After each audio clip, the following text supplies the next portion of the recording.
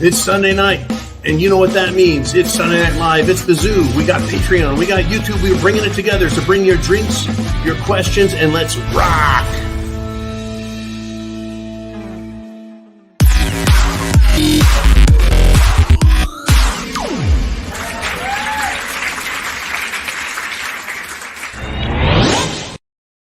You want answers? You want answers? I think I'm entitled. You want answers? I want the truth! You can't handle the truth. Hey everyone, welcome back to the Prepared Mind channel and our special guest star, Uman. Hey dude. That's what I get for not leaving the studio altogether, huh? To start off, I wanted to say Oliver has told me about the volume of the bumpers. We're going to see if we can get those turned down a little. I don't want anyone to think that Oliver didn't do his job and let me know. There he is over there. And if you can, Oliver, keep everyone out of the bunker tonight. I'm busy broadcasting. Don't let anyone sneak downstairs. Okay, I'll tell them to keep it down back there. Thank you. Thank you. Okay, and now on to the show. It is Sunday Night Live. That means we've got YouTube, we got Patreon, we got everybody here. What a screwy freaking weekend. I mean, literally, I tried resting. I almost freaked out today reading some of the news. Unbelievable what's happening. This is the zoo, though, folks. This is where we all grab our drinks. Make sure I got my hooch. I got my Scottish water here. Have a drink. Grab a seat. If you want to participate in the conversation, hit that super chat button up there and make a contribution. Give me your question, your thought, your comment. Stump the John. Whatever you want to do, and we'll do it. As for PayPal, this is an interesting bit of news. Oh, by the way, Semper Fi to everybody. Woo! God, that's smooth. All right. PayPal told me that my account is suspended because I didn't fill out a piece of paper or some shit properly. So the point is we now have the Prepared Mother up there. Her PayPal is up there. So if you do that, you're good. Unbelievable. It's like every time you turn around, they're trying to find a problem or a way to stop you guys and me from talking about what the hell is happening out there. Anyways, we've got Uman in the house. Thank you, sir, for all that you do to make this show happen. Remember, folks, there's this rule, there's a saying out there called fuck around and find out. The big blue wrench, that is Uman. He is the moderator. Kaz is out there also roaming around sometimes. And Jolene, of course, is she's the behind the scenes, shall we say, moderator, admin, all around, gonna fuck you up if you mess up too.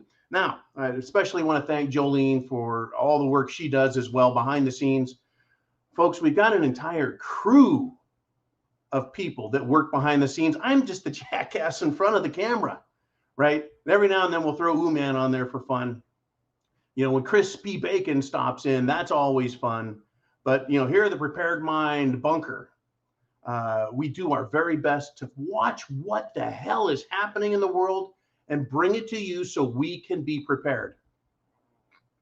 Now, you would think I'm bulletproof, that nothing gets by me. Not so. I need you guys to help.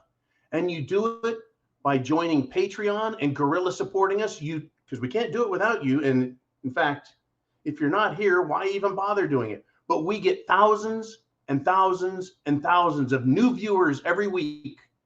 And if they decide they don't like you and me and our little crowd here in the Prepared Mind Network, that's okay. They can move on.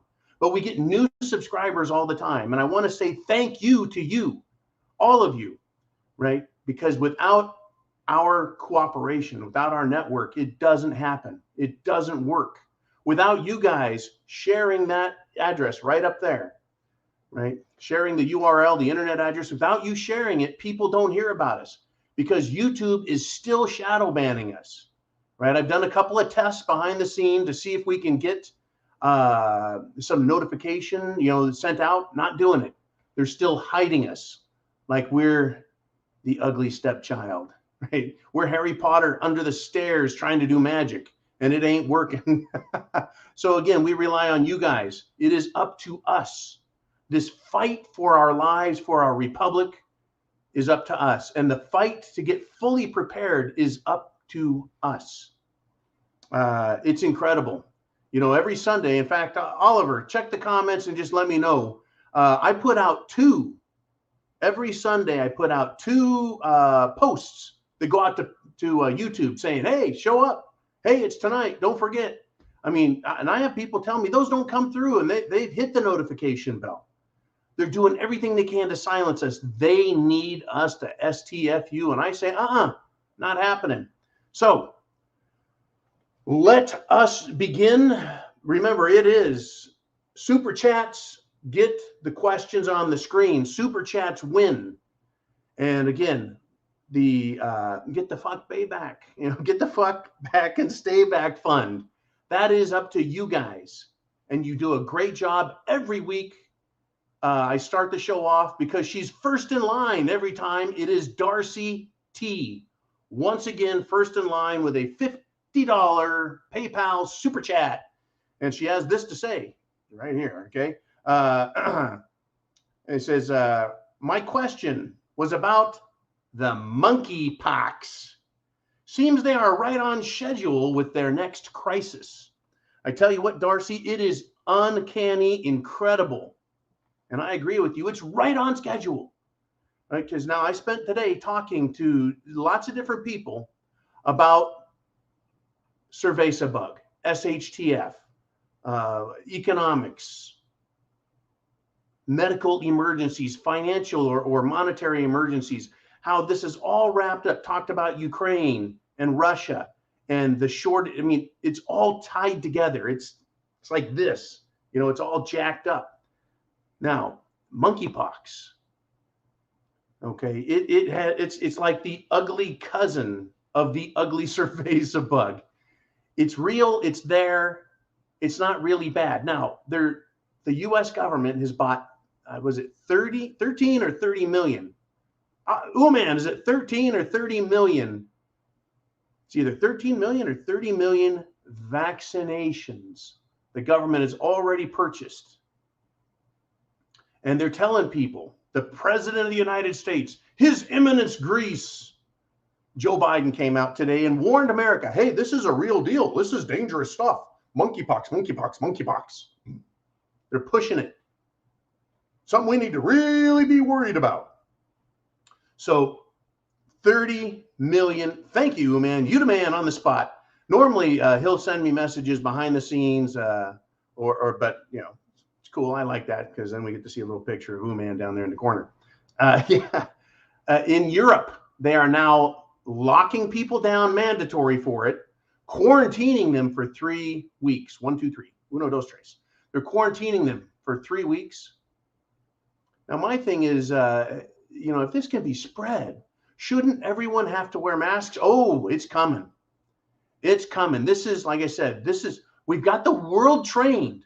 When a disease comes out, guess what? We've all got to run and hide. We've all got to be afraid. We all need to take every precaution known to man or woman or whatever. The monkeypox thing was discussed last year, and we had a Prepared Mind subscriber say, hey, look, we've got this thing from NTI. Folks, NTI is get this, NTI stands for Nuclear Threat Initiative. It's like, what? Nuclear Threat Initiative. Well, it's a globalist security organization focused on reducing nuclear and biological threats imperiling humanity. Did you know that monkeypox is imperiling us all? Well, it is, right? Page 10 of the 2021, and we're in 2022. So in 2021, the Nuclear Threat Initiative had a report on page 10 discussing the possibility of a monkeypox outbreak. Unfreaking believable. What a coincidence. Or is it? As Darcy intimated, it's right on schedule, is it not? Are you prepared for what they're going to do to us next? To protect us. This is where I just have a huge problem, folks, with the powers that be always wanting to protect us. I don't trust them to protect us. The only thing they've done is hurt us. I don't know. What do you think? Now, I'm hoping in the questions we have a nice, calm, right, respectful discussion about monkeypox and how or who is getting the most transmission right now. It's crazy, though. Yeah, this monkeypox thing right on time. Let's see. If someone in your household or your family or someone you come in close contact with all the time, you should get the monkeypox Vox. You should go get it, is what they're going to recommend. Now, again, it always starts with a recommendation, which turns into a freaking mandate. Now, on top of everything else, and I know I want to get to everyone else's super chat donations. Again, if you follow the comments down here, the string, where's it at? There we are. Boink. SNL Zoo Live. If you have something to say, get a super chat in, and we're good. Super chat. Now, Cerveza is not going away. I keep thinking maybe they'll let it go away, but no, they don't. It is back. I've got some news on it that we need to discuss.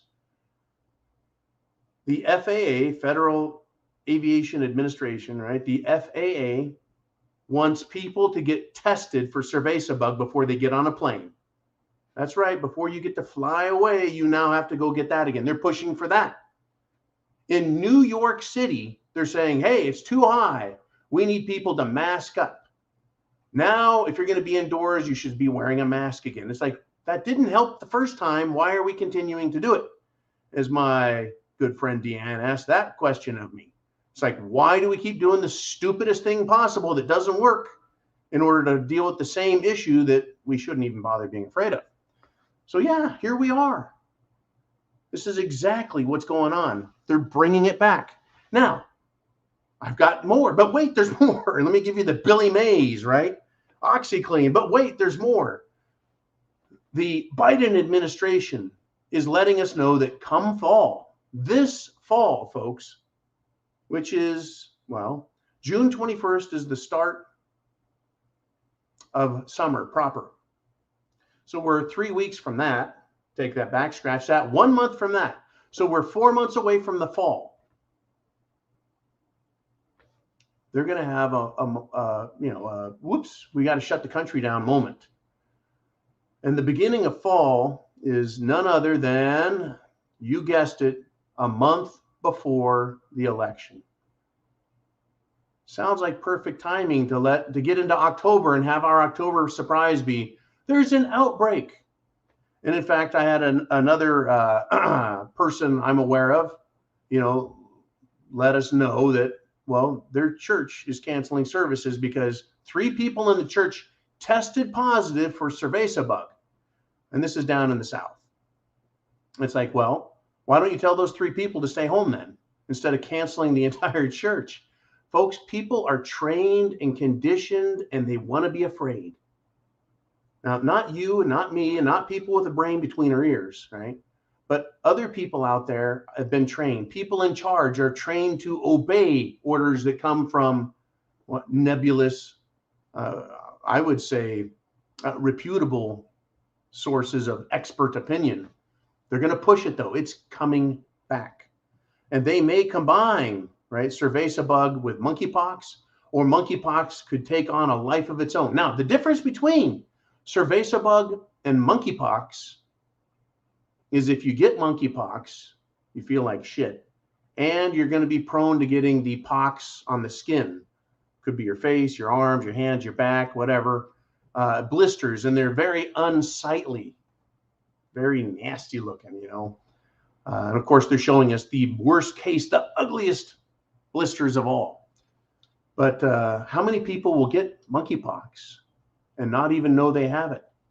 Very similar to, getting a cold or the flu. How many people carry the cold or carry the flu and have 0 symptoms?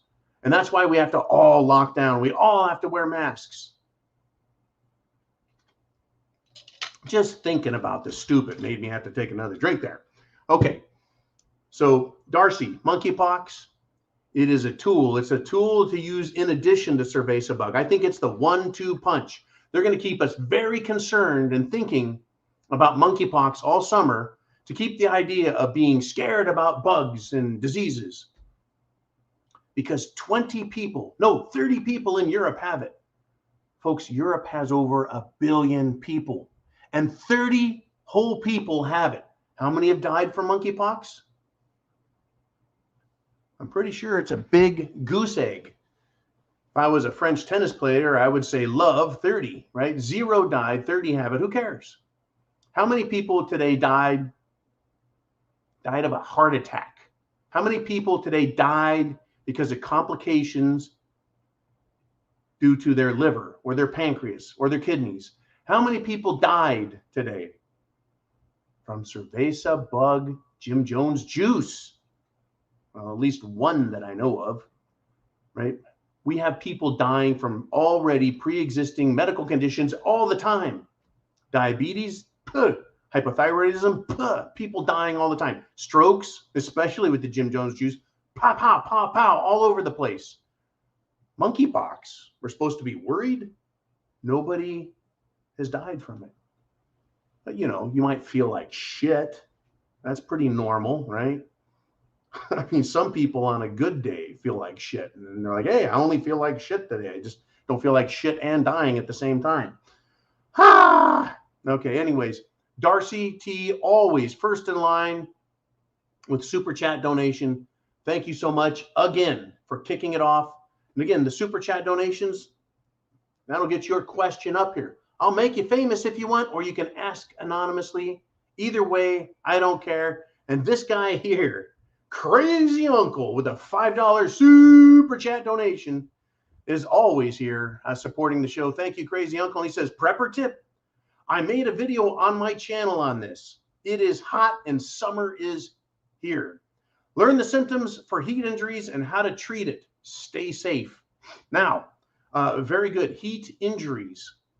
I'm going to recommend that you put in your preps, if you can get them, Gatorade or a Pedialyte brand or store brand electrolytes, because water alone will not properly rehydrate you. And when I say properly, I mean quickly, effectively, right? Quick, bam, like I want to feel better now, not 2 hours from now or 2 days. If I'm dehydrated, if I'm suffering from heat exhaustion, if I'm overheating, I want to get those salts into me. And I tested it today. It is incredibly humid up there. It's incredibly humid. And I went out and within an hour, I exhausted myself, heat exhaustion, just sweat pouring off of me. And I felt like crap. I tried laying down. I drank some water, even tried a little sweet tea. Didn't work. Did some electrolytes. Felt better in 15 minutes.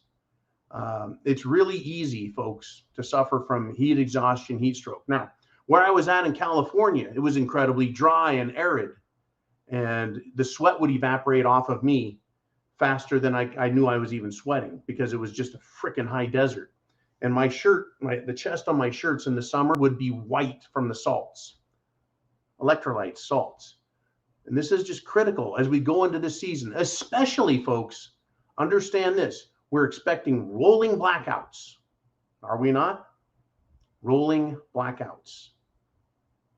That means no power. That means no air conditioning. You come in out of the sun and your house is baking hot. You sit under the patio and it's baking freaking hot. You add into that the humidity factor that you may or may not have, depends on where you live.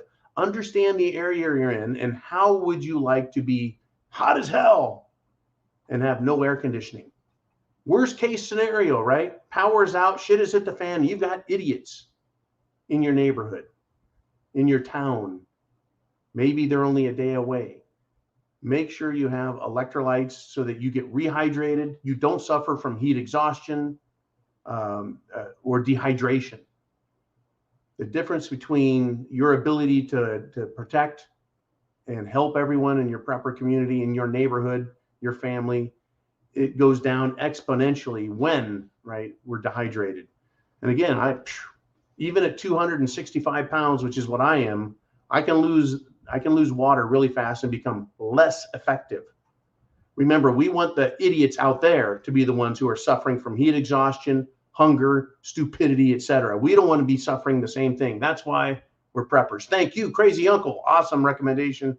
Awesome topic. And I did my training today. I did. I went out and, like I said, kind of worked really hard. Nasty humidity, nasty suffocating heat in the sun. And it can hit you pretty darn fast. Okay. Anyways, once again, your super chat donations gets your questions up pronto, pronto, pronto. And your contributions make this channel work. And there she is. It's Heidi with a $10 super chat donation. And she asked this question. Does smallpox shot protect against monkeypox? I am no medical expert. I don't even play one on TV, Heidi. It's a great question, though. It would be great if we had Dr. John in the studio, in the house, on the channel, in the comments. If you're there, Dr. John, and he has many different sign-in numbers to protect his identity and his location, he could answer. Now, I'm going to say this. As a non-doctor, non-expert, non-professional, it is my understanding that the monkeypox Jim Jones juice is a standalone only for that medication. My recommendation is that you talk to your personal doctor or find Dr. Fauci on the internet. But they're going to tell us, folks, in my opinion, they're going to say, well, even if the smallpox vaccination worked, we're going to recommend the special monkeypox just to make sure we get it right. You know what I'm saying to you? I'll be not lining up to not get the thing that they say is not necessary, but is necessary and you should do. That's kind of how I look at things is, yeah, I won't be lining up for that one either. Anyways, the other thing I wanted to thank people for was the continuing purchase of merchandise with the Prepared Mind logo on it. Been enjoying mine, continuing to enjoy my Prepared Mind cup. It just feels good. I love going out in public with these shirts. In fact, a Prepared Mind colleague, probably in the R Syndicate somewhere, had a sign made up. You've seen the little signs that say, this property protected by Smith & Wesson. This one they had done, it was done in wood burning, wood engraving, beautifully done. It said, this property protected by Fuck Around and Find Out Insurance Company. Funny as hell. And that person is down in the great state of Florida. Now, speaking of Florida, Governor DeSantis of Florida says Biden should be given, quote, honorary membership in the Mexican drug cartels. That wasn't me. That wasn't some other commentator. That was the governor of the state of Florida said that about the president of the United States. To say and do what Governor DeSantis says and does, the man has to be brave. He better be smart, and he is. He better be damn certain of what he's saying, and also be clean as a whistle. Or the mainstream media folks would have hung him years ago. So yeah, he must be, because he continues to say what he wants and to pass laws that are, well, first they're passed by the Assembly and the Senate in Florida, and then he signs them into law. Right? Now, this is what DeSantis said about President Biden and the drug cartels. He says, quote, nobody has done more to help the cartels than Biden with his open border policies.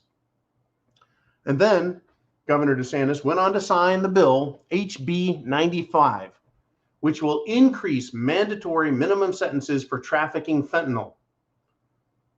Fentanyl, the drug that St. George Floyd was absolutely schnockered on when he died being arrested. You know, a lot of people say that he was murdered by ex-officer Chauvin. Other people say, no, it was the fentanyl. He had enough in there to make a horse happy. There it is. So, folks, to everyone, Semper Fi, Godspeed. Crazy Uncle is back. This guy. One of these days, I've got to meet people. If you're interested, Uman is doing his prepper meetup. Contact Uman through the rsyndicate.com, and you can join him at the prepper meetup once a proper vetting has been done. And for anyone who sneaks through that proper vetting, understand everyone who goes to a Uman prepper meetup, they all bring their favorite self-defense items. And so they would be more than scary if you wanted to confront them. Now, on to Crazy Uncle with the $5 super chat donation. He says, prepper tip number 2. And Crazy Uncle has a YouTube channel, by the way. He says, when drinking sports drinks, remember it is a 3-to-1 ratio. 3 waters to 1 sports drink in liters. This will keep your electrolytes balanced. Thank you very much. I am not a sports medicine expert myself. There it is. He's recommending a 3-to-1 balance. You can get too many salts, and you can get, the sugar in it seems to help me, like the sweetness of Gatorade seems to help. But, start practicing this stuff, folks. Get out and work hard, get some sweat going, and find how it works for you. Do you need 3-to-1 or do you need 4-to-1? Figure it out, right? It's very important. It just really is very important to find out how we adapt. Now, if you live in a, shall we say, a more temperate climate, not quite so hot and humid, you may not need as much as someone, say, who's way down here in the South. The air I was breathing, I like to call it Mississippi mud. It can get pretty thick and chunky. So you got to be careful. Now, again, out west in California, I would drink probably that 3-to-1 or 4-to-1 ratio, just because you just sweat so much. It was incredible. Anyways, thank you again, Crazy Uncle. You are the man. And where do we go from here, folks? Where do we go from here? I'll tell you what, even Bill Maher, and he is a socialist, folks, but he's got his HBO show, right? Bill Maher. He went after the whole LGBT. In fact, I'm calling it LGBS now, as you guys know. He's gone after him, right? The left is starting to reject itself as nonsense, right? As these nonsense agendas prove to be too damaging for the world to endure. Now, there was this joke once, and I'll share it because it's a quick joke, right? Did you hear about the guy, the Democrat who got the bunghole, butthole, if you will, replacement surgery? Yeah, the butthole rejected him. Yeah, folks, these Democrats they're so bad they're rejecting themselves. Anyways, their agendas are too damaging to endure. So Mayer said this on his show, and I want to ask you, does this sound familiar? He says, being a girl doesn't mean you have to act like a Kardashian, right? There are other solutions than hand me the dick saw, right?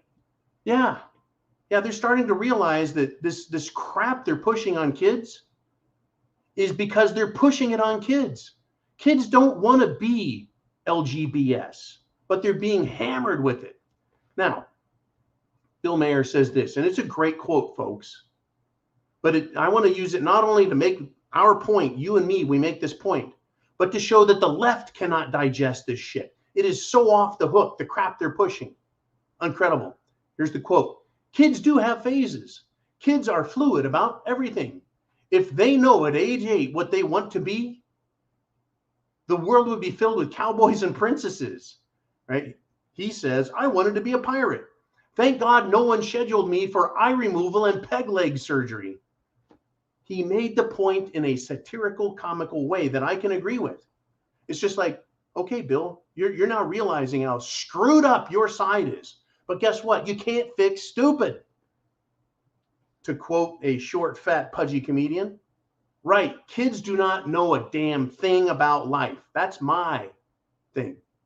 They don't know about life, reality, or themselves. That's why parents are responsible for them, and parents have the right to say no to the children's ideas and the ideas that are plugged in their heads at schools, the curriculum.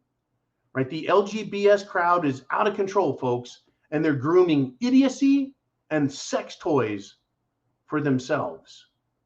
I found numerous articles over the weekend of teachers involved in pedophilia, grooming kids, getting caught left and right.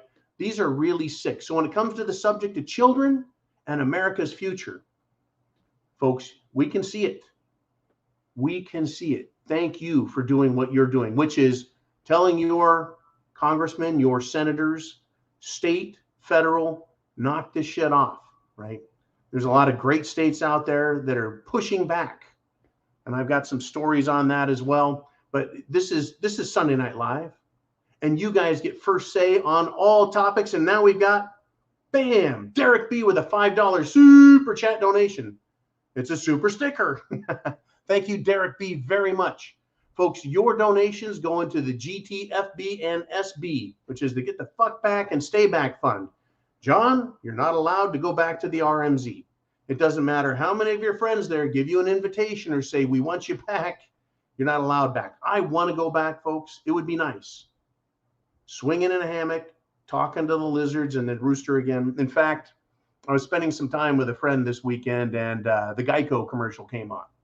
We were like laughing, watching a show, taking it easy. I like to take it easy for a couple hours every weekend. Please forgive me, folks. I hope you do too as well, right? Decompress, breathe in, breathe out. The shit won't change. Take a break, get centered.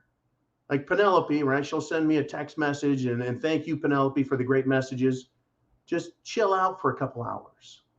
All this shit will be waiting for you on the other side. But I was watching the Geico commercials and I was like, see that lizard? That's how they actually look at you. They almost start talking, except they don't. Folks, the lizards never talk to me. I'm not nuts. But they do have quite an intelligent eye. And I actually kind of missed that about the lizards at the RMZ. They were there out in the jungle. Okay, we had a super chat. There it is. Crazy Uncle's back with prepper tip number 3. And again, Crazy Uncle has a YouTube channel. He says, keep bug juice available. If you don't like them, then get a bug veil. Also, for the love of God, check yourself for ticks. Okay, I know where he's going with this. Number 1, bug juice or bug spray. Super critical. Super critical. I hate mosquitoes.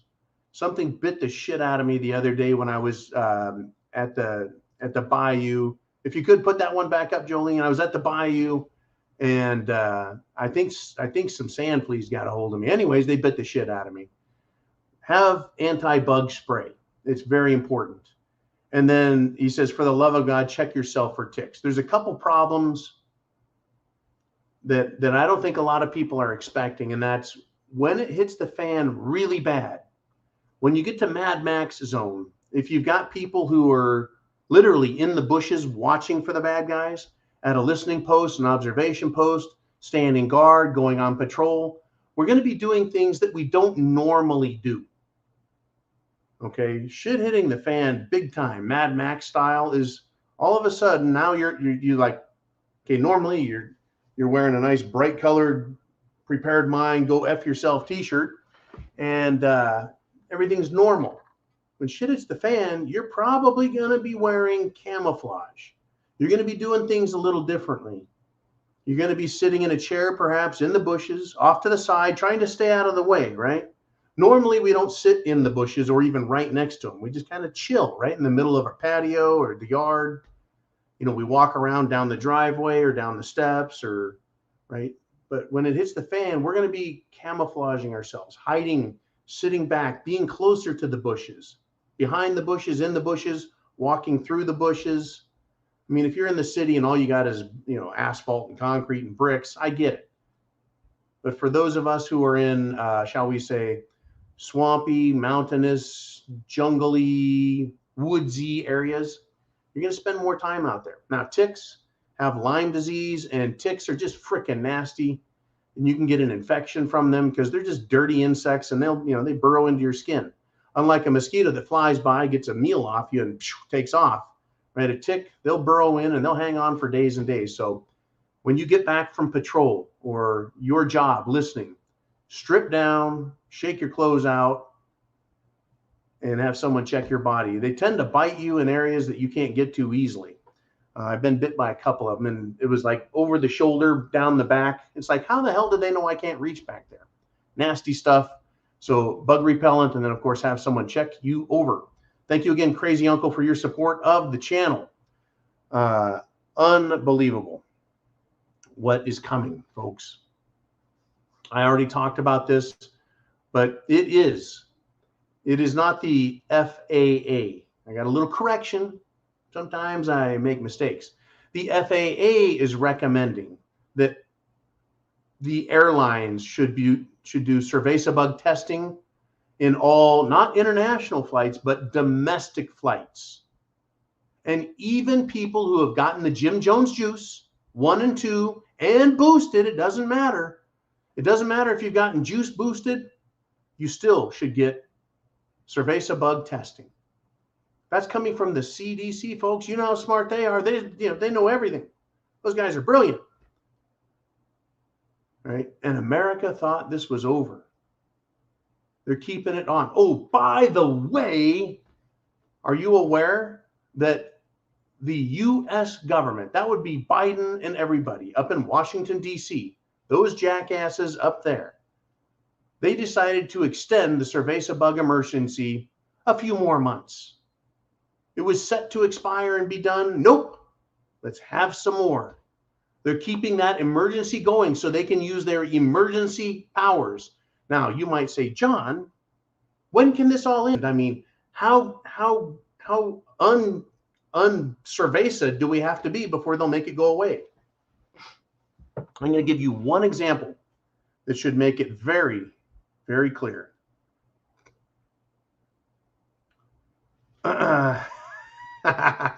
Thank you, Crispy Bacon. There's one thing I want to make very, very clear. Back in 1932, folks, 90 years ago, President Franklin Delano Roosevelt declared a national economic emergency.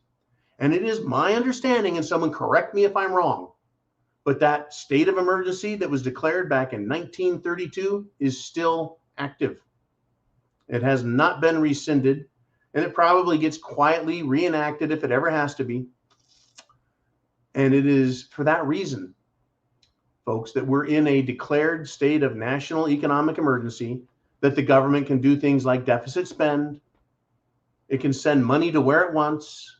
It can do whatever it wants with regard to making sure the economy still goes. I believe it was because of that act that they created something known as the,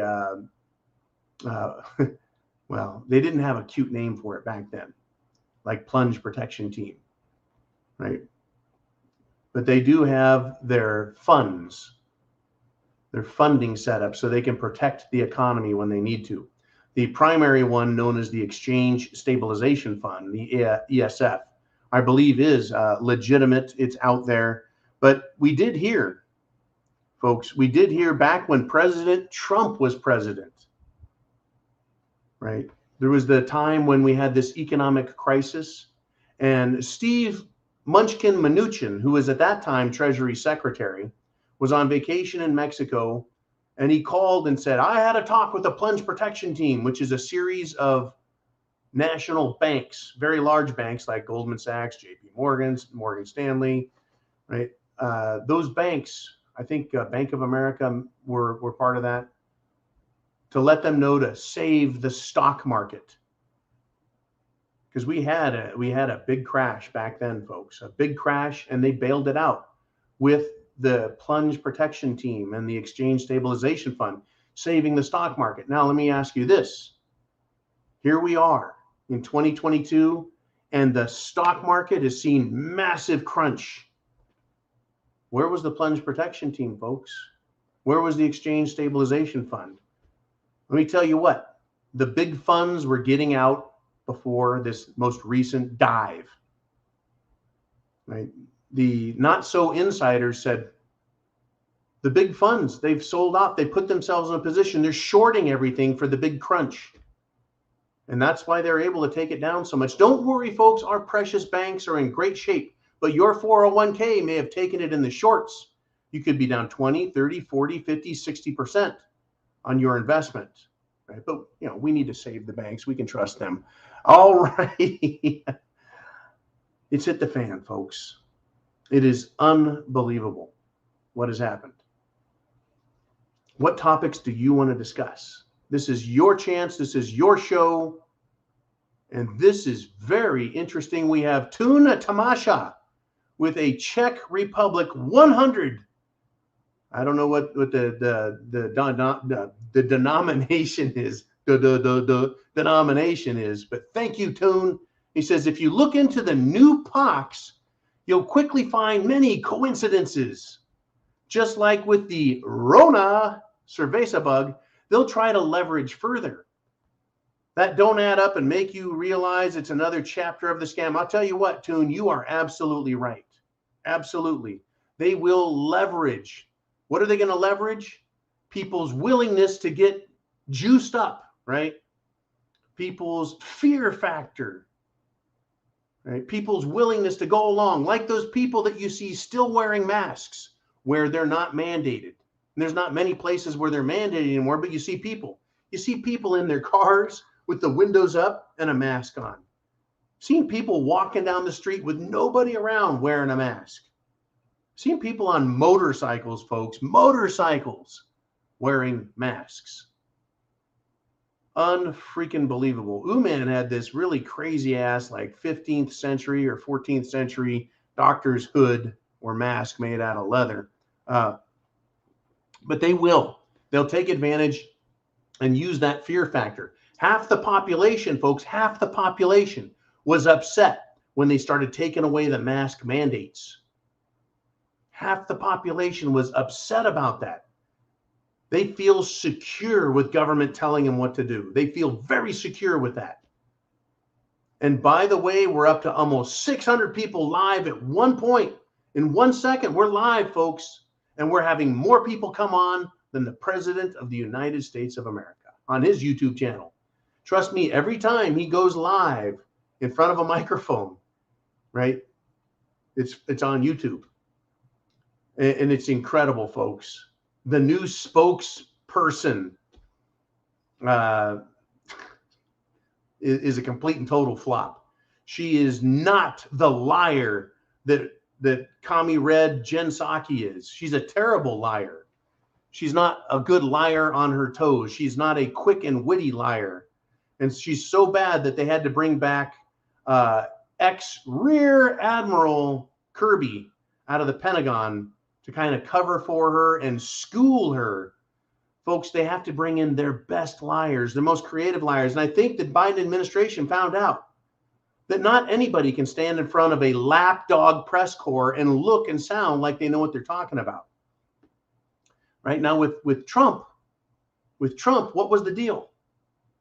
Right? Every single one of those people in the White House press corps attacked, right? Trump or the spokesman, right? And putting women in that position, I know is an attempt to say, well, you can't be rude to women. Well, it doesn't matter anymore, folks. All the gloves are off, right? Put up your dukes. But they will leverage the monkeypox. They will lie about it. They've already demonstrated they're willing to lie, cheat, and steal about anything, whether it is the military or it is disease, whether it's the economy, children, education, whatever, name it. Thank you very much there. Coming out of the Czech Republic. Folks, how would you like to be in England with Boris Johnson pissing off Vladimir Putin every day? How would you like to be there, right? How would you like to be in France? Right? How good would that feel, right? How about being in the Czech Republic? Now you're getting pretty freaking close to Russia, aren't you? I bet the people in the Czech Republic, how about Poland? Right next door to Ukraine. Not so good, folks. Not so good. I wouldn't be happy about that. Right.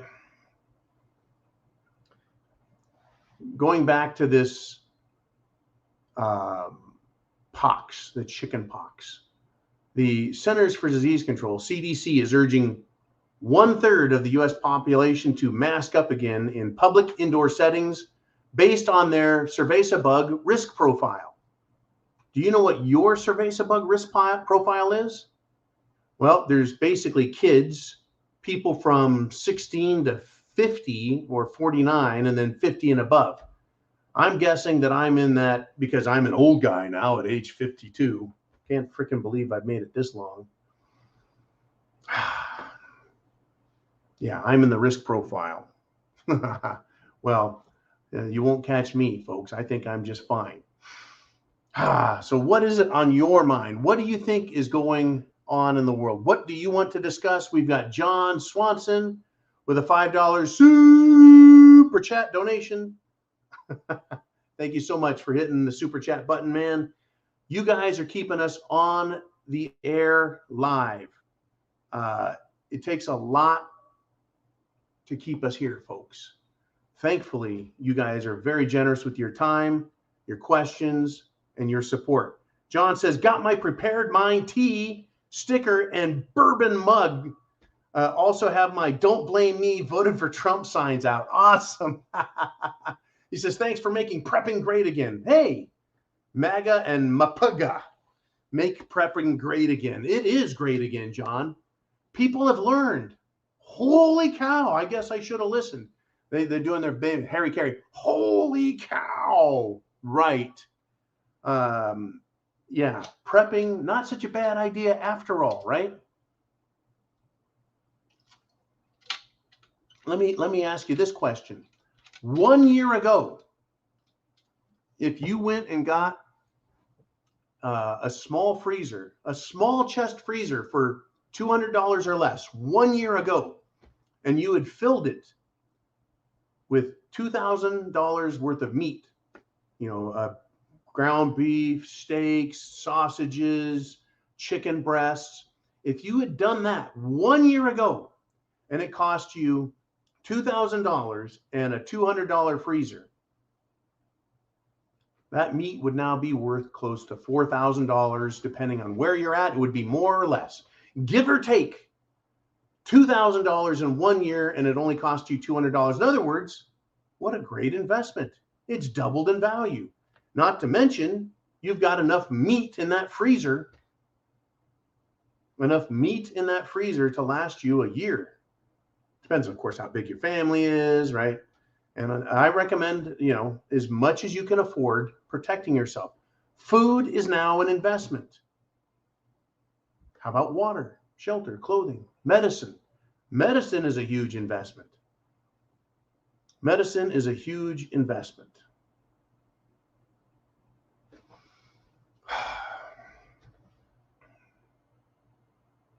Self-defense.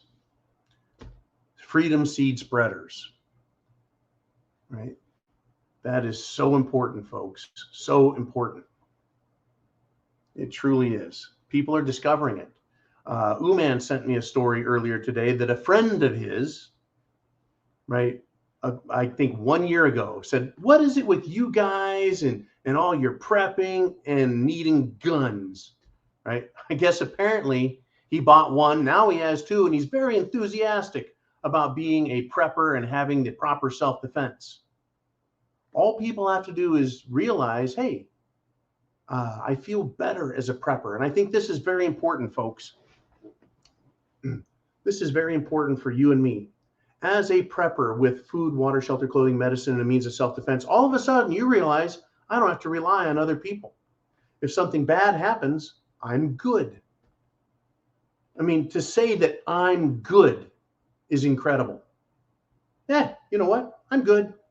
Power goes out, put out the solar panel, charge up the battery system. Got that at thepreparedmind.club. I'm good.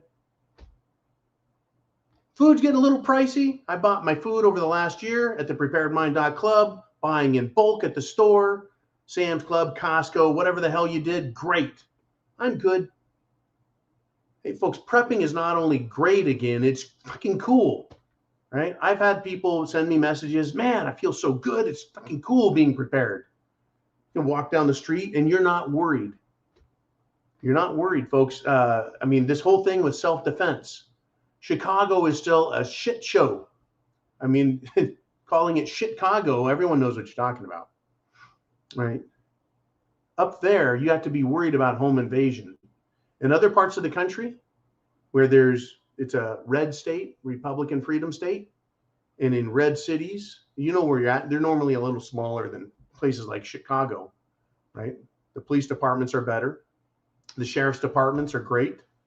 You know, I really wish every county had a sheriff like Grady Judd over there in Florida. That dude is just awesome, right? It's like, if anyone comes in your house, just get out your firearm and blow them right back out the door. Yeah. Unbelievable. Let's see. I've got a great story I want to cover before the next super chat donation.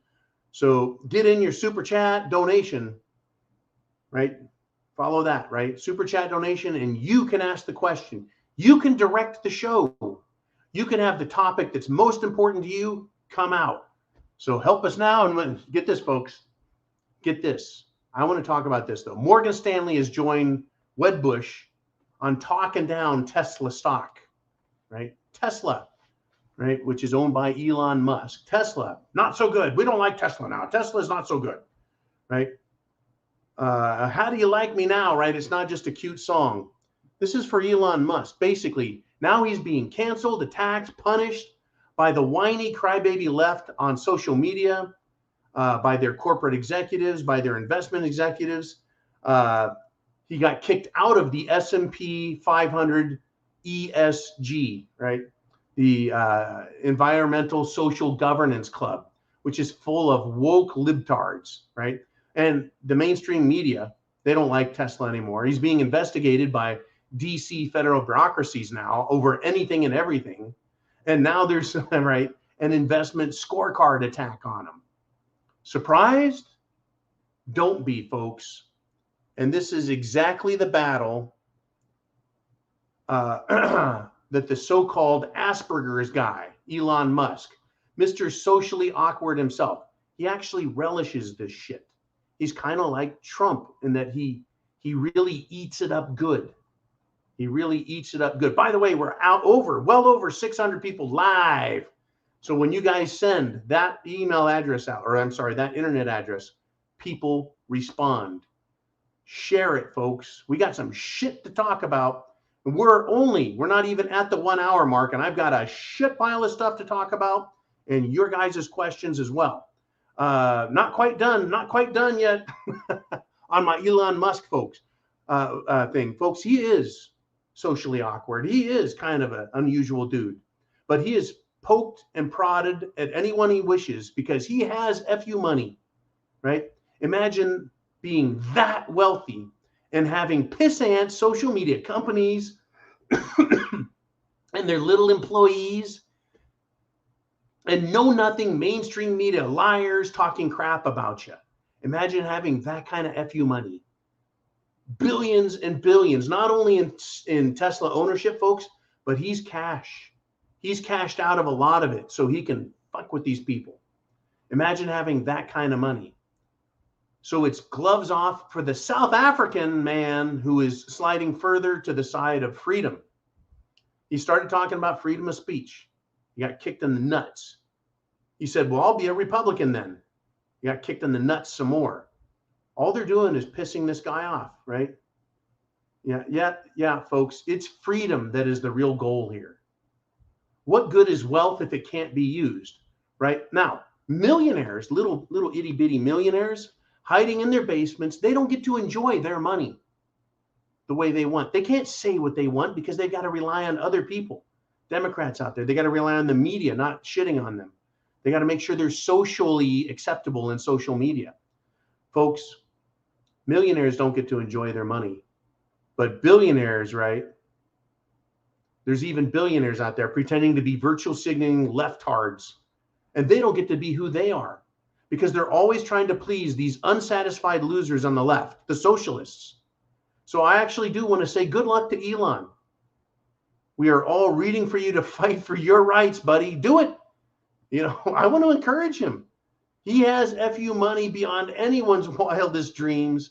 And I'm glad that he's attacking the establishment, the mainstream media, social media. I'm glad that he's trying to expose them and that he's making them spend their time, their money, their energy. And he's making them look as stupid as possible. I'm enjoying the ever-loving shit out of Elon Musk fighting this fight. It is incredible. Okay, we had a super chat donation from Heidi. And there she is. Bam, Heidi's back with a $5 super chat donation. Thank you again, Heidi. She says, for a quick cool down, if severely overheated, place a bag of ice on the victim's lap. It is safer, faster, and won't produce a headache or nausea.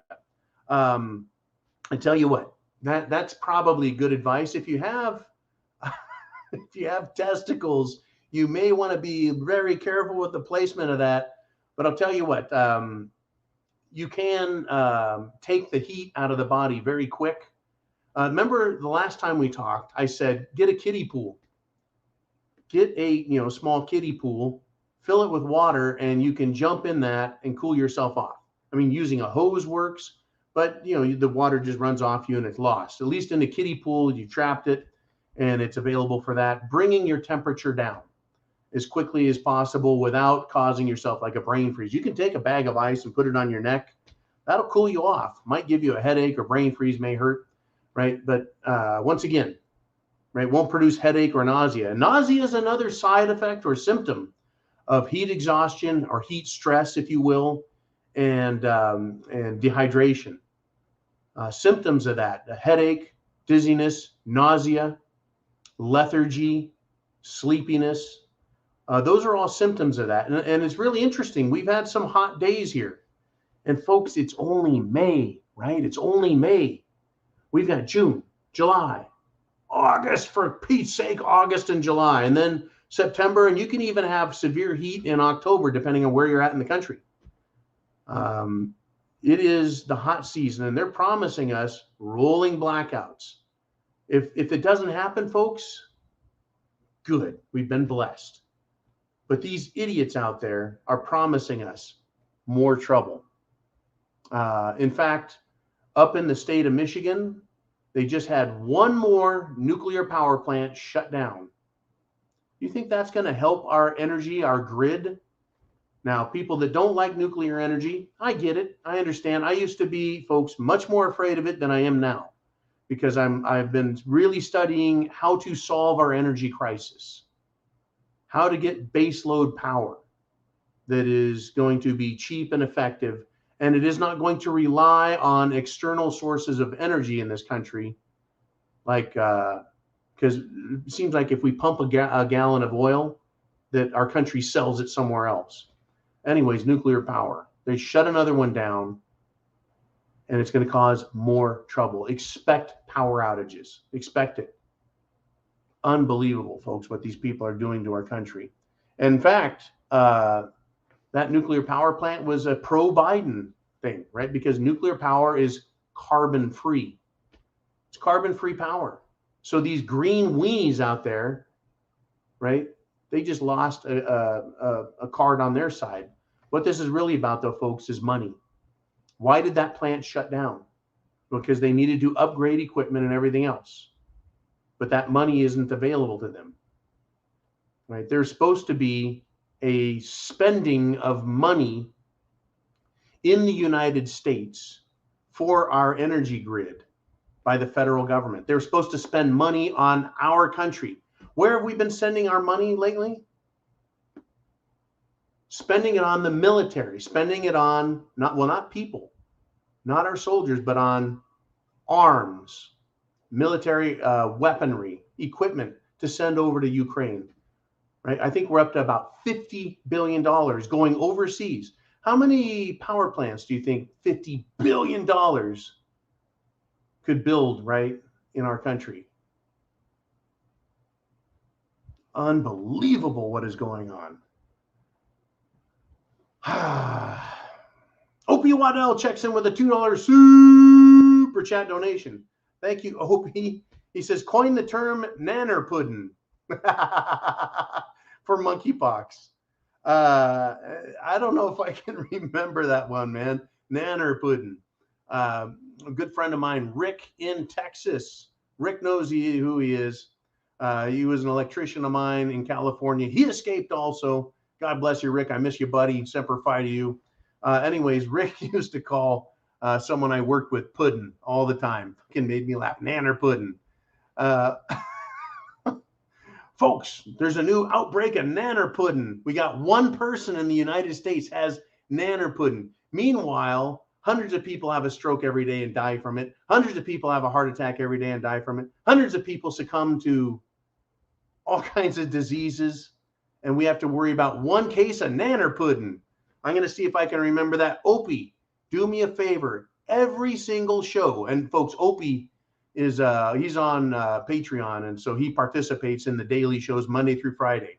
So if you're on patreon.com, if you subscribe there to The Prepared Mind, it's $2 a month. It is only 7 cents a day, in other words, and you can do a Q&A all week long. But we love you most here.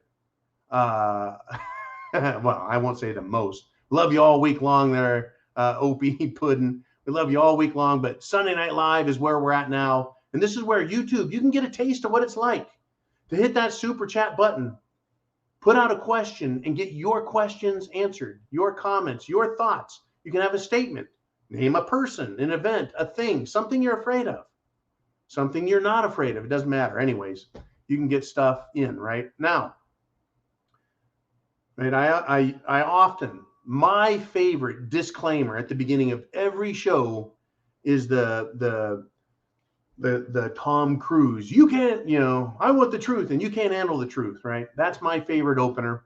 I know others of you like the screaming idiot woman. Some of you like the Joe Biden bumbling, mumbling fool. But anyways, the truth, folks. We all understand propaganda is used by all sides in a war. I know some people think that I'm pro-Russia. Folks, I'm pro-freedom. I'm pro-liberty. I'm pro-Constitution. I'm pro-America. That doesn't mean I don't understand that propaganda is used by all sides. We get it here, right? But what are the facts, the real facts?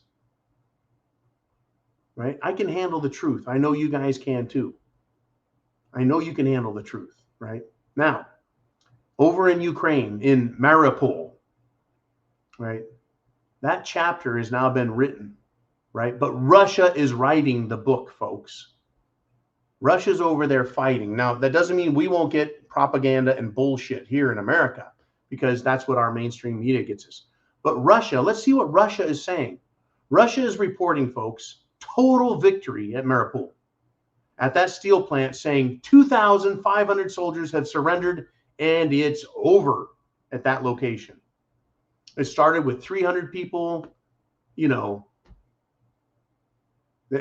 Russia called it surrendering. Voldemort Zelensky said, well, the campaign is ended, right? They're being evacuated. No, they're being arrested by the Russian military.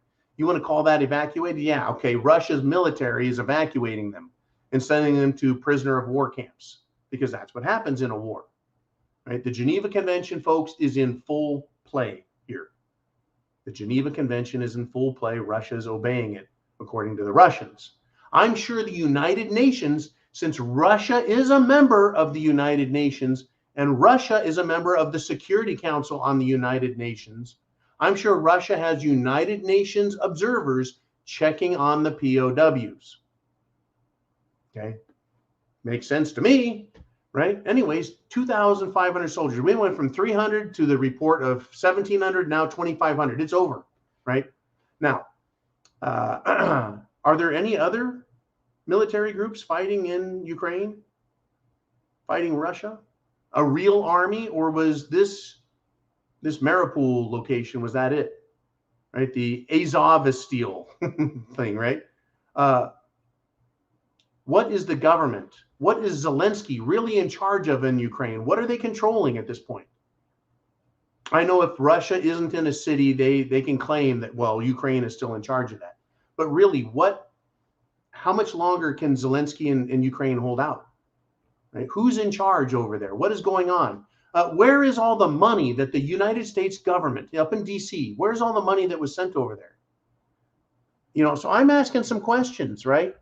Did Pelosi and McConnell really go into Ukraine? Or was that green screen technology, folks? I mean, you watch any movie and anything, even the location of places is now done in Hollywood, on a soundstage, on green screen, right? I'm starting to think that Pelosi and McConnell didn't go to Ukraine. I'm starting to think, if anything, they flew to Hollywood or to some soundstage in Europe.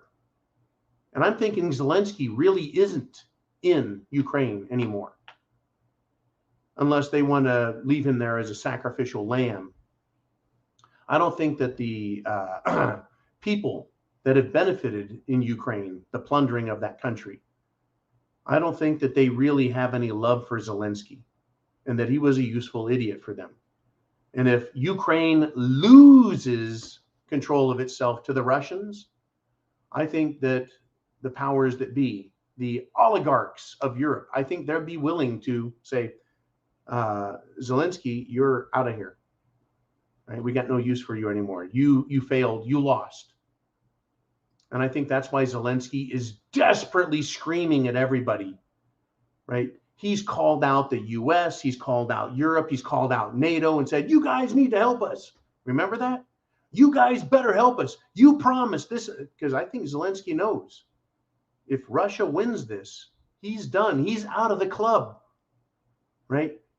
Putting back on his skinny jeans and his little bow tie with no shirt and doing some sort of little dance, right? Because he loves the skinny jeans, folks. He wears comfortable shoes, right? He likes popsicles. I think Zelensky's going to be out of the job and out of the club. Nobody gets to stay in the club, folks, unless they bring something to it. And there's a lot of fear out there now in Europe and the United States of America that Ukraine, famous for its vast amounts of agricultural produce, its burgeoning industrial sector, its massive mining sector, raw materials, will be lost forever if they lose control of that country. And they could lose control of it, folks. If there's going to be a real fair election in Ukraine, do you think the people of Ukraine are going to vote for Zelensky again? Let me bring it to you this way. Zelensky antagonized Russia until they invaded. Yeah, NATO was involved. Yes, UK and the United States was involved in encouraging it, but Zelensky was the man, right? He was responsible for what happened in Ukraine. And yes, he had to do as he's told. I get it. But why would the people want to vote him back in?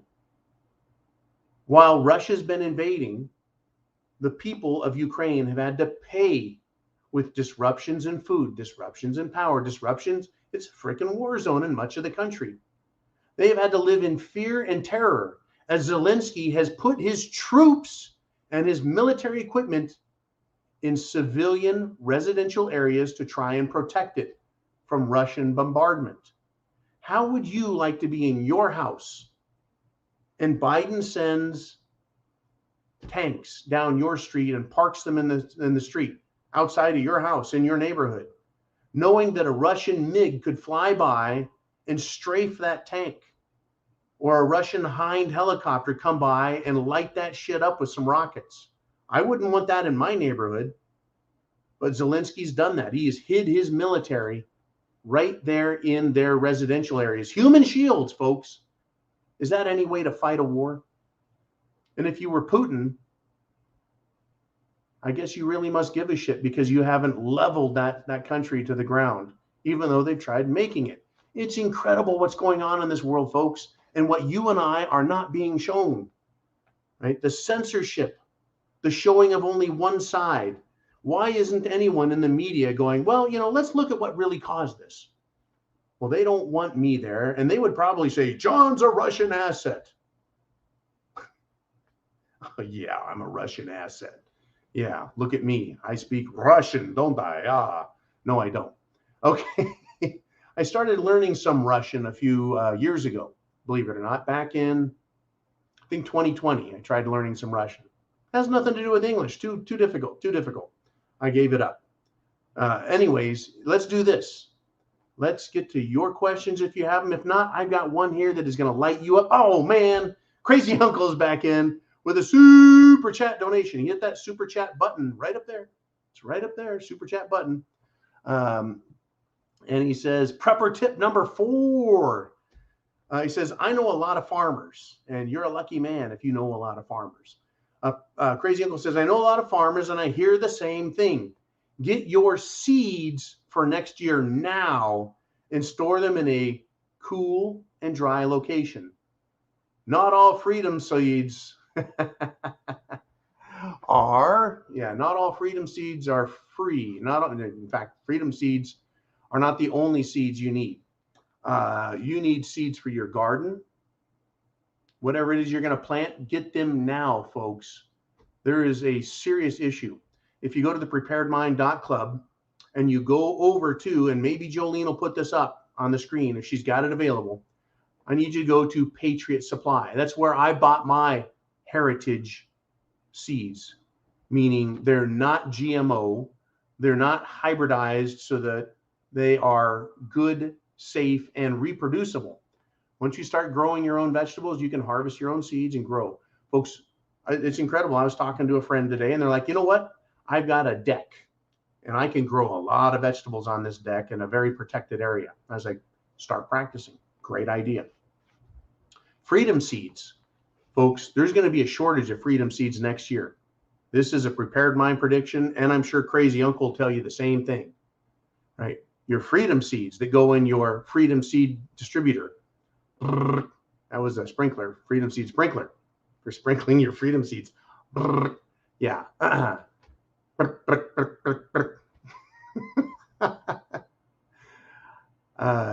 Joe Biden, Washington, D.C., and the Bureau of Alcohol, Tobacco, Firearms, and Explosives are going after ghost guns big time. They're trying to tell people that they don't have a right to self-preservation. Now, this is where the federal government is so wrong. They have a right, or they have the authority granted by the people through the Constitution, right? They have the authority to regulate some items, regulate some industry. They have a responsibility, the federal government or national government, to do certain things. One of them that they have no right to do is to regulate you and I. They can't tell us what to do. So if one of us wants to make our own gun, we're allowed to. They cannot stop us. They try and say, well, as a private citizen, you only need to make 3 or 4 or 5 guns a year. Right? So what they've done now is they've had the ATF go into the largest distributor of build your own kits and tell them they can't sell them anymore. They're coming after. Well, what good is freedom seeds without a freedom seed spreader? And what good is a freedom seed spreader if you can't get freedom seeds? Once again, get out there and get what you need to get prepared. They're going to come after us. Now, they've just now started. They need to get past this midterm election, folks, November of 2022, this year. They need to get past it, and then Biden is a complete lame duck. In his first term, yes. He is unloved by every Republican. He's unloved by rhinos, folks. He's unloved by his own party. He has an incredibly shitty, absolutely shitty polling numbers right now. The only people that love Joe Biden are the people who hate Republicans worse than Joe Biden. I mean, can you imagine? And I had this discussion with another friend today, and it was quite funny because I can imagine her gesticulation. Some of us talk more with our hands, right? She's like, who out there, right? Democrats are like, I love the fact that I'm paying double for my gas. Go Joe Biden. Who is actually saying that? Who is actually saying, I love it that my family can't get baby formula for their babies? Who actually says that? Go Joe Biden, I love you, man, keep that up.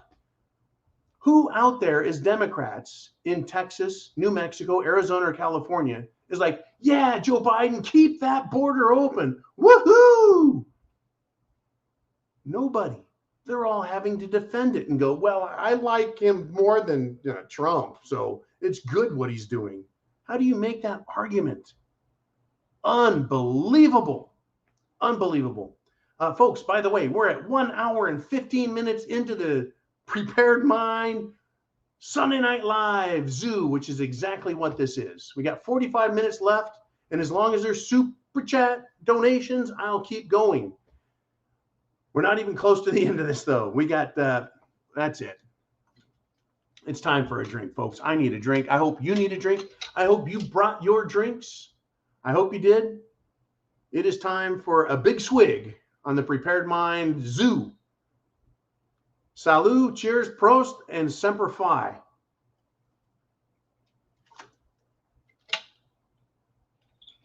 Take a big old tug on that. And once again, that was an 18-year-old scotch that you guys bought for me. Thank you. And I tell you, Scottish water is the best water on the planet. That's my preferred emergency beverage. Woo! Make your head itch. All right. What was that? What was that super chat donation we had down here, Jolene?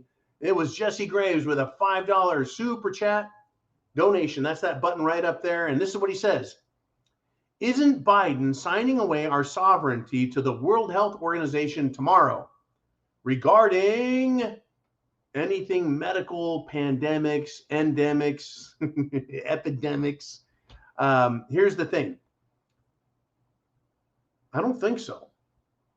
Biden cannot sign on to anything. He can sign his willingness to go along with it. He can say and sign whatever he wants, but the United States Senate is the one who votes and ratifies foreign treaties.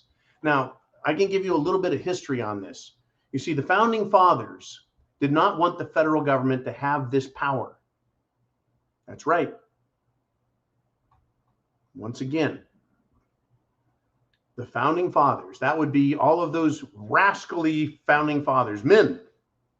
They did not want the federal government or the national government, because it wasn't federal at the time, national government, to have that power. So they said that it needs to be ratified by a supermajority of the U.S. Senate. And at that time, originally, folks, understand this. Originally, the Senate did not represent you and me, the people. Originally, the Senate represented the states and the interest of a state. So the state government of each individual state, they nominated and voted for who would go from that state to the Senate to represent them in Washington, D.C. We, as little people, did not elect senators. The state was responsible for that. So they would go to Washington, D.C., and if a treaty came up, the senators representing the interests of the state, so it would be the Texas Republic sent 2 representatives to represent its interests, not the interest of individual people, the interest of the state. What's best for Texas? What's best for New York? What's best for Iowa? What's best for Wyoming? What's best for Nevada? What is best for, any state?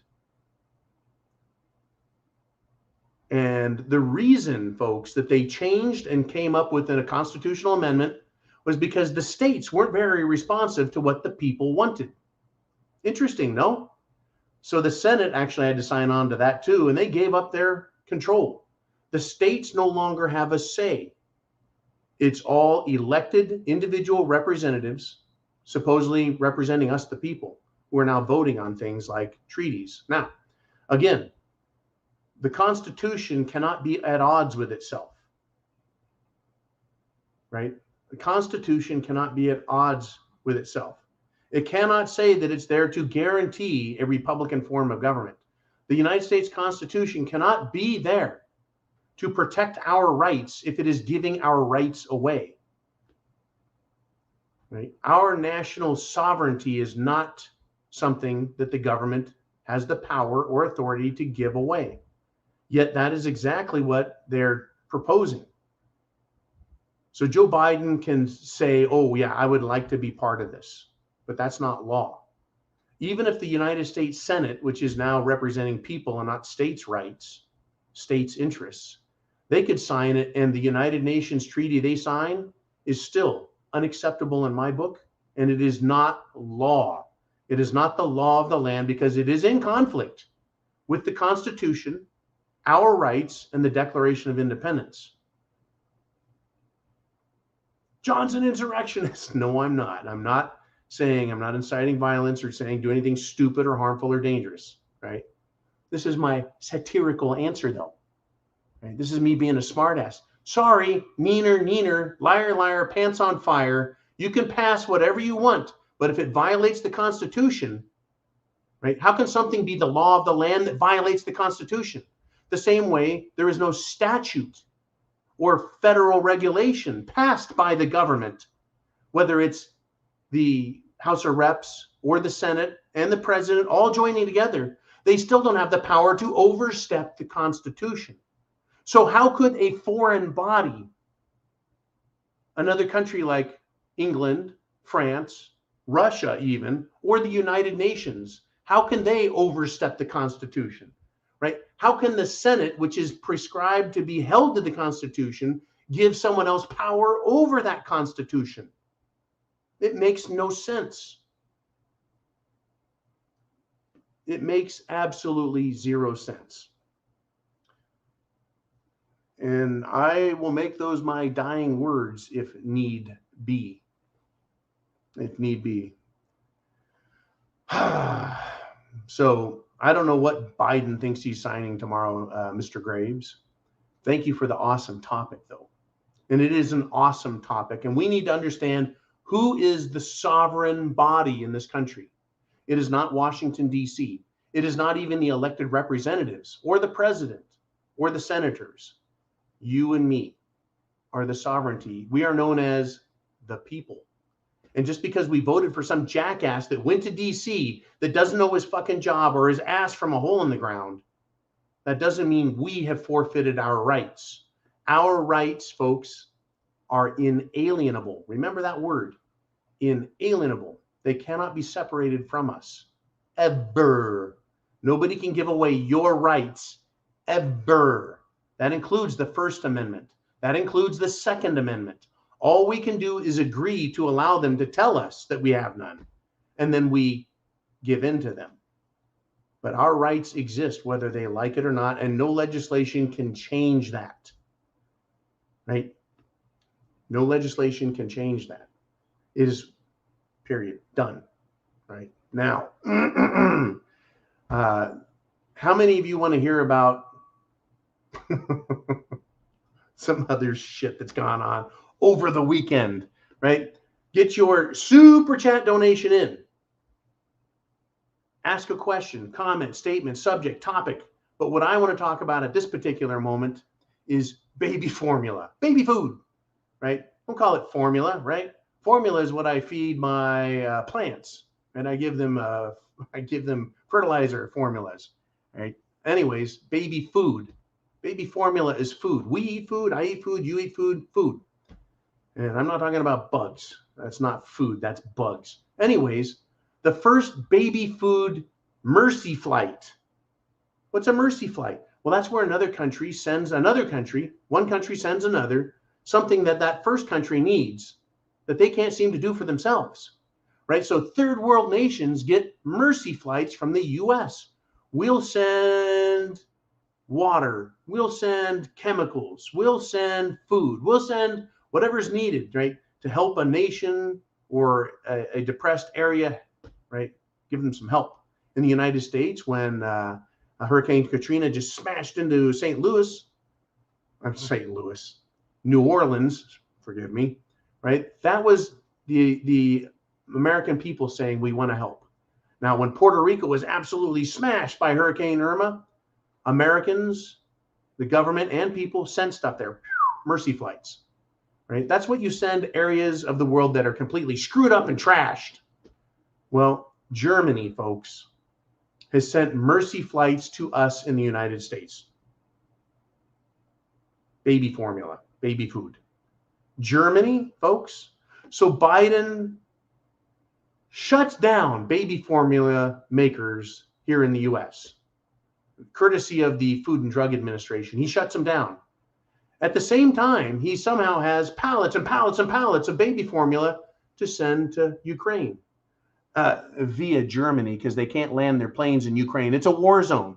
So they flew them into probably none other than Ramstein Air Base in Germany, sending pallets of food to Ukraine through Germany. And now somehow Germany is magically sending baby formula back to the US on mercy flights. Let me ask a couple questions here. Now, I did talk to another prepper today, and they actually told me their opinion, and I was like, your opinion matches mine 100%.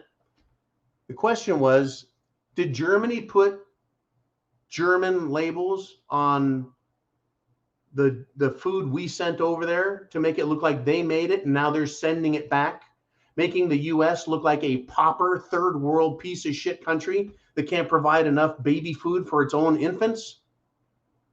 Right? So did they send Infamil over to Germany, supposedly for the Ukraine country? And let's see, there's Similac. I want to make sure all the companies, Nestle, all these companies get their baby formula. Did they send that over there and Germans just put a German label on it? Here's another question. Did the big guy get his 10% on this deal? The Hunter Biden laptop. Ah, yes, the Hunter Biden laptop from hell.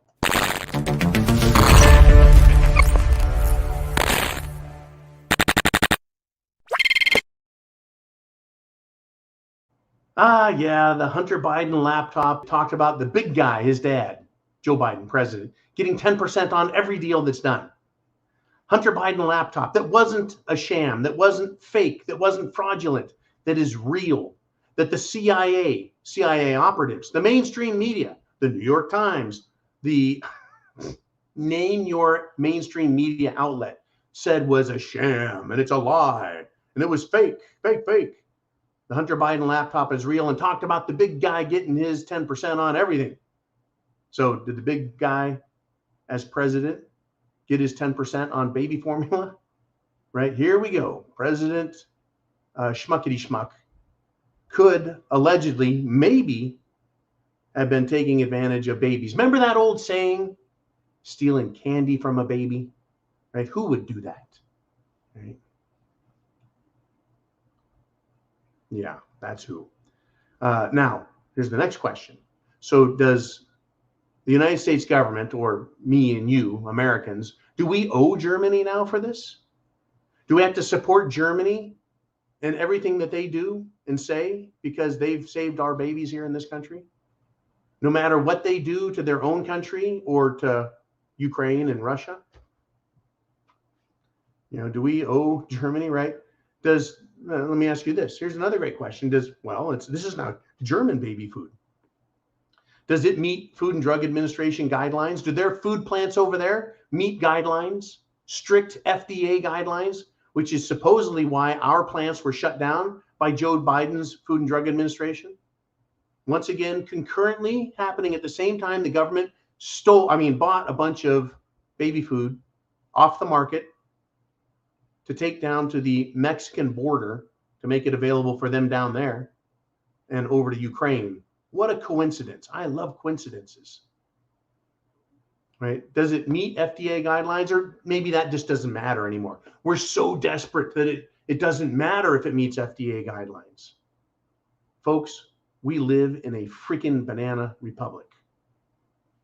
Absolute shit show what is going on. The United States now is on its knees asking other countries for help. Make prepping great again, folks. Make America great again, right? Now it's a slogan that actually has meaning. right? When Trump was president, he's like, make America great again. I'm like, well, I thought we were pretty damn great, but let's make it even greater. All right, we got Mr. Skylight checking in with a massive super chat donation, $19.99. He says, this is a quote. The secret to happiness is freedom, and the secret to freedom is courage. That's from Thucydides, an Athenian historian and general.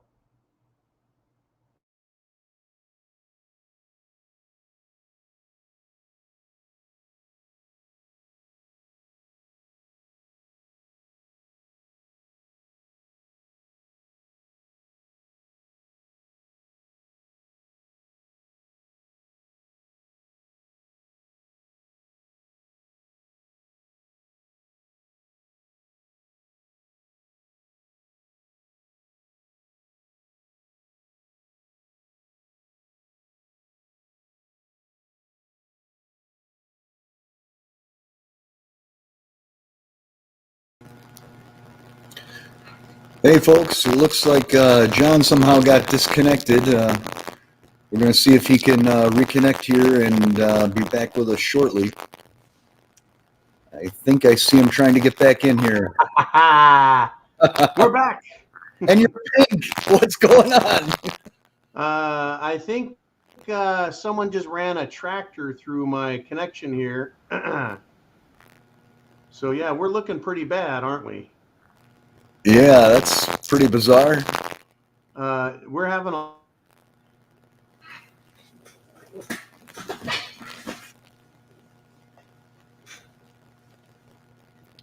And it's looking like he's frozen again.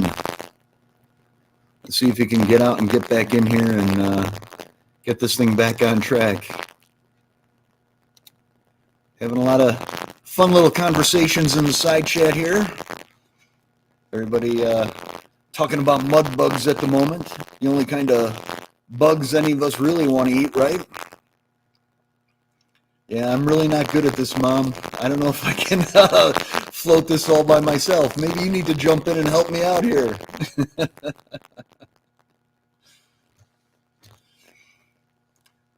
Sing you a song. Yeah, Yankee, we don't want the 600 people that are still here watching leaving that quickly. I'm going to see if I can just kind of keep up in the side chat here and keep things rolling while John tries to get reconnected. What do we want to talk about while we're waiting for John? Oh, this is not good. Okay, static on the mic. Is it any better if I move it closer? Let me see how that sounds. Well, it's good to see everybody here. I'm glad everybody showed up, and I'm glad that you guys are being patient and hanging in with me. And John, I just got a message from him, said that he says everything is almost good again. Tell everybody I am not arrested, not doxxed. Doesn't look like, well, it's still looking like it's coming back pink, but... I'm Pinku Man, but I'm back. I think we have some internet connectivity. I want to tell you I appreciate you stepping in, brother, and letting everyone know I'll be back in. I can communicate with you via other means like our behind-the-scenes communication. So let you know that I'm still here, and it really looks like they're hammering us. We could have an internet failure either locally or regionally. This has happened from time to time. So, what say you to this? I say I have no idea what's going on there. I mean, my end is fine. All the stuff is going by in the chat fine. Doesn't look like anybody else is saying they're having any issues. Okay, well, wow. With the direct connection. We're doing good here. One real quick question. I told people to throw some stuff out here that I wanted to address a little bit here. Was what was it here? Let me scroll back. Shrek Buck asked, what is the steel shortage situation in my area? Since we do a lot of work with metals here, we really haven't seen a tremendous amount of shortages. I'm seeing it on some of the odd sizes, the larger sizes of the coppers and brass type materials, but biggest issue that we've seen is just the prices going up like crazy, anywhere from 50 to 100%. Is that on all products, whether it's steel, aluminum, stainless steel? Yeah, to varying degrees. Stainless, I'm hearing in large bulk quantities. We do, specialized manufacturing, so we're not buying tons of it at a time. And the Right. small quantities, I'm not having problems with. But I'm hearing some people are having problems getting their 304, 316 stainless steels and other alloys. So it's good to be in a specialized field, I guess. Yeah, I wanted to do that, see how that looked. Got more of you and me in there. Anyways, yeah, that's so you're part of the supply chain, rather. Like you're not making products for users, you're making products for people who make products for users.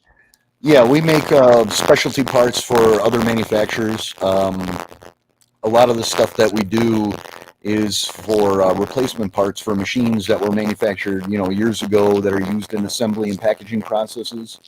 Right. Machines that were made in Germany or Italy that are either no longer have replacement parts available, or the cost and lead time is so extended that the manufacturers can't afford the downtime. So we reverse engineer and make the parts for them. Okay, yeah, that's I mean, the the inflation that you and I see at the grocery store, it's not just the grocery store. It's not just at the end. It's like everyone along the way is seeing it. Yep. From the mines. This is incredible, folks. Like all the steel, all the copper, anything that we need to make something out of comes out of the ground, takes diesel fuel. Right? So if their fuel is doubled in cost, that means the mine is either they have to raise the price of the product or they're going to go out of business. Yeah. And so that gets passed along the whole way, and everyone has to add more on. Yeah, and we've also had to bump out our lead times because on some of these items, like I was saying, some of the special, like oversized materials for the coppers and brasses, if our suppliers don't happen to have those in stock, I mean, sometimes we're looking at 6 to 8 weeks lead time on something that we used to be able to get within days. Mm-hmm. Let's see, our other manufacturing contact, Q, who's down in the south, he's mainly into aluminum. I haven't talked to him in a little bit now, but he was having both availability and then price issues, as well as other demands for certifications and following all of the mandates coming out of the White House. And it's just they're making it harder and harder. Anyways, man, I'll get back to the show. I know we've got some super chats that have popped up, and yep. I know that's important. It looks like whatever our problem was is resolved. The site that we run the show through that hosts everything for us looks like it's back to normal for the most part. It's not like mixing up the signal and scrambling it and making me look like I'm on planet Mars, or name your planet. My mic sound bad to you again?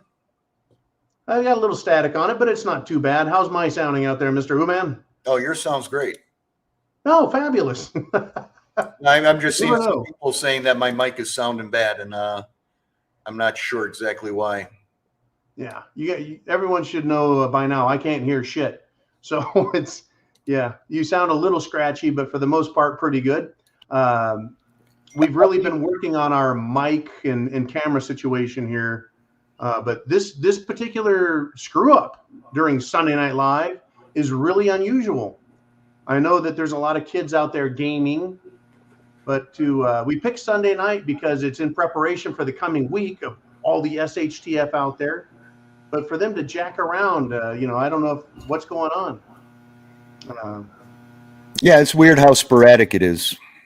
Yeah, I expect we're going to see more stuff like that coming. I know the internet takes an incredible amount of resources, power to run, to fuel it. It's not like holding two soup cans with a string and that. Yeah, well, I kind of miss those days, don't you? I actually do. Yeah, those were the days. I remember when I got my first walkie-talkies. They were Star Trek walkie-talkies, Oh, yeah. and they had a fake little plastic cover that would pop up like Kirk, and he, doing Right. that as a kid. Those were the ones I had. I had Star Trek walkie-talkies in 1978. I can't remember what the first ones I had were, but they were something goofy like that too. Yeah, loved it, loved it. Another friend of mine, let's see, in 1976 and 77, had Starsky and Hutch. Starsky and Hutch, two walkie-talkies and a base unit, which was their car. So it Nice. was like 3 walkie-talkie set. Yeah, it was pretty cool. And boy, I was jealous of that. But then I got my own Star Trek communicators. All right. Well, I'll let you get back to the chats here, and if you want to pull me in later, just let me know. Okay, good buddy. Thank you I'll again. jump- Yeah, I'll jump in if there are any more problems. Get your adult version Midland or whatever, whatever you can get your hands on. Get some communication. Thank you, Uman. Hey, And no now problem. Jolene. Thanks you, for putting up buddy. with me, everybody. You're the best, Uman. All right, we're back to just me on this. We got Larry Luscombe on the line, and we're going to continue. I think we're going to continue to have some trouble here with connectivity and the quality of the broadcast. See, there it goes. It's fading in and out a little. We're just going to have to put up with it. I apologize, but this is this has nothing to do with you guys. It's not like we had to pay for a cheaper service because YouTube and all the rest of the world is trying to screw us. Anyways, Leroy Luskin with a $2 super chat donation. He says, "Your opinion, why did Putin attack Ukraine?" This is a great question. I think it bears repeating. I've talked about it some. I don't think Putin attacked Ukraine, meaning the country. I think Putin wanted to hold the Ukrainian government accountable for violating the Donbass Accord. Right? They had an agreement from way back in 2014 that if Putin was going to allow the coup d'etat that occurred, the installation, they had close to basically, folks, a civil war, a coup d'etat. They lost one government and they had Zelensky installed. That was 8 years ago. And Russia, their action, and you'll remember this, is they took over the Crimean Peninsula, which was part of Ukraine at the time. And they said, no. With what you're doing, we're not going to allow you to control entrance onto the Black Sea and forbid or prohibit Russia from taking over. And Russia said, we're going to come to terms right now, or else we'll invade the rest of Ukraine. And again, this was back in 2014. So Zelensky, as the new government leader, and back then, folks, I was putting videos up and talking about what was going on. And we talked about, here's one example. There were idiot people on the street in Ukraine hiding behind riot shields in the face of AK-47 sniper fire.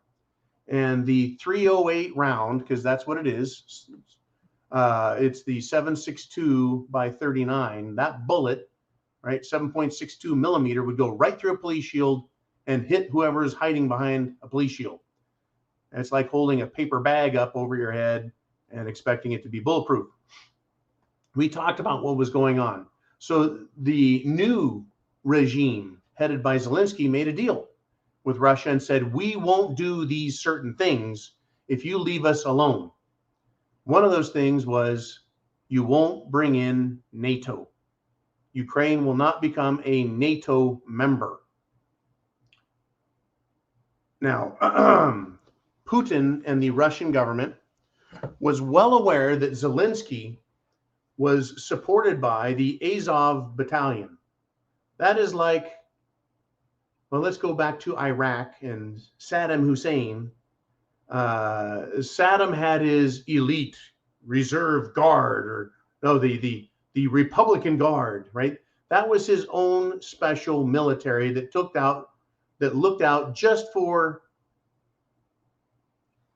Saddam Hussein. right? The elite Republican Guard, right? That's their special thing. I think Iran has a Republican Guard as well, right? Putin knew about Ukraine's special protection for Zelensky, and it's the Azov Battalion. Putin knew the Azov Battalion is a bunch of neo-Nazis, folks, neo-Nazis. They have the SS, secret police symbol, as part of their symbology that they fight under. And, that's Nazi stuff, folks. Can you imagine the United States of America coming under the control of a bunch of neo-communists? Right? Neo-communists, folks, not neo-Nazis, neo-communists. You've heard the term neocon, right? How about neo-communist? What if our country was taken over by a bunch of communists and they had a special communist guard to protect Washington, D.C., so that we, the people, couldn't take over again?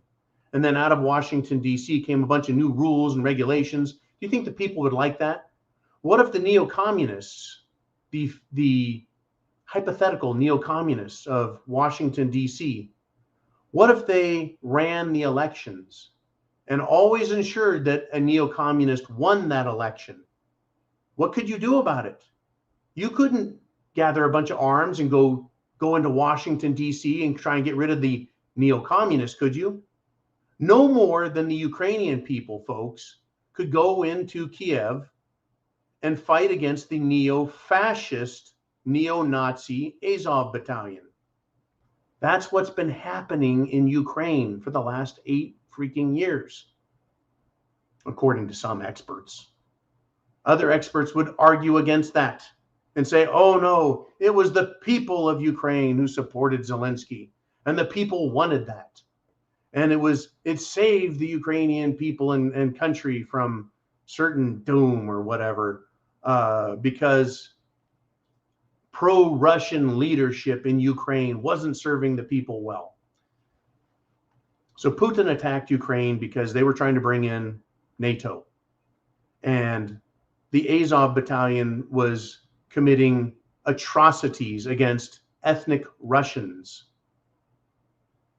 And Volodymyr Zelensky, President Volodymyr Zelensky of Ukraine, while talking to Fox News, was asked about atrocities committed by the Azov Ukraine Battalion.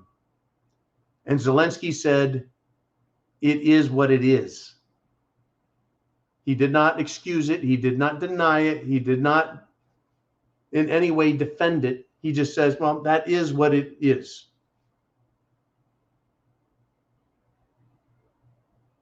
How is that acceptable? It's not. Russia got tired of seeing its people attacked, right? Thank you very much, Larry. I appreciate the question and the ability to address that particular topic. Unbelievable, folks. Unbelievable what is going on. Okay.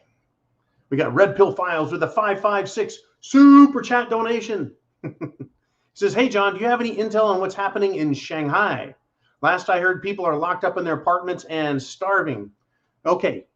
There's a lot going on in China, the same way there's always a lot going on in every country. There's a lot going on in America. We, the people, especially patriotic, red-blooded Americans, do not like what's happening in Washington, D.C. with a bunch of neo-fascist, communist scumbags doing what they're doing up there.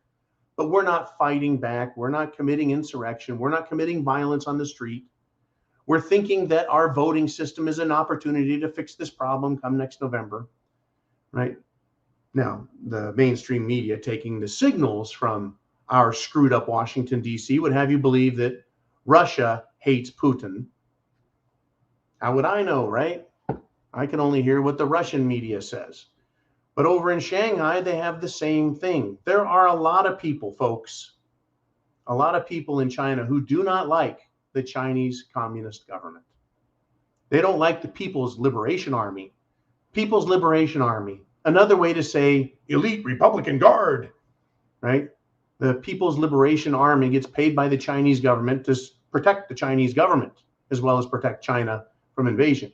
Now, it is my understanding that there are provinces or states within China that don't like one another, and that the people don't like the government very much. And those are the areas that are being locked down as a punishment for political dissidents, for speaking out, for not being as productive as they should be, for not supporting the government with enough votes, right? Ever since Cerveza has come out, there have been areas in China where the Chinese people go after and maul the police and refuse to be subdued. Why do you think they welded doors shut on apartments? Why do you think they are having these barricades put up and people locked in their apartments? Because they know that they are rejecting this.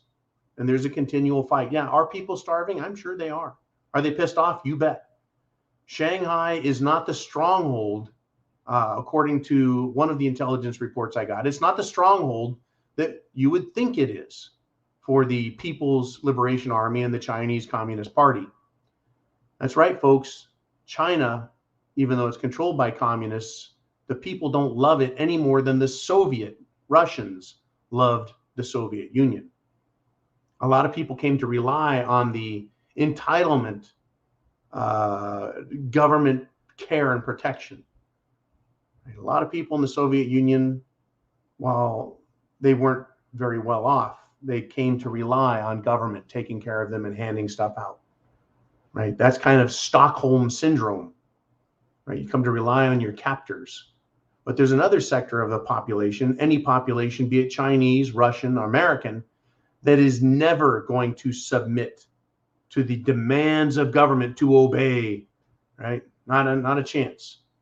So last I heard, just like you, Red Pill Files, last I heard is people are locked up, welded in, chained in, fenced in. Now, the Chinese government with their, quote, civilian authority police, I don't believe they're allowed to have guns. Maybe I'm wrong on this, but that's why they're oftentimes beaten by the people. It's because the people don't respect them. And when they've had enough, they'll fight back. And those people who have had enough that they want to fight back, right? It would be well for them to not have guns that the police once had and that they took from them. But when it comes to the People's Liberation Army, folks, the military of the Chinese Communist government, they are extremely hardcore communist. You have to be, or you're not allowed in it. You have to be hardcore communist. And that's why they do have AK-47s, the Chinese version of it. All righty. We got Toon Tamasha. He's back with another 20. Oh, take that back. Pardon me. 200 Czech Republic units of exchange. He says, I see people here masking outside, even if all mandates were lifted for now until the World Health Organization pandemic treaty takes effect. Government sent 250 million to Ukraine, 300,000 migrants. Inflation is at 13%. Third and fourth Jim Jones juice are in line from August. Locals are desperate. I tell you, man, that sounds awful. Awful. Absolutely awful. See, the governments of Europe, folks, are not doing what the people want. They're not helping the people. I have gotten a lot of reports on this. He's saying the Czech Republic government is sending 250 million Czech. Is that, I don't know if that's Czech dollars or whether that's 250 million in converted to US currency. I don't know. But 300,000 Ukraine immigrants are now in the Czech Republic. Inflation in the Czech Republic at 13%. Folks, the United States government is admitting to what? 7 or 9%, right? Even though we all know it's a lot freaking higher. Of course, they don't want to use food or fuel in that configuration, right? And then they're on their third and fourth Jim Jones juice and boosters. Locals are desperate. In other words, folks, in order to make the Czech people obey the government. They've got to do what they're told, right? They're being punished. So don't think that the rest of the world isn't suffering as we in the United States are being treated to the same treatment. The government is not serving us, right? The Czech government sent a bunch of money to Zelensky. What has Zelensky done with it? He's gotten his ass kicked at every turn in Russia, even though the media would have us believe otherwise. You can bet they're doing this to Poland. They're doing this in France. They're doing this in England. Every country around the world, folks, is getting screwed over by their own so-called political leadership. Thank you, Toon Tamasha, very much for the donation. Your super chat donation keeps us going and spreading the word. I know, folks, that every nation is going, what are you doing to our money, our currency? And I tell you what, the Czech Republic, the culture there is not one and the same, and is not consistent with, it can't meld with the Ukraine culture or the culture of other immigrants that are being flooded into their country. And he may not have been talking about Ukraine immigrants, but rather immigrants from third world shitholes in the Middle East and Africa, Northern Africa. They're pumping them in. Just like here, we're getting, well, it makes perfect sense. Let's open the border and bring in all these Central, South, and Mexican into our country, because that's really going to help. It's really going to help. Brad Jones checks in with a $2 super chat donation. He says, John, what is this monkeypox thing? Let's just talk about what it is. And again, I am not a doctor. Don't even play one on TV anymore.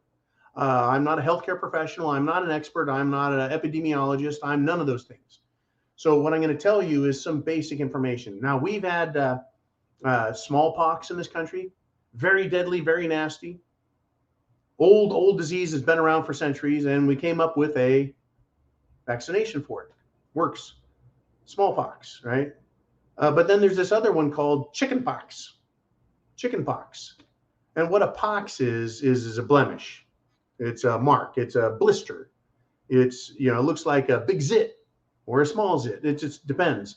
Measles, mumps, rubella, chickenpox. These are diseases or illnesses that a lot of kids get. And it used to be that if one kid got the measles or the chickenpox, you would have a chickenpox party. A pox party. You would send all the kids over there in the neighborhood that were friends or whatever, so that everyone got it, and they got it, and they're done with it. The body says, okay, we've now had chickenpox. We've now have natural herd immunity to it. Everyone's got it. We're done with it. And you're over it. And you'll never get it again. Right? So they got vaccines for some pox, and you just deal with it for the other pox. But now we've got monkeypox. What do we associate with monkeys? Africa and Ebola, right? Because the Ebola virus causes severe problems within the body. Very deadly, very nasty, and it can be treated. I wonder what you can take that we're now taking that is also an Ebola treatment. Malaria, handled, right? Oh, by the way, we're worried about people dying from cerveza bug and monkeypox, but what happened to our concern about malaria? Still a huge problem around the world. How many people died from malaria last year? I'll tell you what, it's a lot more than cerveza bug. It's a lot more than cerveza bug, but we're not supposed to care about that. We're only supposed to care about cerveza bug and now monkeypox. So monkeypox is another disease, illness, if you will, that makes us sick, and our body kind of gets rid of by throwing it out through the skin, through the pox, the blisters. And the worst case is you feel really like awful shit, and then the pox are not real pretty to look at, right? But it's not a childhood disease that everyone's built immunity to. So it's a new pox, kind of like cerveza bugs. Remember this term? It was a it was a neo bug. It was a nouveau bug. right? To try and make it sound kind of cool and scary, right? It's a nouveau illness, new. This monkeypox is a new one for us. It's funny how they talked about it last year, and it's been on the radar, but it's now made its entrance into the game, reminding everyone that we're supposed to be afraid of illness and disease. By the way, we are now at the 2-hour mark. We just crossed it, and we got Shelly Chavers checking in with a $5 super chat donation. She hit that super chat button up here and got her question down there. She says, got a job in the medical field that doesn't require the Jim Jones juice. Boy, I tell you what, a lot of people would like to know how you got that, Shelly. She says, am grateful. Hope it lasts in Texas. Well, there it is. You're a Texican. God bless you. Cheers to everyone. We're at the 2-hour mark. I'm going to have a little tug. Shelly says, got the job, didn't require the Jim Jones juice. She's grateful. Hope it lasts in Texas. Was born here in Texas. God bless Texas. You bet. My dear mother is in Texas, just a couple hours away. And, she was born there, my mother. And odds are she's going to die there. We all got to die sometime. But God bless Texas, and all you Texicans are the best. Texas is a republic, folks. Texas, even though Governor DeSantis over in Florida seems to be the most freedom-oriented governor in the country, Texas has Governor Abbott, and Texas is a state that always, when pissed off, says, you know what? Maybe we don't belong in the United States of America. And they've always maintained that as Texans and as Texas, they are a republic first and a state in the United States second. If I'm wrong on that, Shelley, please correct me. But Texans are Texans. We got Bernard Shreve Jr. checking in with a 556 super chat donation. Bam, here's his question as a result. He says, I love the new freedom speeders we got. We got his and hers matching. Biden AS-14s, very nice. Cases and scopes with matching ammo cans. That's terrific, man. That's awesome. I'm really super happy for you, man. Folks, if you don't have the new AS-14, now there's a, I'm not talking about a gun here. I'm talking about a term. AKA stands for also known as, not AKA a gun. The AS-14, AKA the AR-15, is an extremely friendly weapon for everybody. From the young people under strict adult supervision can use it. Women, men, old, young, strong, weak can operate it. It has fully adjustable stocks, a different configuration for grips and hold, different optics. It is an incredibly, you could say, convertible weapon. I remember when they tried using the handy sook hearings in Washington, D.C. to say, we don't need those anymore. They're bad. That's a bad black rifle. And there was a guy showed up in a wheelchair, an American.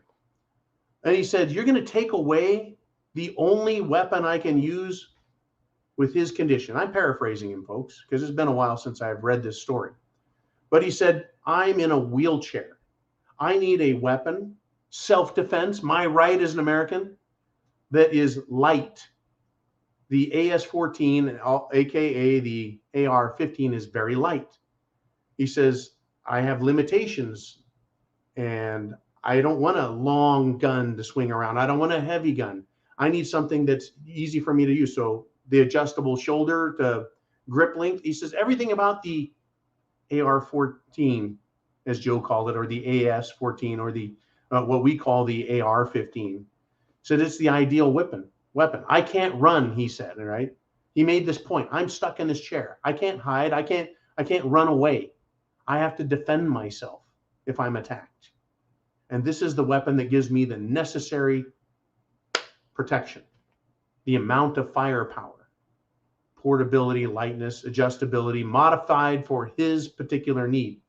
It's a weapon you can modify to fit who you are, young, old, man, woman, etc. It's a great, great, great platform for which you can defend your freedom. Isn't that wonderful to say? I love to say that, folks. Defending your freedom. Opie Waddell checks in. Opie's back with a super chat donation. Pow. Opie says monkeypox equals a ham sandwich. Oh no, ham sandwich. He says Ham was the chimpanzee that went to space in 1957. And sandwich because we get shit sandwich either way. Thank you, man. What was the other term you had? See, this it's already out of my head. Puddin. It's the I can't remember. Ooh, man, puddin what? Puddintate. Oh my gosh. Yeah, it's the puddin variant. Oh my God. Thank you, Opie, very much. We got Miss Marilyn checking in with a $20 super sticker. Thank you, Miss Marilyn. I think I'm going to have another pull on this. That was a very nice donation. All the donations going to the GTFB and SB. They get the fuck back and stay back in America, John, because guess what? It's going to really hit the fan. And who would you rather be in a fighting hole with? Those used to be called a foxhole, but the Marines call them fighting holes. Who would you rather be in a crow's nest with, right? Someone like me or one of those ridiculous left-wing turds who don't know jack shit? Well, I'll tell you what, right? I want to be here when the shit gets nasty. If it gets nasty, when it gets nasty, I want to be able to help protect my fellow Americans. And you guys help keep me here. You really do. You keep me in this chair, in this bunker, under Uman's thumb. You guys know I pick on Uman. He wouldn't do anything bad to me. Would you, Uman? Oh, no. You and Crispy Bacon wouldn't duct tape me to a fifth wheel and drag me across the country now, would you? Oh, we'd never do anything like that. That's what I thought.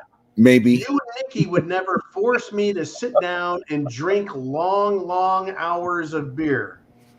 With a Randy Jackson impersonator. What?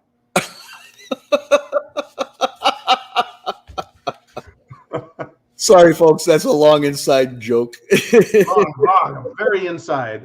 We're past the 2-hour mark. I hope you're not secretly telling everyone to put in super chats just to get me drunk again. Oh, I would never do something like that. All right. Okay. Very good, Oliver. That was all Heidi. It's Heidi? It's Heidi? That was all Heidi. Yeah. She's the troublemaker. What was that noise? Oh, I just had a text message come in and it dinged on me here. Oh, okay. I thought maybe there was a grilled cheese sandwich just got heated up in the microwave. No, that was Yankee. Okay, that was Yankee. Good deal. Here, Yankee might be heading over to the prepper meetup. Yep, I've been doing a little background work while we've been doing the live stream here, and Yankee confirmed to me that he's coming out here, and there might be some interest for Cottage Farm to drive all the way out here too. So that would be freaking amazing. Cottage Farm joining in. Awesome. Hey, I'm amazed how far people are willing to travel to come and meet up with us, man. It's unbelievable. Yeah. It's absolutely fantastic. So if Yankee and Cottage are driving all the way out from the West Coast. Who? Yankee Watchdog and Cottage Farm. If they're both driving out there, I'm going to have to find somebody to drag you up there too. Okay. Drag me out of my hole, kicking and screaming. Drag you out of the swamp. If you and I'll talk afterwards. Is that cool? Yeah, absolutely. Okay. We'll talk afterwards about the possibility of me leaving my jungle swamp area zone that I'm in the country now. I've become very attached to the jungles, man. I know once you dig in, you like to stay dug in, but every once in a while, somebody's got to come and drag you out of that hole. Yeah, I did. Now, over the Christmas vacation, as everyone knows, I went up through over to Georgia and up a little north and some other stuff, and checked things out on the QT, on the sly. There are so many wacko fruitcakes out there, Oliver. There's people that think I have a relationship with them. There's people that think I'm in love with them. There's people that think I'm going to marry them. It's crazy. Oh, yeah. There's people that think that when we're talking here, we're talking directly to them and they take everything absolutely personal when it has absolutely no bearing on them directly. Right. As well as people not understanding that a lot of times I'll take the position of other people or devil's advocate just to have a great discussion with myself. Yeah. Luckily, I can discuss with you right now. Well, I mean, when we're offline, I mean, we'll bounce different ideas off each other and we'll take opposing positions and just to have that argument to see what ends up making more sense, what pans out better, what is the least, what is it, the Occam's razor, whatever, it requires the least amount of assumptions and twisting of the brain is probably the thing that's most likely true. Right. The quick version is that which is that which is easiest to accomplish is the most probable. Yeah, I know Occam's razor is not that, but it's humans by nature are lazy and take the easiest path. Nature takes the easiest path and takes the simplest forms. Bees don't make some complex tetrahedrons when they could just make honeycombs, that fit together easily. A drop of water doesn't take the shape of some odd, bizarre thing. It takes the form of a droplet because it's the easiest form. And it's the strongest. For some reason, bees know that's good. Yeah, the hexagon, right? Yep. Yeah. Anyways, where are we at here? Oh yeah, we're after the 2-hour mark. So here we are. Oh yeah, you and I will talk afterwards. we got you stay on, man. If I gotta be here, you gotta be here. So Derek B with a $10 super chat donation. He says, bread and circus delusion and debauchery spread to the masses. What are you laughing for? You started it this time, man. Now we're getting all the drink requests coming in. Oh, okay. Oh. He says, when I click one while you address this last super chat. I'll be right back. All right. So Derek B says, even our own family members fall in line, and he's talking about falling in line with the bread and circus delusion and the ridiculous debauchery that comes as a result of it. So much distraction away from the real matters. No group can possibly keep up with everything. Hey, can you warm me up a grilled cheese sandwich next time you get up? Oh, okay. So no group can possibly keep up with everything. True. But this group here, because of you guys, all of you on the Prepared Mind Network, we're like Skynet. We're hooked into everything, right? The only thing we don't have is a foolproof. If you could, Jolene, go ahead and pop that off the screen. There we go. I want to see Uman's expressions. He's trying to slunk down like this. He's trying to get behind it. Oh shit! There went the. You're breaking my chairs. Jeez. Oh. Yeah. I lost my train of thought. Damn it. I said we're hooked into everything. The only thing we don't have really is really good insiders. We get any inside information comes to you as I can't substantiate this, or it's rumored to, or reports would indicate that. And that's the only way I can really quote our insiders, which are never 100% right. I've got people in industry, in the military, in economics, and that's the trick is we're not in the club. So we really don't get to see what the club does for real. And even the club, or rather the World Economic Forum in Davos and Bilderberg and Washington, D.C. They can change their story on the flip of a switch. Man, tell me if you agree or disagree. And that way you get to be the devil advocate here. We don't have any super secret squirrel inside government agents that we cannot reveal. You know? Yeah. We gather bits and pieces of information from a lot of people we know, and a lot of you guys out there send us stuff through the R Syndicate, and I share that with all the other guys, and we get all these little bits and pieces, and it's kind of like putting together a puzzle. You say, okay, well, I'm hearing this from so many people, and I'm hearing that from so many people, but the news is telling us something completely different. So we kind of get to look at it from a lot of different angles. And kind of bring some clarity to what the actual picture looks like. Right. The other thing we bring into this is what has happened in the past. What are the techniques used? What do we know? And we kind of just put everything in the pot and stare at it.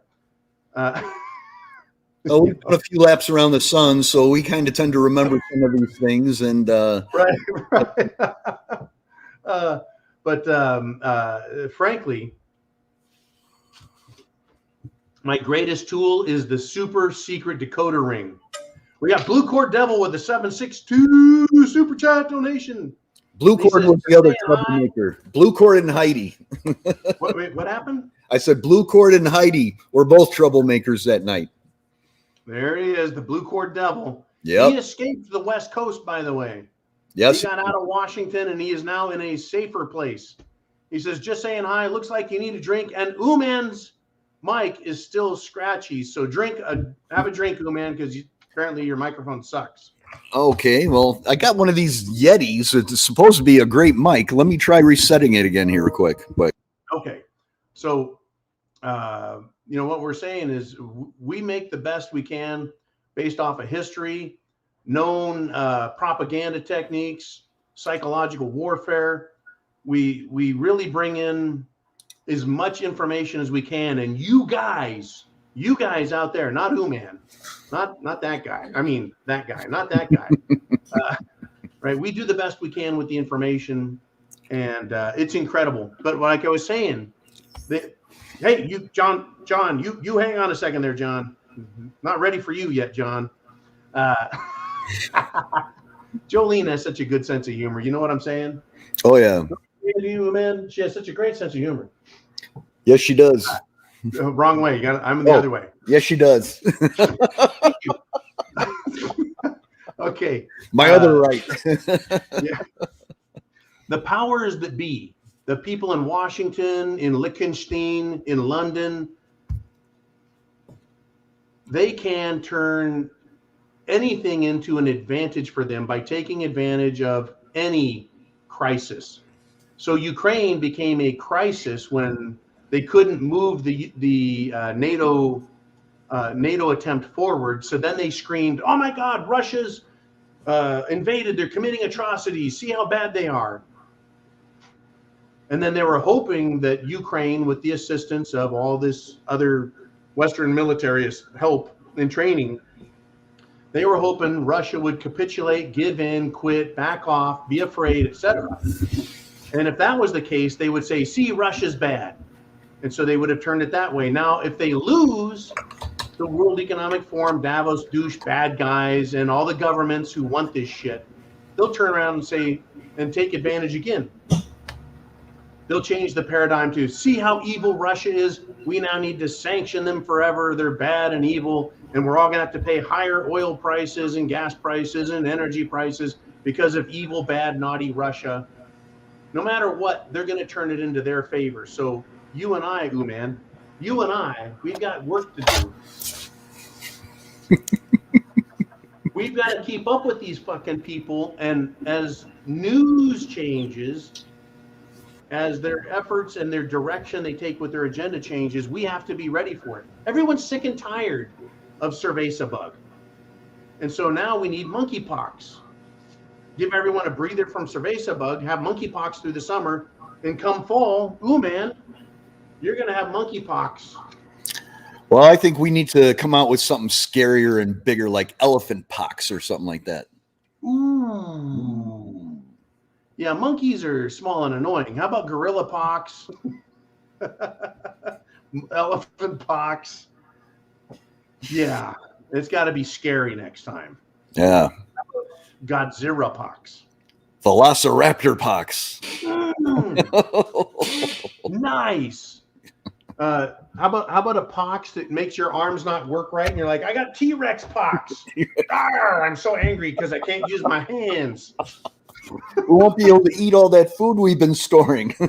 Can't put food in my mouth, and I'm mad about it. Yeah, that kind of shit. So everyone, this is what we do when as soon as we go off air. This is what we do. All right. Oh shit! I told you, you started something. I guess Jolene wants to go to bed tonight. Okay, Jolene, start with the super chats. You guys, it's your show. I apologize. Hey, John, Opie just popped in here. I see. He said Pelosi pox. Pelosi. Ooh.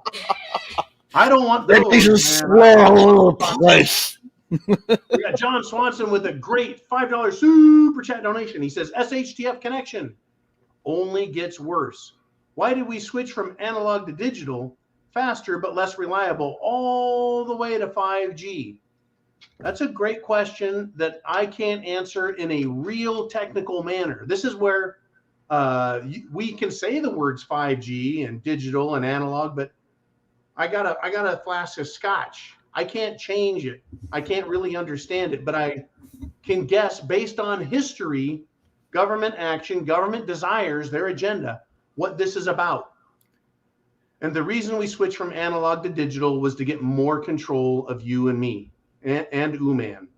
It's also for security, because they can encrypt and limit who can have access to those signals if they're digital, as opposed to analog, where anybody with a receiver can hear what they're saying. See, correcto. Everything is done for the advantage of people who want more power and control. Would you agree with that, Uman? Yeah, absolutely. And it's only going to get worse. Thank you, John Swanson, for that awesome super chat donation. And now it is. Okay, Jolene, I know. The Piping Shrike is back with another $10 donation. Disappeared? He says, guy holed up in Switzerland to extract all from the laptop, was to release all in a few weeks, over a month ago. Where is it? God bless John from Oz. I'll tell you what. There's a guy holed up in Switzerland to extract all from the laptop. Uman, we're talking about the Hunter Biden laptop from hell, right? I believe we are, yes. Right. What laptop? What laptop are you talking about? Oh, the fake laptop. The fake laptop. Good stuff. The fake laptop that there were actually copies. That's right, folks. Copies of the hard drive were made. One copy is held by Rudy Giuliani, a nefarious character in everything going back to not only 9/11, but back into the days when he was a federal prosecutor and convicted none other than John Gotti, head of the mob. Am I correct on that, Uman? Yes, sir. Okay. So there's other copies available. If there's one copy, folks, you know there's more than one. And so understanding that somehow the shit got out of the horse and they can't shove it all back in the horse's bunghole, yeah, they've got a problem. And now here is the problem. If you think the government can't track you and figure out where shit is, you got another thing coming. You know, and so we always go, well, wait a minute, that person, if they were smart, they would have had a control envelope sent to their 12 best friends. And if something happened to them, like Seth Rich got Arkancided, that everyone would release that shit. How many people would have to be killed for having one of those 12 letters that Seth Rich wrote for the other 11 to go, I ain't fucking releasing that? Kind of like John McAfee. John McAfee was supposed to have control information. Julian Assange was supposed to have control information, and that didn't get out. So what's your stake? Man, why do you think that this information isn't made public the way I would like it to be made public when shit goes sideways? Well, first of all, I think everybody's got their tail in the trap there. You know, I don't think anybody can really come out without having stuff exposed about themselves. And then all this other stuff is got to do with, you know, they're intimidating people from bringing out more, you know, if kind of like Madison Cawthorn. Yeah. I mean, if you have one person come out, they're easily intimidated. But I mean, if other people would come out and, you know, just flood it with all this information and confirmations of these stories, I mean, they wouldn't be able to suppress it and stop it. But, you know, everybody comes out one at a time, and then they see the other guy get slammed down. Oh, man, I better keep my mouth shut. Right. So if your nose isn't really clean, and folks, I have very large nostrils. If your nose isn't clean, people are looking up it. Anyways, thank you, Jolene, for pulling that one down, knowing that we came to the holy cow, it's Cottage Farm.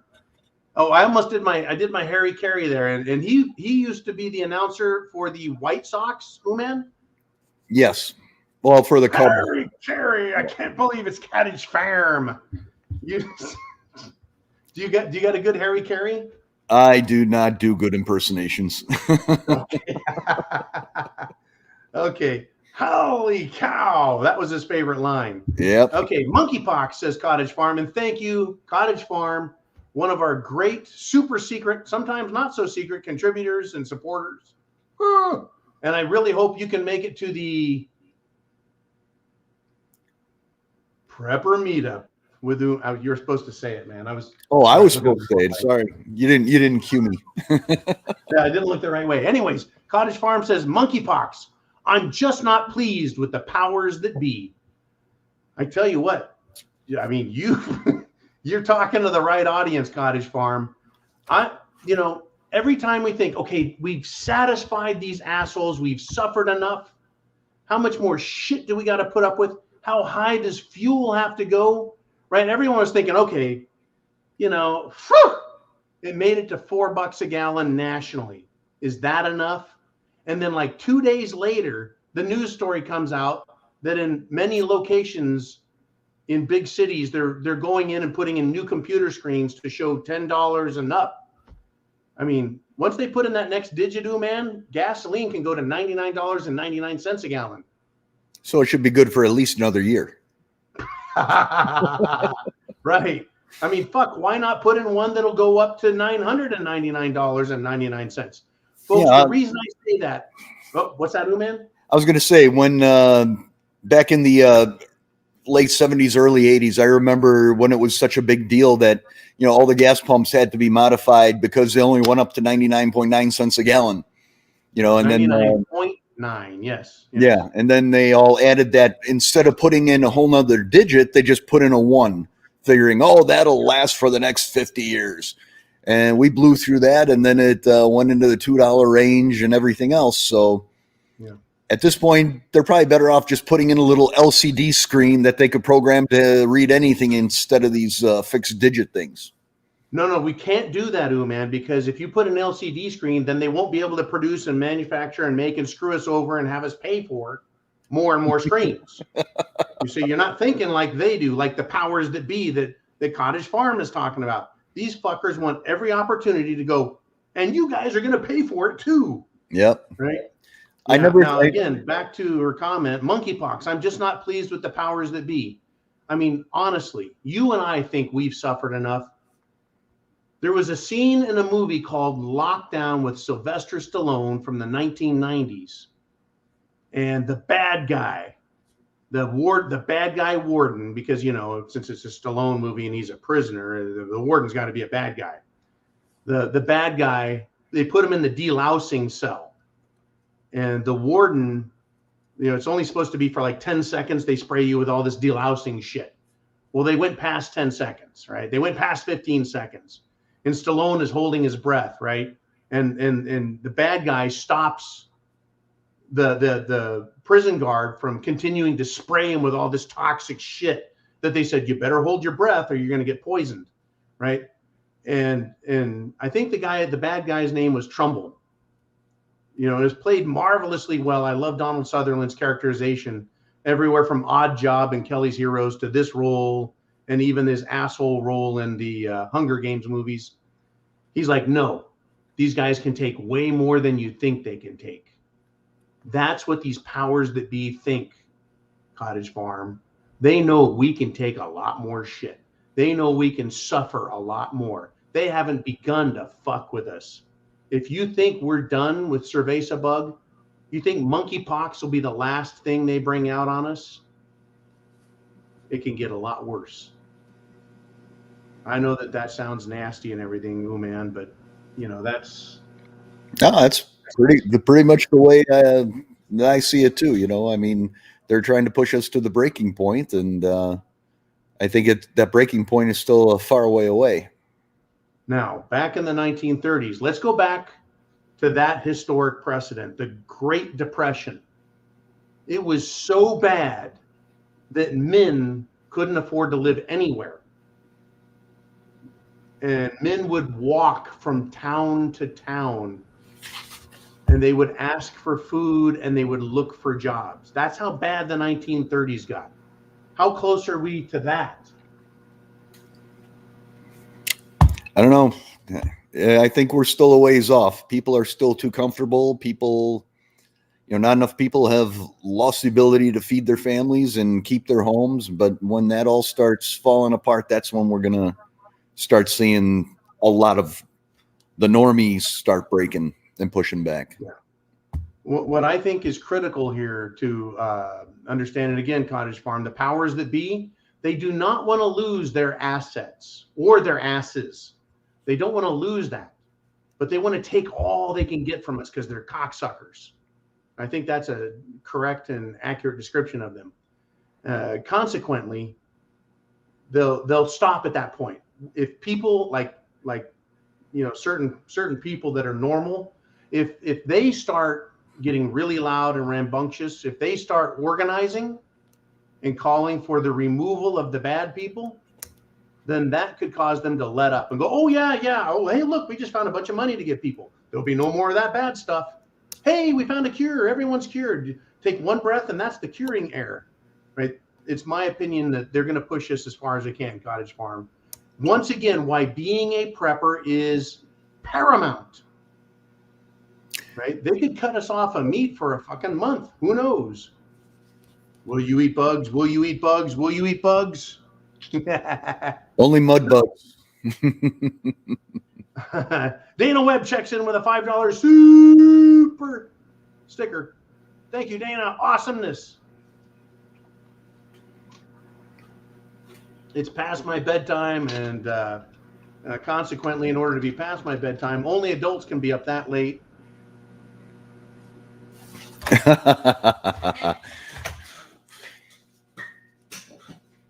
Uh-oh, we just lost John again.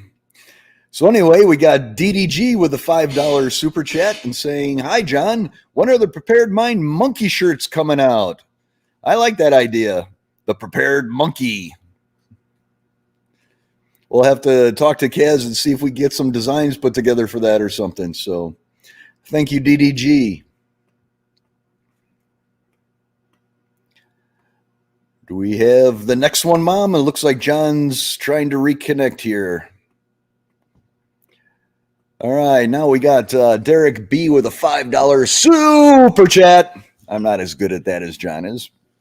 But he says, thank you to John and your team. Mad love and respect to everyone listening and sharing John's links. John's store links have saved me a lot. Thanks. Yeah, if you guys haven't checked it out, thepreparedmind.club has got links to a lot of places. Got some special discounts and stuff there. Like John says, shop around, check out the prices. I've got a lot of stuff there cheaper than I've been able to find it anywhere else. And it helps support the Prepared Mind Network and the R Syndicate, mostly the Prepared Mind Network. If you're not going to buy it there, I mean, just buy it somewhere.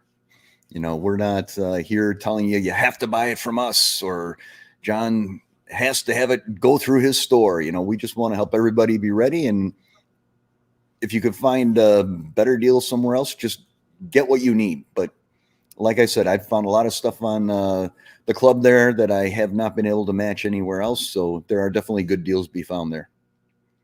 Oh, John was back and we lost him and he's gone. And now we got another 762 donation from Blue Cord Devil. And see, I told you Blue Cord is a troublemaker. Here he goes. Just for that, have another drink. So Blue Cord, thank you very much. I'm sure John's drinking in the background and he's trying to reconnect, but I'll take one for you right here now. All right. What do we have next, Mom? And Ron Stryker with a 556. John, if you're going to make it, I'll bring a 20-year-old scotch and cigars. Now, that sounds like a highly motivating statement there to help convince John that he may let somebody kidnap him and bring him up there.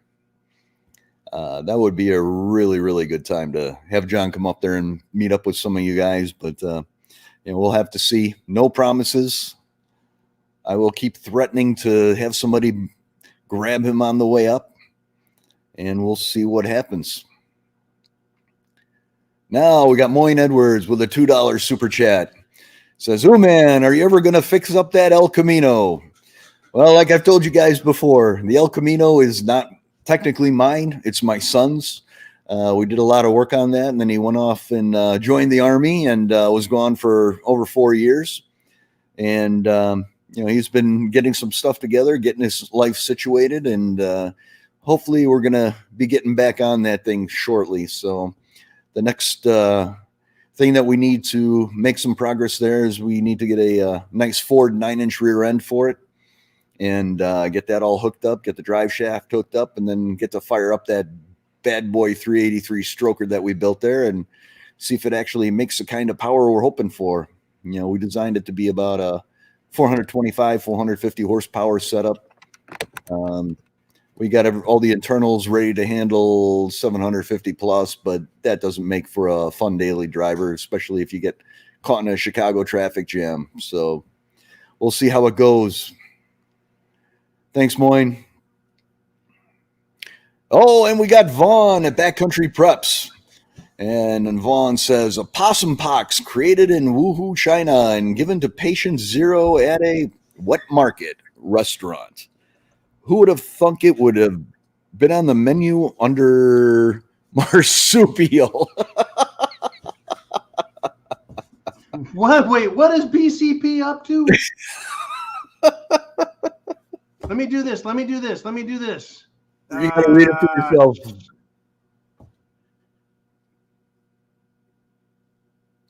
Okay, he just shut himself off, but he's not gone. So I think he's trying to fix some settings to get that pink radiation look off of his face. John, you've been irradiated. What kind of a monkeypox? Look at it. What kind of a bunker did you buy that let you get irradiated like that? This is what happens when they start jacking with your internet, man. I don't like it when I'm on the right side and you're on the left. I'm going to flip this around. Ah, there you go. There, now the universe is in order. Oh, man. Is Vaughn going to show up at the prepper meetup that you're holding?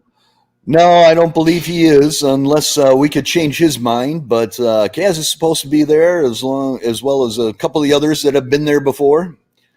Like I said, I was thinking about Kaz the other day, and not in that kind of way. I was thinking about Kaz. Oh, John. He was one of the first. He was another one of the early people that was talking with me via G-Chat on Gmail, and somehow Google fucked up and put all of Kaz's appointments on my appointment at my corporate Gmail address. I kept getting all these notifications. You're due to, and this is happening. I'm like, that's not even me. Yeah, it was really a strange thing. So I was like, wait a minute, that was way before I quit. And I quit in like April of 2018, that corporate job. And I've been on my own since then again. But we've all been around a long time, Ooh, man. Oh, yeah. I can't believe how many years it's been. It seems like just yesterday, man. Yeah, it really has. A lot of you guys are like Orlando here, been with us a long time. We got Orlando says $10 super red face chat. He says Semper Fi after SHTF without knowing how the government is now. How likely are we to see traveling caravans of survivors who sell and trade? Back then, they were well protected and respected. Boy, I'll tell you what, Orlando, this topic is one that we're all just guessing at. The reason I say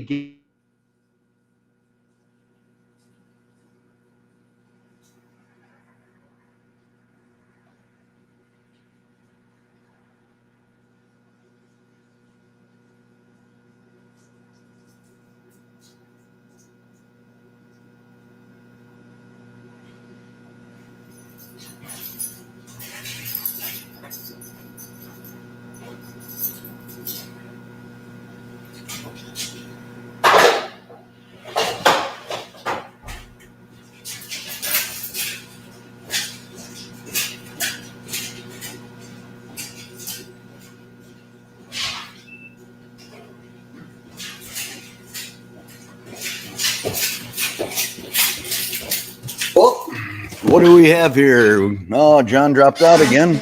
Geez, that's what I get for recycling a beer. So what are we at with Orlando here? Are we likely to see traveling caravans of survivors who sell and trade? Back then, they were well protected and respected. Well, that's a topic of lots of discussion. I would imagine that we would probably start seeing some sort of trade like that, especially if we went into a severe SHTF. I mean, resources are going to be limited. We're not going to have things up in production. So there's probably going to be a lot of scavenging and gathering of materials and resources. We're not going to lose knowledge, but we're not going to have the ability to make all the things that we make right now. So I would imagine that, yeah, there's going to be a lot of people traveling and trading and selling and trying to put things back together as best as they possibly can. And it looks like John's trying to reconnect again. And do we have Pink John or Normal John? And we still have Pink John. You got Pink John. Folks, this is what happens when you leave morons in charge of the internet. Hey, who you calling a moron? Not you, man. Not.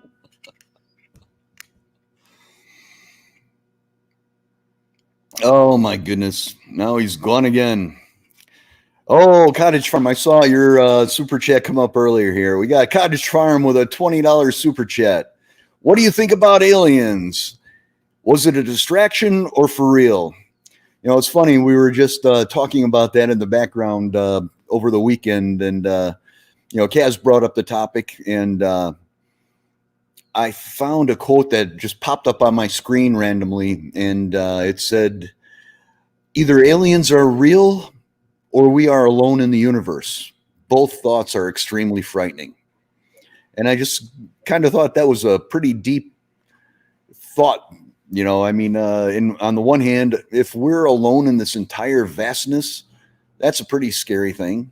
And if we're not, well, that could be a very scary thing too. You know, especially if we're being visited from people that know how to travel across those vast distances of space. You know, I don't think it matters what we have here. You know, there's nothing that we could really do to defend ourselves against that. So it was an interesting conversation we had in the background there. So either way, could be very interesting. And it will be very interesting if we found out about it fairly soon. I'd like to find out about that in my lifetime. I've been listening to you, Uman, as I've been wrestling with this. Folks, this is how dangerous the powers that be are to address. Doggone it. 1 second. There. Now I can point to Cottage Farm. She's talking about the powers that be earlier, right? What do you think about aliens? What is a distraction real? Look how they can. You're like 10 feet away from me, and your internet's fine, but somehow my connection is being fucked with. I look like a case of rosacea on acid, and you look normal.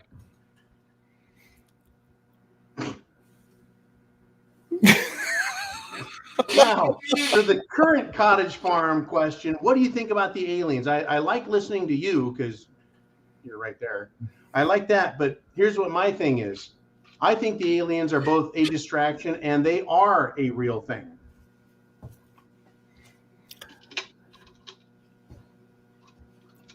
What do you think of that? I would not disagree with that. I mean, I think the most likely scenario, the thing that I kind of subscribe to, is that it's probably remnants of former civilizations, more likely than somebody that traveled 100 million light years to find us here.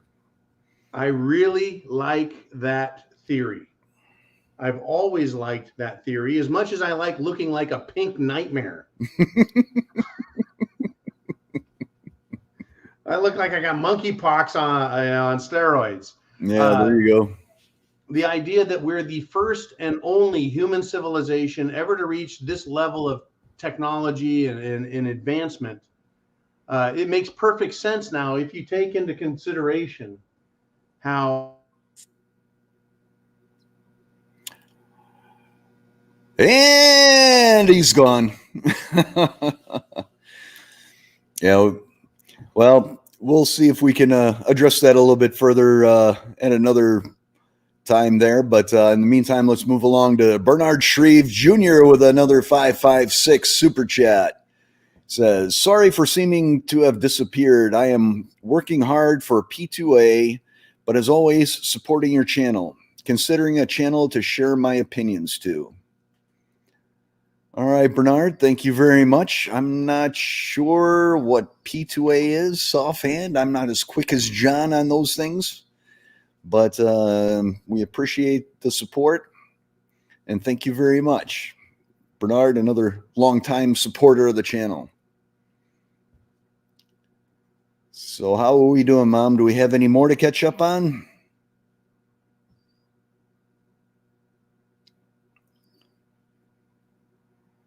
All right, we got Crazy Uncle with another $10 super chat. And for any of you that were asking about Crazy Uncle's channel, earlier in the show, I went and added that to the R Syndicate website directory. So if you go to www.thersyndicate.com, you can go to the creator directory of the A through C or whatever it is, and scroll down, and you'll find a link to his YouTube channel.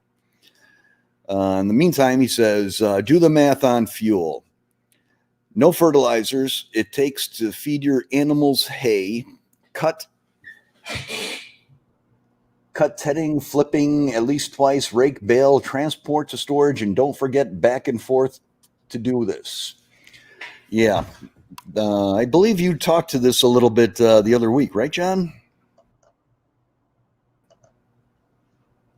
The answer is yeah, we did address this and talked about it. It was great. The agriculture, farming is not, you throw a couple seeds out there, squirt it with a hose, and 10 seconds later you get some vegetables popped up like in the freaking cartoons. It takes at least 2 days. What's that? Takes at least 2 days. At least 2 days. I tell you what, yeah, it takes months, whether it's 6 weeks, 8 weeks, 10 weeks, 12 months to go from seed to edible vegetation, with the one exception of what Chris P. Bacon came up with, which he didn't invent it. Chris P. Bacon is more of an economic genius, but he discovered and brought it to our attention the whole sprouts thing. And you can grow a salad in 4 or 5 days, and you can do 4 or 5 of those, one day after another. So you've always got fresh salads. But yeah, otherwise agriculture is incredible. And you can't just go out to the ground and do shit. You've got to level it. make sure everything's perfect. The water has to drain one way. So when you irrigate, it runs from the source of the water to the tailwater ditch. And I'm really pissed about this internet connection. I have never seen it where it is this nasty and bad. But can you hear me? Does the audible sound good? Yeah, you sound fine. I mean, aside from the video quality, there's nothing wrong with it. And I was bragging about the quality of our video quality earlier. I'm sorry, Mom. I'm going to jump in here. This is Crispy Bacon's channel if you want to learn about the sprout thing. It was pretty cool. I got to see it while I was down there visiting with him over the Christmas holiday. Yeah, thank you very much for putting that up. Crispy Bacon is another R Syndicate member, a friend of the channel, a personal friend, just one of the coolest dudes you'll ever meet. Kind of like Uman. If you can get through the vetting process and get to the prepper meetup, and I know, Uman, you're going to be embarrassed about this shit, but just a fucking cool dude. There's a lot of us out here, folks. You guys are part of it. It's just getting us together. We're all over the planet. Regular human beings, from Dr. John to Nikki to Fuzzy to Steve to Vaughn. I think Vaughn's a crazy mofo. Everybody, everybody. So I can't wait. Where are we at? The alien thing. I started talking about aliens and they cut me off. You know what's amazing, man? What's that? Ridiculous shit. We're almost on 3 freaking hours again, and there's still over 400 people live watching. It's hard for the president of the United States to get 400 people on YouTube to listen to him for 3 fucking minutes to lie about anything. Derek B with a $20 super chat. He says, get this. This is Derek B. Of the people, by the people, for the people. The powers that be have no problem with that. Large portions of society are sheep. 10 years of learning these realities, the saddest part is a reset, destroying truth and repeating. This truly is sad, and it's a great point to bring up. I'll address this a little bit here. The saddest part is that these people are destroying the truth for an entire generation of children. Those children grow up, get more indoctrination, get thrown out in a world run by the governments that is anti-people, anti-freedom, and then they start on the next batch.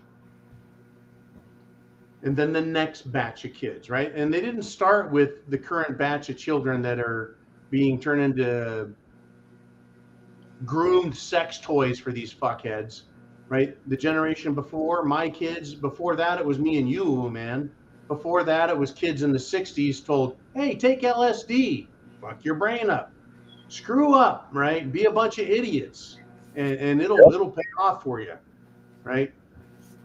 It's been going on for generations, trying to destroy our belief and understanding in the importance of freedom, the importance of our republic, our history, our culture, our traditions.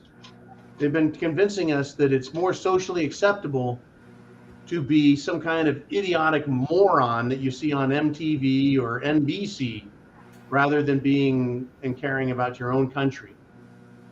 How's that for a freaking rant at 3 hours in? Pretty good. Anyways, man, yeah. What do we got next? Jolene, who's probably late to dinner, and her kids are tugging on her, going, "Mom, Mom." The prepared mother, Jolene, has been just an awesome. Blue Cord Devil, brother, for the 762 super chat donation. I don't have any Pepto. Fresh out.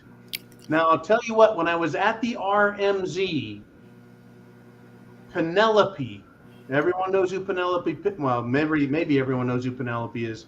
She's one of Johnny's Angels. If you've been, do you remember Johnny's Angels, man? Yeah. There was a time when I took a call, I had sat down and either talked with 6 or 10 different people, and it was like, I want to talk to just the women in the prepping community. And this had to be 3 years ago or so. Anyways, it was about 3-4 years ago. Okay, there we go. Yeah. And I started calling them Johnny's Angels, and Penelope was one of them. I think when I was at the RMZ, she sent me some Pepto-Bismol tablets. which were at the time much appreciated and long consumed. Now I've got just brioche. I still have the container she sent them in, but I don't think I have any more Pepto left. Bernard Shreve with a 556 super chat donation. He says, sorry for seeming to have to disappear.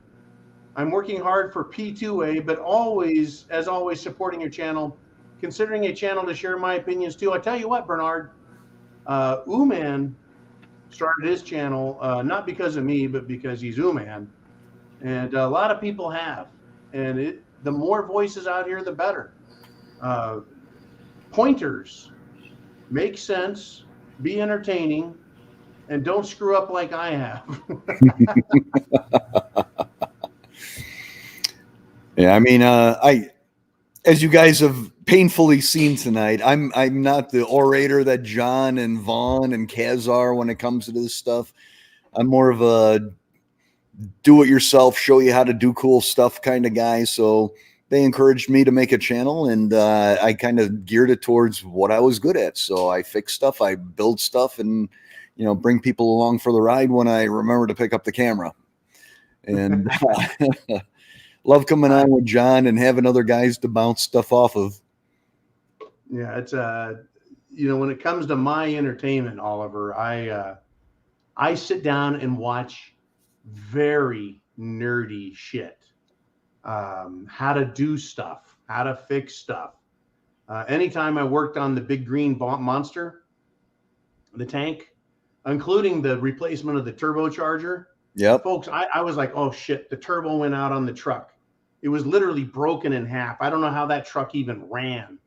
I was like, I'm screwed. A fucking turbo is $4,000 for an F-350.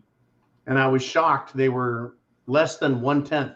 They were 1/20th of the cost they were just 10 fucking years ago, because so many 7.3s have gone to the diesel graveyard, but they pull all the parts off, and there's now an abundance of turbochargers. But I sat down and watched hours of videos to figure out how to do it myself, and boy, my hands were jacked up for like 3 weeks, just torn up. Anyways, I love the stuff you do, because when someone sits down and shows you how to do it, you can duplicate it. So a lot of the R Syndicate channels you have on the R Syndicate, they're really good. They're people that sit down and show you how to garden or build a shelter or make a fire or preserve food or how to set up a defense network. It's incredible, the people that take that kind of time to sit down and talk about a product. In fact, here I brought these out, and this is just brilliant, absolutely brilliant. The subject of prepper food, right, Uman? Yep. Cans. What if there's no power and your electric can opener doesn't work? And people go, you just get one of the old manual kind. This is the most manual kind. Someone brought it up a few weeks ago. The P38 military can opener. Believe it or not, folks, this little funny looking thing. Oh, hey, thank you, Bill Gates. Thank you for bringing me fast internet service. What the heck happened? I stopped talking about fucking aliens and government, and now I can talk about opening a can. Can openers. That's the key to fast internet.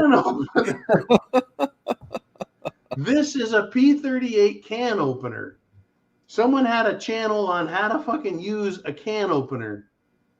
This, believe it or not, will dig into, cut, and open any can by hand. And it'll mess your hand up too, but by golly, you won't starve to death.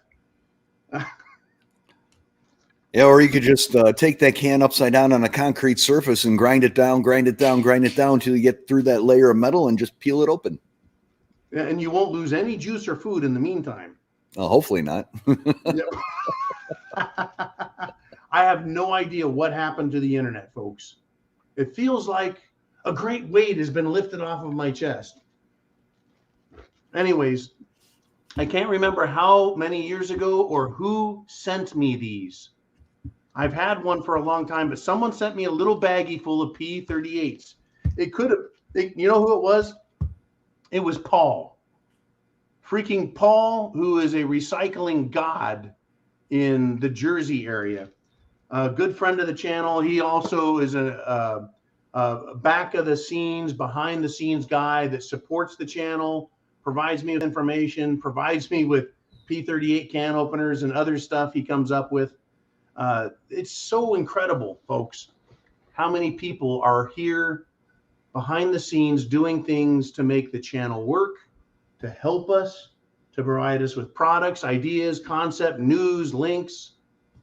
It's weird as hell. We've been here for 10 years, so you imagine enough people would run across this ridiculous channel, you know, and this one, you know.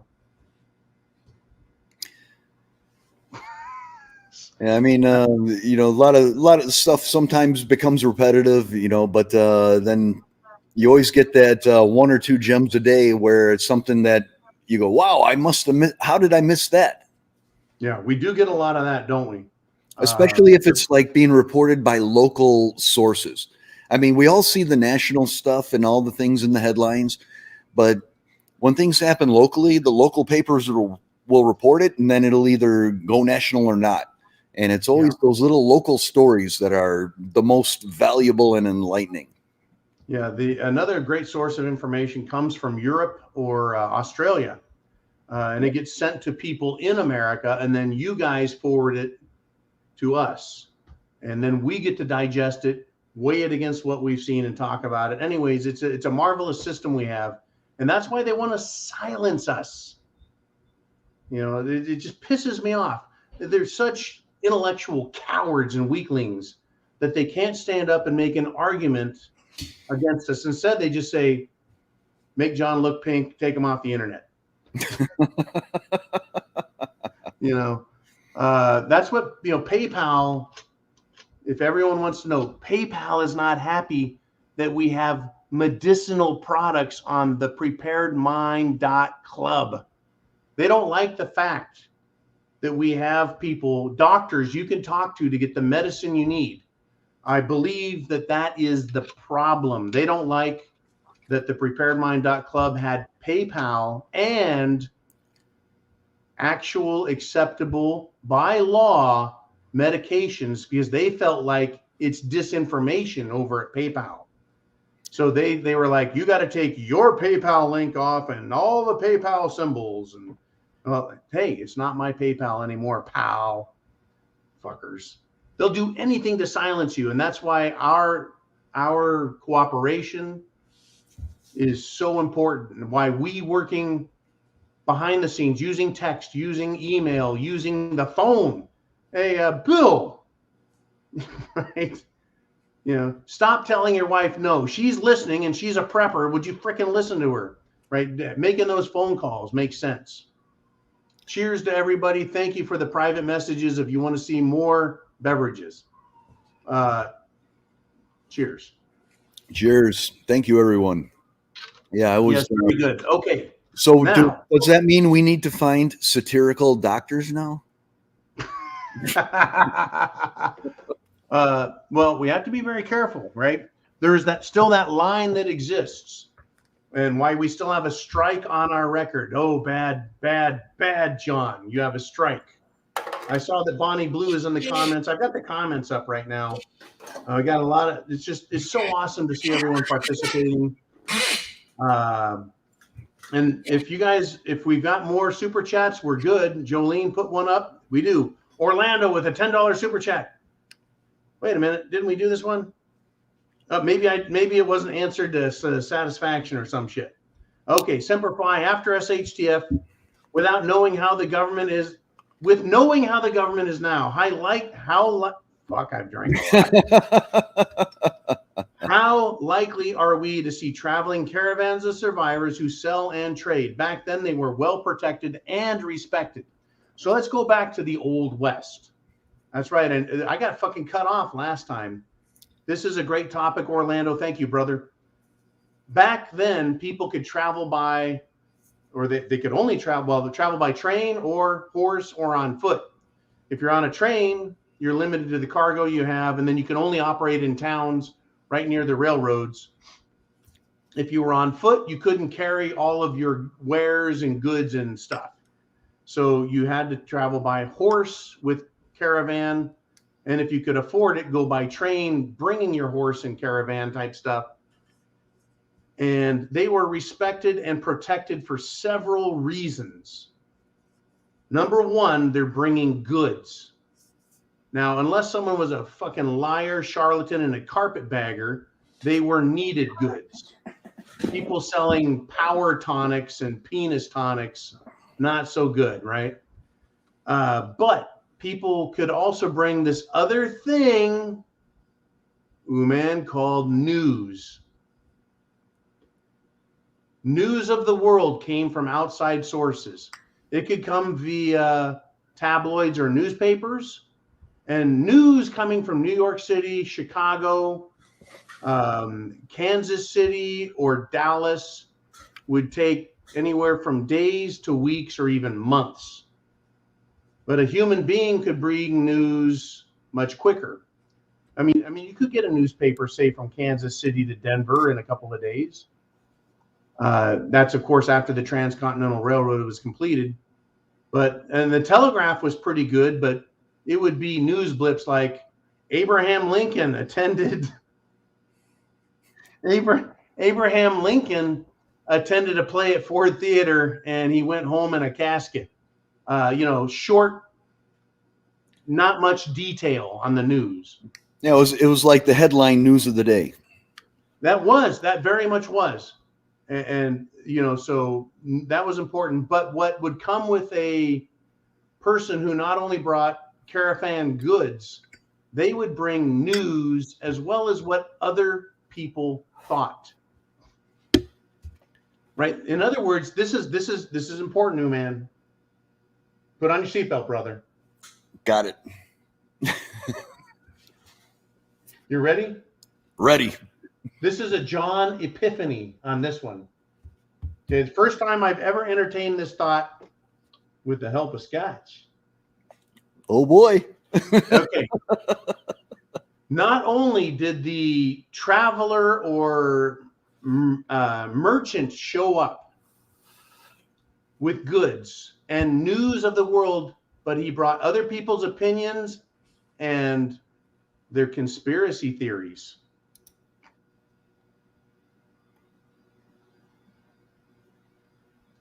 So not only would the news guy show up, or rather the traveler, he'd say, hey, President Lincoln took one to the head at the Ford Theater. And then he gives some opinion. You know, that son of a bitch in his greenback screwed us all over. And then he'd say, you know what?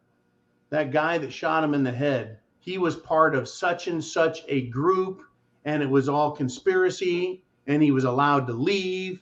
And then they ended up killing another, right? The conspiracy theory behind the Lincoln assassination, how it was allowed. You mean the president didn't have armed guards outside of his booth? And that the dude who killed him in the presidential booth, his name was Booth. Do we see a strange coincidence here? You know what I'm saying to you? Anyways, so the guy that Orlando brings up, the traveling caravan of survivors and salesmen, they brought news, other people's opinion, alternative ideas. It wasn't just the president was killed by Booth at the Ford Theater and, whatever the agenda was that they wanted people to believe. Then they brought in President Johnson. I believe it was Johnson. Andrew Johnson. I believe the president who succeeded Lincoln was Andrew Johnson. Someone tell me how I'm not right. Anyways, Johnson was the very first president, factoid, the very first president to be impeached. That's right. They didn't like him either. The powers that be did not like Lincoln. He was a useful tool who started the Civil War, but they didn't like him enough to keep him, so they offed him. And then they brought in President Johnson, who they did not like either. They tried getting rid of him. They impeached him, but they could not convict him in the Senate. So that ruined his reputation. And then we got the next president, who was, I believe the guy on the $50 bill. That would be Grant. Yes, indeed. Who was President Grant when he wasn't president? President Grant was the leader of the Union Army. He was the military-industrial complex field adjutant. Kind of like Eisenhower, right?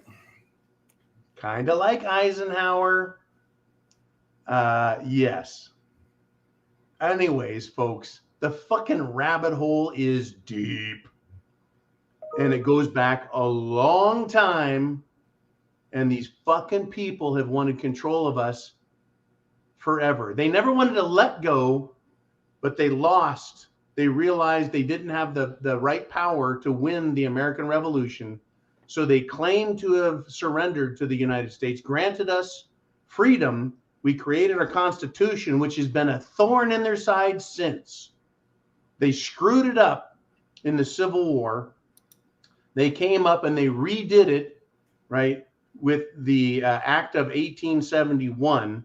They've been nibbling away at the corners of the Constitution since then, brought in the Federal Reserve Bank in 1913 by voting on Christmas Eve, and they didn't have a proper quorum, but the law is still on the books. Okay, fine, right? Or is that the 16th Amendment? Anyways, let's continue.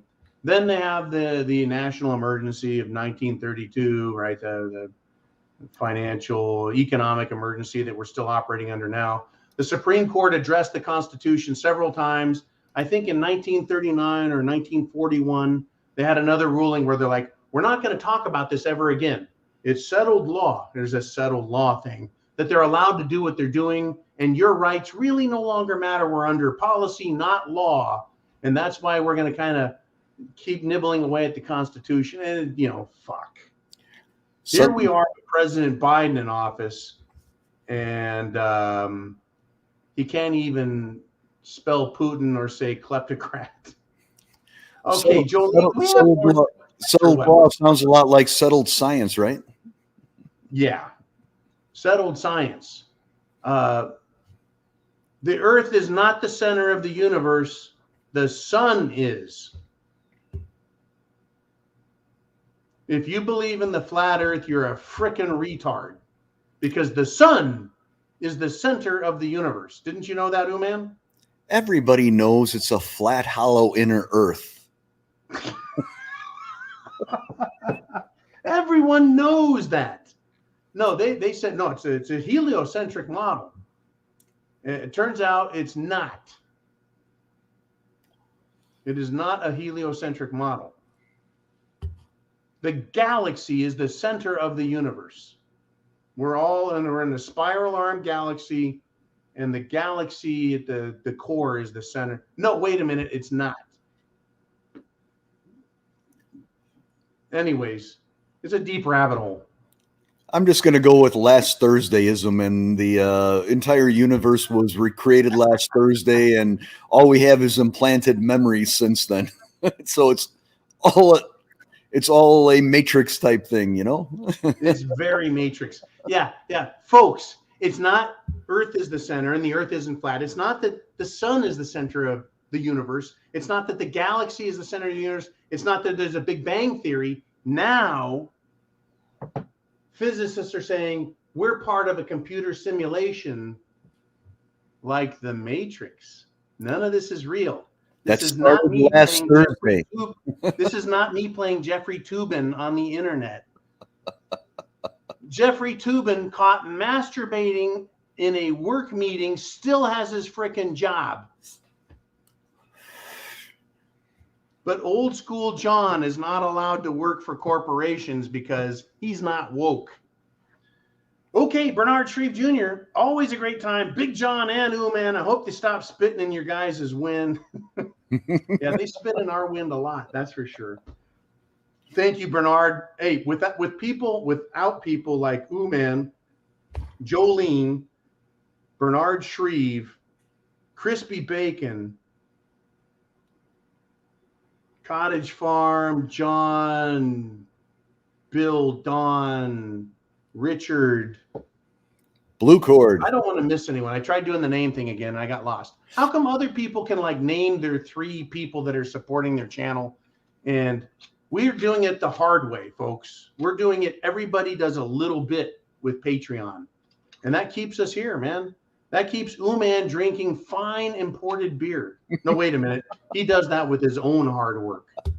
You guys are not supporting his alcoholism. Oh, gee, thanks, John. That'll weather well in court one day. That will not end up in court. That's satire. He's not an alcoholic.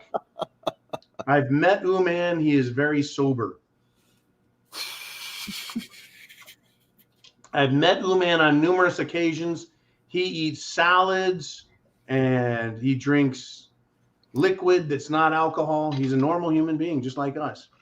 All right, what else do we got, Jolene? Or are we done? Am I allowed to go to sleep and wake up tomorrow going, there's no place like home.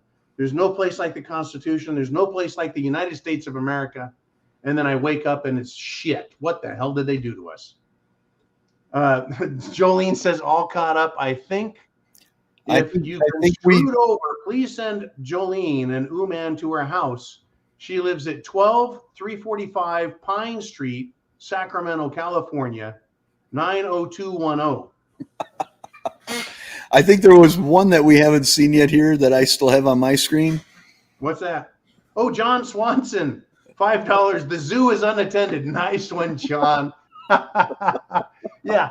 Dude, tell me, it was just a coincidence that Uman got up and went over to get another beverage that my screen goes blank.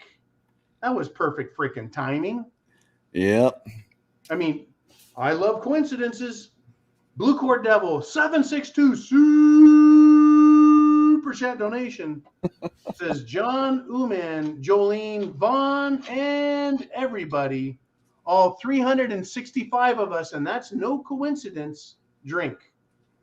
Cheers, everybody. Crispy Bacon knows about the number 365. Well, we probably all do. Anyways, thank you, Blue Cord Devil. Wow. I have no predictions for this week. Everything is going to go smooth as butter. No SHTF is going to happen this week. Wait a minute. I'm absolutely wrong. What? I'm just interested to see what's happened in the last 3 hours that we've been on here. I have no clue. Let me get a clue. I'm going to consult the SHTF Oracle that I have. Let's see here. Everyone, stand fast. Stand fast. Yeah. Oh, okay. You're going to love this one. Everyone, we're on European news now. Turkey's chief statistician. Turkey has 70% inflation. This is critical. If you're still here, you're getting news and thoughts that no one else has. Okay, folks, the reason they need, and this hit me earlier, man, the reason they need to be able to go to $99.99 on gas is America is going to see inflation that is going to make your butt hurt.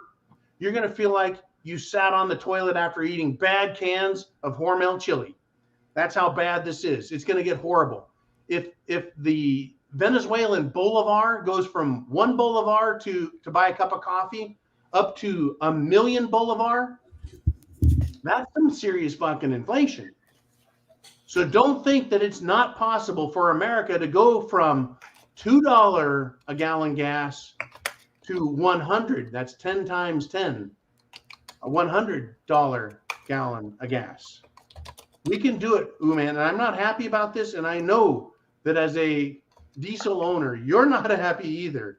The diesel's more expensive than gas. We can see $20 gas, $50 gas, $75 gas. I don't know where the people go. Torches and pitchforks, let's go for a walkie, eh? Right? We're going to need to go march a little bit with torches and pitchforks. The reason they're doing this is it is coming. I doubt they will let it get to 1925, Weimar Republic. What the fuck happened? Here's a wheelbarrow of cash for a loaf of bread, which is the same thing that happened in Zimbabwe. Folks, in Zimbabwe, they have a $1 trillion Zimbabwe dollar note meaning bill. Venezuela, like I said, $1 million cup of coffee. Are you kidding me? They can ruin the US dollar to the tune of $85, $87, $78 gas. It can happen. Oh, hey, I never imagined that I would be excited to see $4.99 diesel on my way back from Wisconsin and fill up compared to what I'm seeing it around here for. Absolutely. Great story to tell. This is your true story, right? Yeah. I mean, we've gone up like crazy in the last couple of weeks. And yesterday, my boys and I went up to a crawfish boil up in Wisconsin. And on the way back, we saw diesel for $4.99 a gallon. I was like, well, I really don't need to fill up. But for $4.99 a gallon compared to the $4.19 to $4.59 I saw on the way up here around where I'm at, I was like, I'll put 15 gallons in and save that, 50 cents a gallon on that. That's saved me $8, That's a big deal, man. But I really believe now. My prediction is by the Brad June's just. This is why I don't put comments up on my screen, because then I'm like, shit, who said that?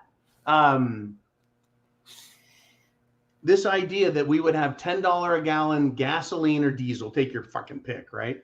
Possibly by the end of this year, certainly by the end of the Biden administration's first run, right? By 2024. It's very possible because Turkey is admitting to 70%. Our government is admitted to 7%, Uman? I think 8.5, something like that. 7.9426, right? Yeah, you're right, in there. But we've also seen like you have the consumer price index, and then you have the PPI, the producer's price index. And Crispy Bacon's told me about all these secret super letters. Anyways, they can go up, folks. They're not admitting to the true inflation. Like I said, my meat cost, you want to buy my meat, it's going to cost you double, right? It's 100%. I think Turkey is being honest about their inflation numbers. Anyways, their chief statistician has resigned over health reasons. I think he doesn't want to be held responsible for what the hell they're doing to their economy there. That's one thing that has happened, man, since you and I started. Number 2, Rockstar Energy. Ooh, Rockstar. Yeah, it's awesome. I've never had one in my life. Rockstar, Monster, right? You know, the energy drink bullshit. Rockstar Energy creator buys a bunker, folks, an SHTF bunker in Utah, and pays $39.6 million. What? Ooh, man, you think there's a problem with the economy and the world and stuff? $39 million? No. 39.6. Well, the 0.6 makes all the difference, right? Bro, that's a big difference between like refrigerators with crushed ice and not crushed ice. That sounds like a 12-story underground Nike missile silo or something like that. Yeah, I have no idea what it really looks like, but that's a headline that came up. This is why I say it's like I talked to you guys 4 freaking hours ago, and already all this other shit has happened. You know, I'm always saying that because that's a fact. So we've been talking. We're at 3 hours, 24 minutes, and 12 seconds. And Mom's probably getting mad at us. What's that? And Mom's probably getting mad at us. Hi, Jolene. You know, the amount of respect I have for Jolene, folks, you can't understand. She's a mom, which means there's kids like making demands on her all the time. And here we are playing with her life. So everyone say thank you to Jolene, please. Brad Junes, $2. I think you're ready for Fox News. Folks, if I were on Fox News, Oh man, would I have a good time. My language would be smooth, buttery, and within FCC guidelines. That's Federal Communications Corporation guidelines, right? Anyways, I would love to have my own show. I've contacted another network in the United States of America that may have an opening for us. I'm trying to get us syndicated for wider broadcast. Now, the reason that hasn't happened is because, why hasn't it happened, man? Oh yeah, because there is no fucking free speech anymore. It is now heavily censored, redacted, silenced, shadow banned free speech. And you guys, along with me, share an exclusive, very tight and narrow network that we maintain, which is why I say please share the videos. Because every time we break out of this bullshit, we get a massive growth streak until they shut that down. I was going to say, if you got a show and got syndicated on Fox, it would be a great afternoon. It would be a what? It would be a great afternoon, never to be seen again. Can you imagine me coming on with you guys? Not just you, man, but normal human beings. People who pay taxes, obey the law, aren't in on some sort of freaking financial hustle at the expense of everyone else. Just saying, hey, look, this is what we talk about. This is what we found. Think what you want. We're not here telling you that this is the absolute truth. Look into it for yourself. You know what I'm saying, Thuyas? Anyways. One hit wonder. Oh my gosh. Yeah, that would be one hell of an afternoon. Let's see. Yeah, that guy's a jackass. That would be the Attorney General of the United States government. Remember, folks, you are the sovereigns of this country. Me, you, the people, right? But the government no longer represents us. It is the U.S., the United States government. All right, let's see what else I missed. We missed while we've been busy here.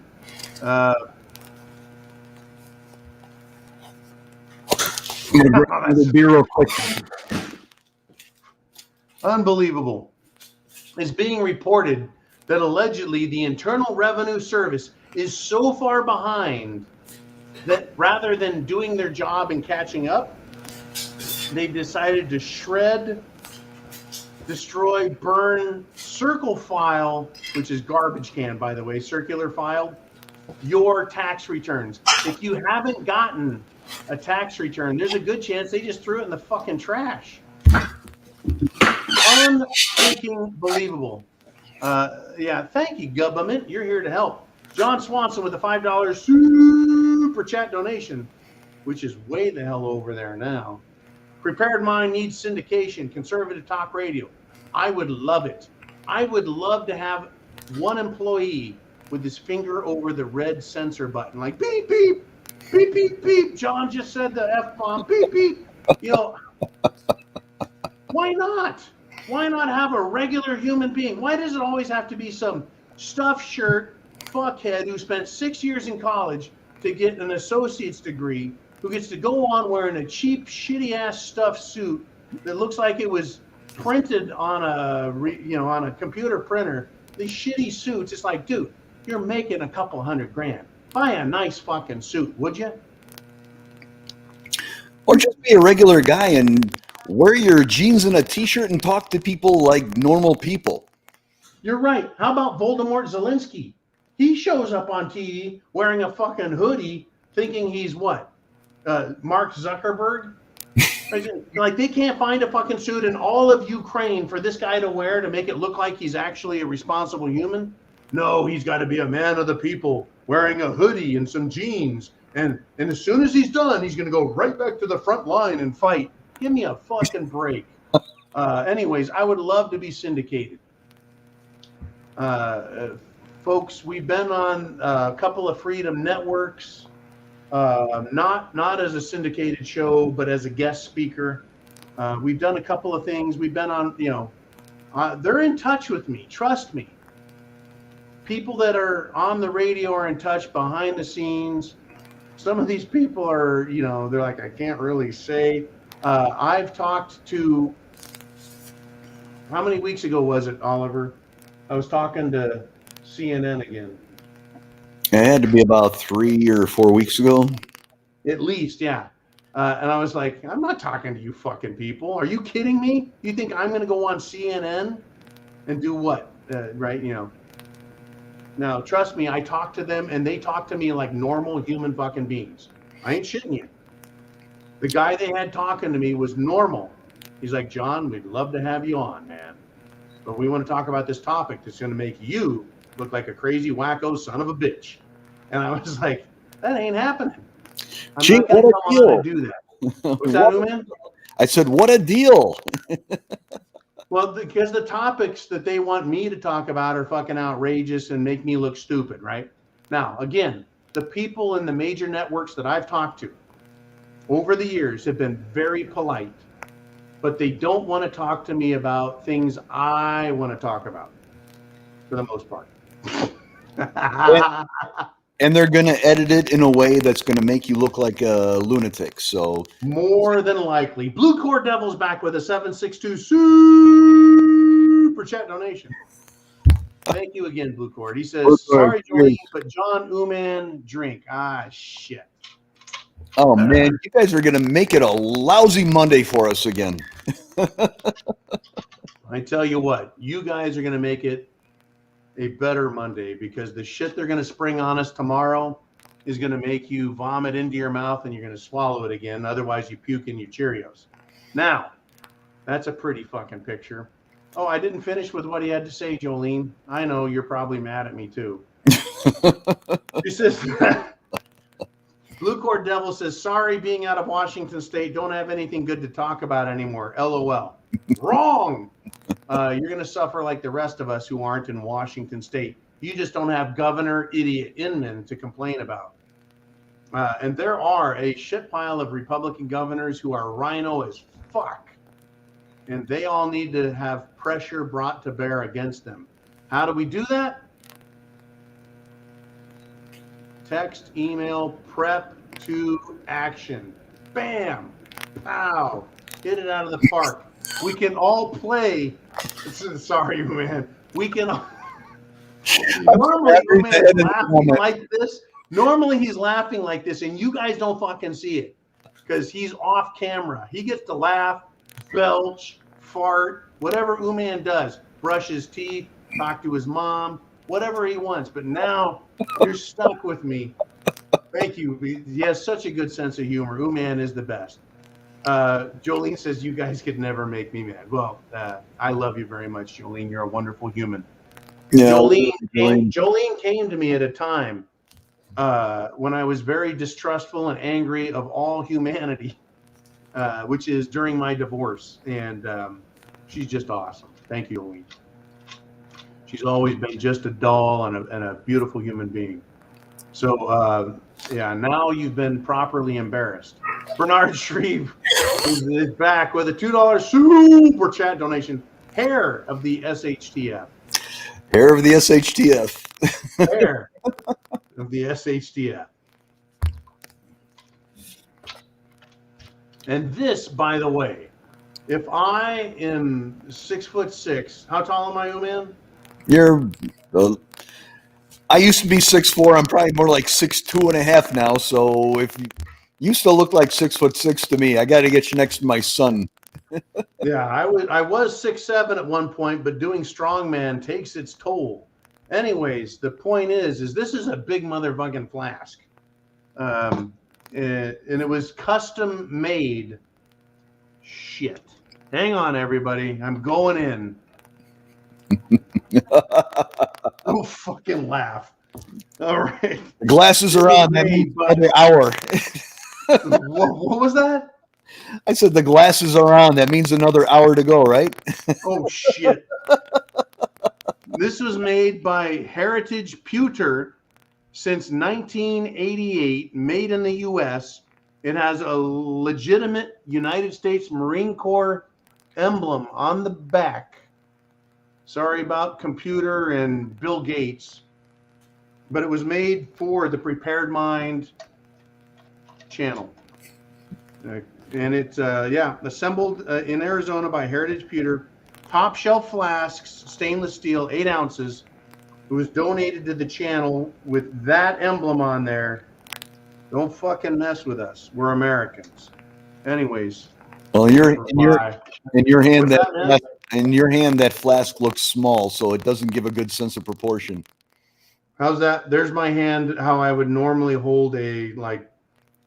Yeah, but you got huge fucking hands, man. You got bear paws. Exactly. It's a big motherfucking flask. Bonnie Blue. Folks, here's another a very nice person who has been with us a long time. Bonnie Blue provides information, supports us financially. In a lot of ways, folks, you can't understand how important people like Bonnie Blue are, and others who are behind the scenes. So now I'm going to embarrass you, Bonnie. Does John care to talk about the potential riots this week? Oh, shit. I totally forgot about this, Bonnie. The potential riots this week from the Roe v. Wade decision finally becoming official if it doesn't go the way of the pro-abortion crowd. I've got a story in my email that I was going to cover this, and you guys, again, Sunday Night Live is your show, so you take it where you want, unless I sneak some shit in, which I normally do a little bit of. And the answer is, yeah, I care to talk about it, Bonnie. Fucking A, I care to talk about it. So I'm going to forego covering Jabba the Hutt, Stacey Abrams story that I had in mind. Oh, come on, man. That was a good one. Tell me Stacey Abrams doesn't look like Jabba the Hutt. Oh, absolutely. And this new press secretary looks like she's going to look like Stacey Abrams in about another 10 years.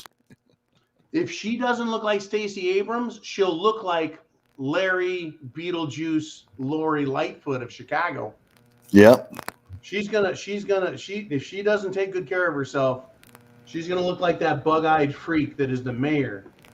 And folks, this has nothing to do with race. This has everything to do with what the hell did you do to your hair? Right? Fucking Beetlejuice. Right? He's got that hair, it's all fucked up. That was a character in a movie designed to look fruity and weird and humorous. And Lori Lightfoot's like, I'm going with it. She owned it, man. She owns the shit out of that look. All right. Now, Bonnie, I know you had to wait for me to answer this, and I will address it directly. And we still have 334 people live. And you're still allowed to send out the link for the, this link up here. For the video. It would be funny as fuck if we went back over 400. Anyways. No, it wouldn't. I got a long week, man. I enjoy now punishing the fuck out of you a little bit just because I love you, man. I really do, man. It's great. Okay, now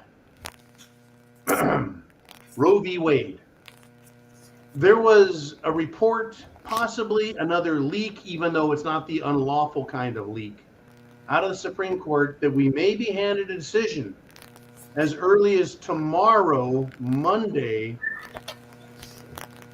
on the Supreme Court of the United States. SCOTUS, they're handing back that decision back down to the states. Remember the majority decision draft decision that was leaked out of the Justice Alito camp. That doesn't mean it was Justice Alito's office. It means he created the draft proposal for the majority decision, meaning they'd already said, yeah, this is basically the way it's going. And so this is how we're going to write the opinion of the majority. That typically goes to the minority. That means all the others, okay, folks, understand this. All the other judges get to look at the draft opinion written by one or two or more of the Supreme Court justices. Now, they write the things that they have to say about the decision in the majority opinion, and they give that to everybody. So if they have a dissenting opinion, every Supreme Court decision, well, I will say most of them, unless they're like a smaller case and it's like you fucking unanimous, like as in 9 out of the 9 justices, there'll be no dissenting opinion on some of them. But for most of the time, if there's a significant dissenting opinion, they'll write their opinion dissenting with the decision so that when it's released to the public, it's all together in one shot. Then it gets fucking sent to the printing presses and it gets put in the next leather-bound tome of the SCOTUS, right? That's how this shit works. At one point, I owned a law library. Ooh, man, you never saw it. I bought a deceased judge in Sacramento, California, died, because that happens. And his widow sold me her husband's law library. And I purchased that law library because she sold it to me. See how that works? It works very nicely. She sold it, I bought it, I had it. I'm boring you with the details of the transaction, aren't I, Oliver? A little bit. This is what happens. I'm just trying to keep up with the chat and stuff and listen. Are you trying to do your job? I'm just hoping people stop donating so I can go to bed. You want to go to sleep, mister? All right. Now, Luke.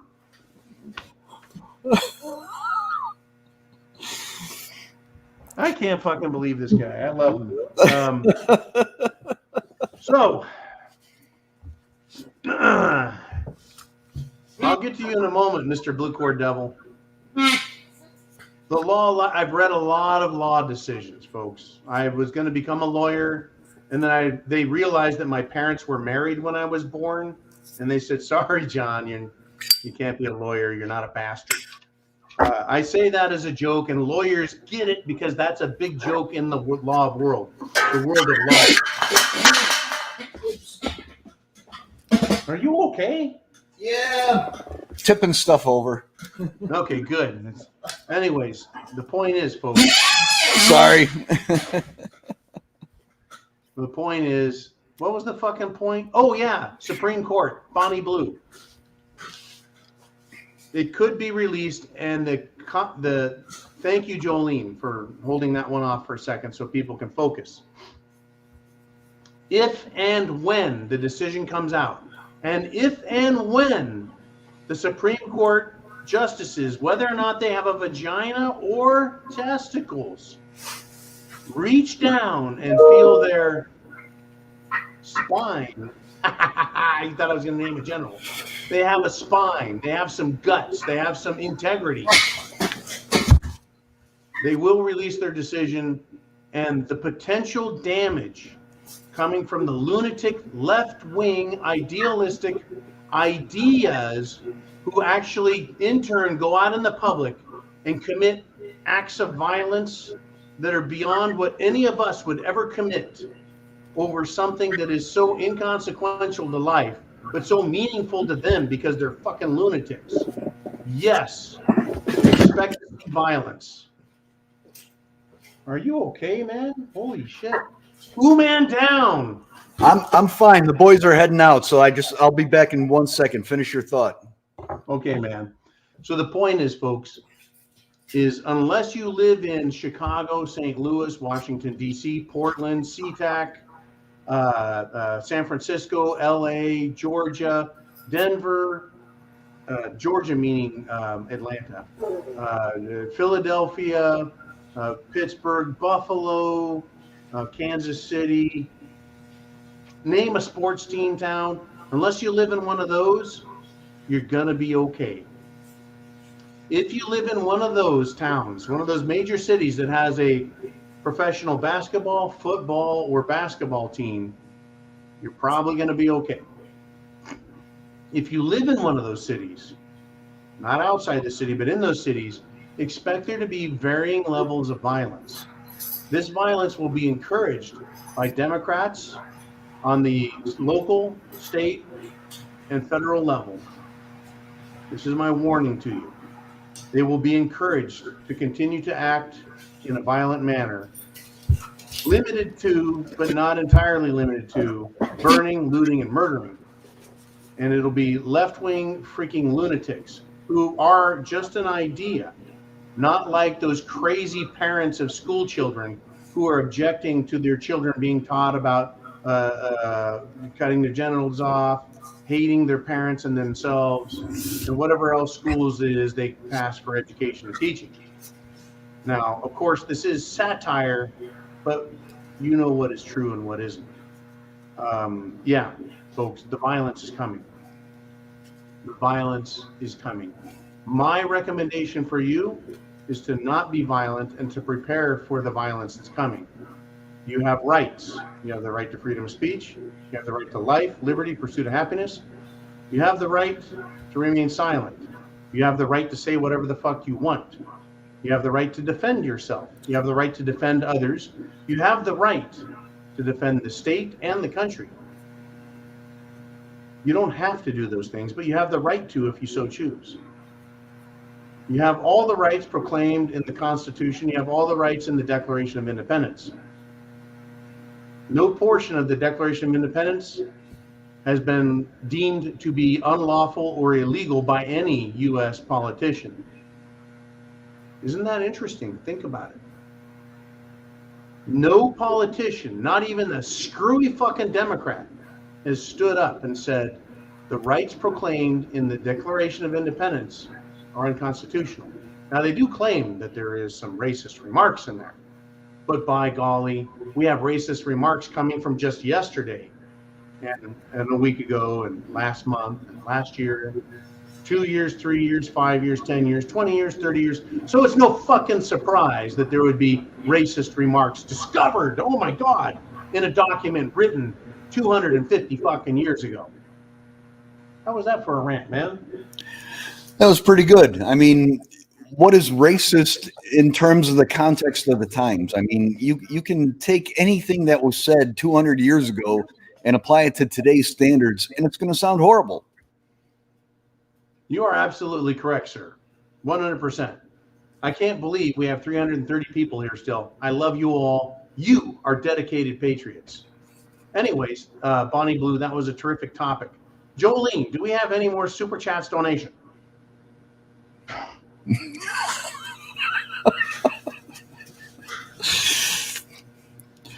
Blue Cord's going to have to come to our meetup so I can like smack him over the head. I'm hysterical. I love you guys.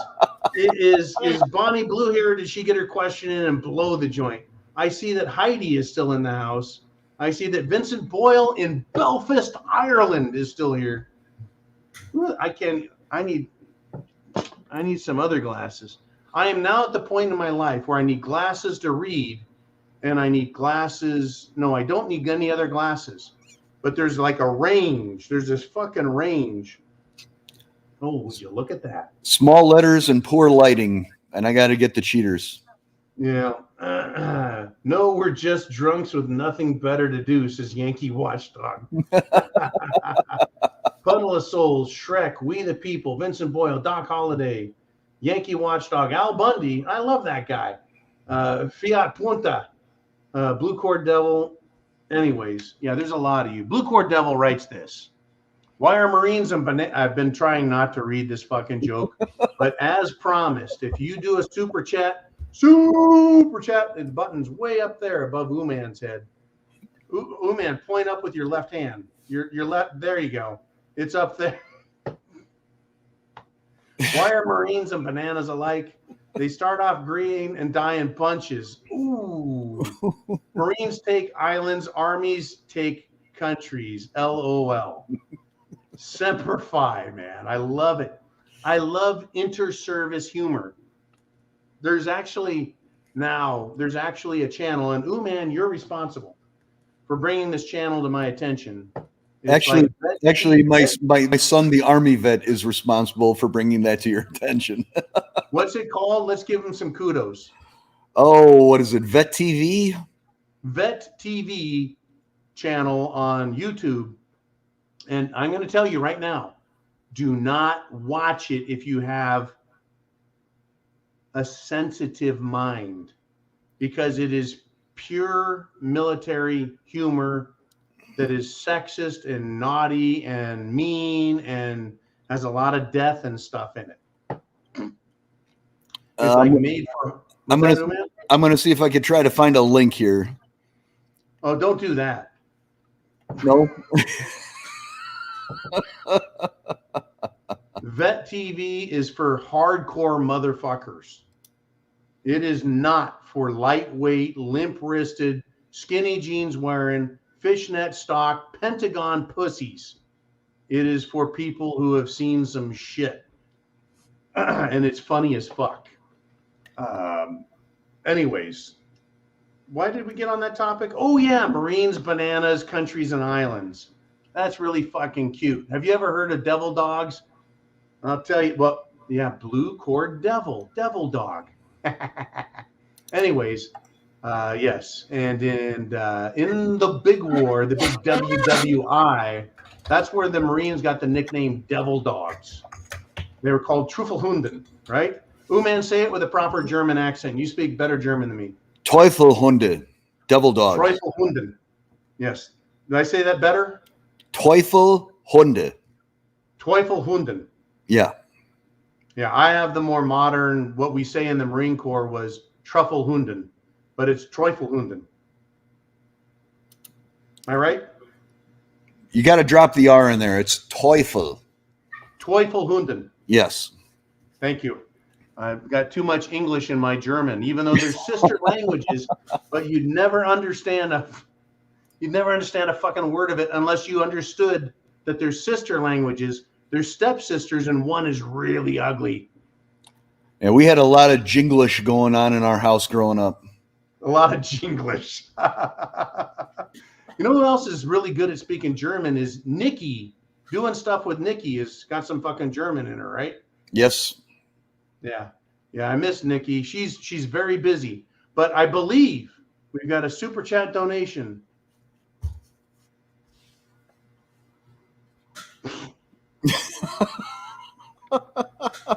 We've got a production crew that's amazing. After almost 4 hours, they're like, I fucking had it with you, John. I'm out of here.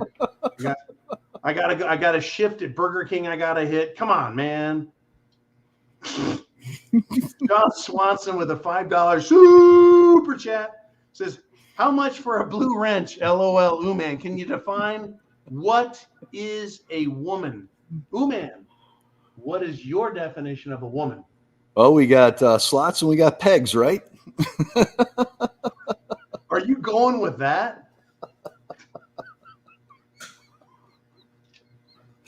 Yeah, let's keep it simple. Okay. I'm going to go with a biological definition. Are you ready? A biological definition of a woman is a human creature that has a vagina and is the member of the reproductive sex that contains the germinated eggs and produces a baby. That's my biological definition. My sociological definition of a woman is the member of the sexes between male and female that is loving, caring, kind, generous, understanding, cool as fuck, isn't easily offended, and understands the difference between men and women in all contexts. The modern woke version of a woman is whoever wants to claim to be one. That's getting way too complicated for almost 4 hours in. I'm telling you, that was ouch, painful. What? Cottage Farm is in with a $50 super sticker. Ooh, man, you're not going to bed tonight, buddy. Oh no, I owe Cottage Farm a call after this too. You know who I haven't seen much of is Chris P. Bacon tonight. He's probably out on a date. That dude is a ladies' man. All right, let's check in. What do we got going on here? What do we got? But thank you, Cottage Farm, for the super sticker. There's no question there, so I don't know what to say other than I just gave a really good, well, I gave probably a terribly, awfully traditional sexist view of what a woman is.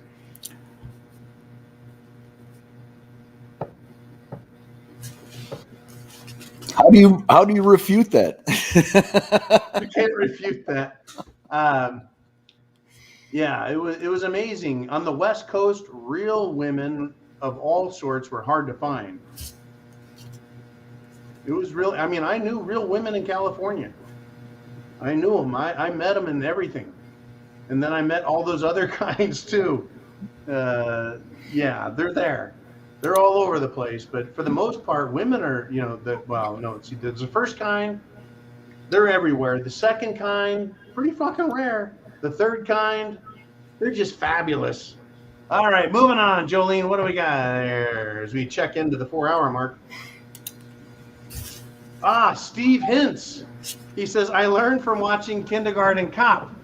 He's discussing what is and is not a male or a female, man or woman. Because one of the kids, his dad, was a gynecologist. And he said, boys have penises, girls have vaginas. Did I quote that correctly, Kindergarten Cop? I believe that was the quote. Officer John Kimball, it's not a tumor. Right, that guy. It's not a tumor. I actually used to respect Schwarzenegger until he opened his political lips in the last couple of years. And we use his soundbite all the time in one of my favorite pieces that was produced by Mr. T. And Mr. T, please turn down the volume on the pieces you create. Ooman says 70%, turn it from 100 to 70. And yeah. Anyways, where are we at here? Anyways, Cottage Farm, you're funny. Everyone's funny. And now I'm fucking blitzed. All right. Blue Collar Bison. Hey, dude, haven't seen you in a while. Blue Collar Bicentennial checking in with a $5 super chat. He says, been listening way up in the high desert building a fortress for SHTF. Nice. Oh, he's up in the high desert and he's building a fortress for SHTF. He's not in the high desert building. That's why commas help me so much. I love the Oxford comma. Anyways, I too at one time built a fortress in the high desert. It is a great place to be.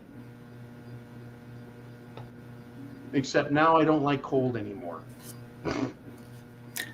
Yeah, I'm about at the end of my limits with the cold here as well. I don't blame you. Now, here's the deal, folks. Building, it's cool, Jolene. It's cool. She's like pushing over. Go, go, go, go, go. She's going to kill me. She's going to send me a package of monkeypox, I'm sure. She'll be like, anyways, Jolene, after the show, please, audio, come on. I got something that, no, wait, never mind. Fuck it. Okay. High desert. Folks, if you can get out of wherever you're at and go to a better place, things are going to get worse. How bad is what we don't know. Being prepared for as much as we can is the objective. Very important. Yes, very good. Okay. That's what I wanted to throw in on the high desert fortress. Folks, the high desert, the reason it is so valuable. Okay, get this. Understand. Let me run at it from this direction. I was in the high desert because I knew, 1, it was hard to get there. 2, the climate was extreme, severe, and could kill you, literally, in a day.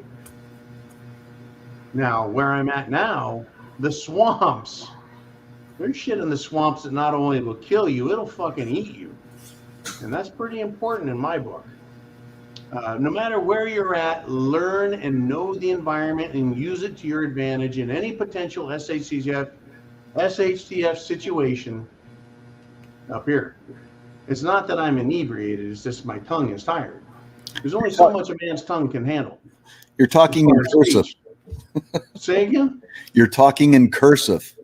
That was a reference to Dean Martin of the Rat Pack, crooning singer, who said, "I'm not drunk, I'm speaking in cursive."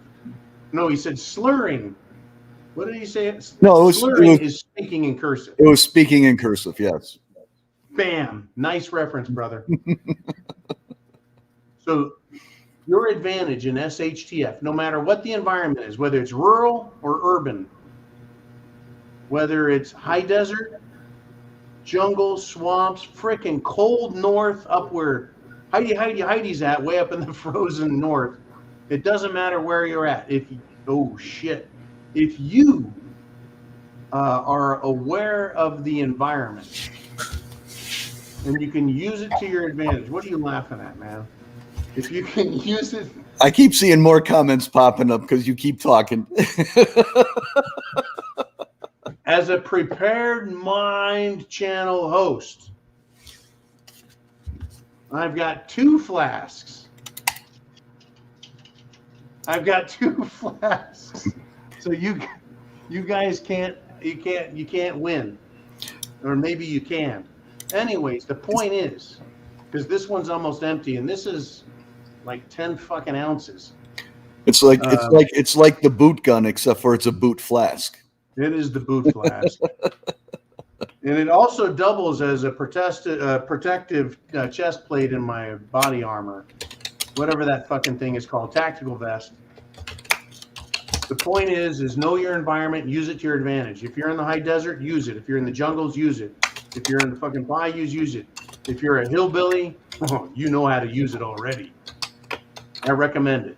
Anyways, Godspeed to you. Thank you for that. And what's going on now? What did I do wrong? Blue Court Devil. On the 8th day, God created hardcore infantry. The gates of hell open. I'll tell you what, folks. If you're going to stand, thank you, Blue Court Devil, for encouraging. Understand this. And this I learned from a man during the Rodney King riots. He was and I've talked about this before. He was protesting on Florin Boulevard in South Sacramento, little town of Florin, little suburb of Florin, near the Florin Mall, which is no longer there because it's been just fucking destroyed. He was wearing cowboy boots, jeans, a pink polo shirt, and a cowboy hat. He was holding up a sign that said, "Stand for what's right or don't stand at all." And that has been burned into my mind since whenever the fuck that was, and I was in the Sacramento area. And this is because the Rodney King riots were about the African Americans and other assholes in Compton and Watts going nuts over the Rodney King killing. And the man that was wearing the cowboy boots, the cowboy hat, the blue jeans, and the pink knit polo shirt was a black man. And it got my attention, Oliver, and it has burned itself into my mind. And it was in sync with the way I like to think. In here, up here, is do what's right. Right? Stand for what is right or don't stand at all. If you're an infantryman, if you're a veteran, you know what is right. And that is embedded in the Nuremberg Code. It is embedded in the Nuremberg trials, our history, that no Nazi, no murderous thug was allowed to say everyone else was doing it. I was just following orders. I didn't know any better. All of those 3 things are bullshit. Even being drunk is no fucking excuse for not knowing the difference between right and wrong. Always. And while nobody's perfect and we all fuck up, right? There's some things that are just wrong. Anyways, enough of my, would that be pontificating or preaching? 6 of one, half a dozen of the other. Okay, yeah, and you know, how do I say this, Oliver? You're a big man too. Well, you're 6'4". I used to be. I think I'm probably closer to 6'2.5", 6'3", something like that. I don't know. Okay, we'll just say you've shrunk down to 6'3". But for a guy who is 6'4", and I consider myself past my physical strength prime, okay?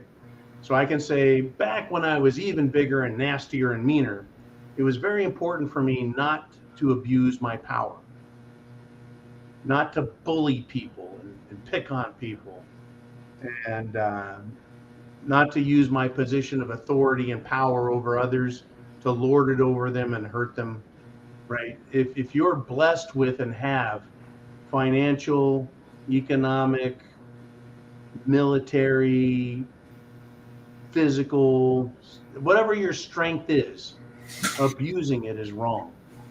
And so that does, as far as I'm concerned, go into the military. And that's something that I experienced or learned as a jarhead is people that abuse their power need to be stood up to. And even me, as a itty bitty little enlisted man, I caused all kinds of fucking trouble for those who were fucking up, even though they outranked me. And that's probably going too far in discussing some of the things that happened in my military career.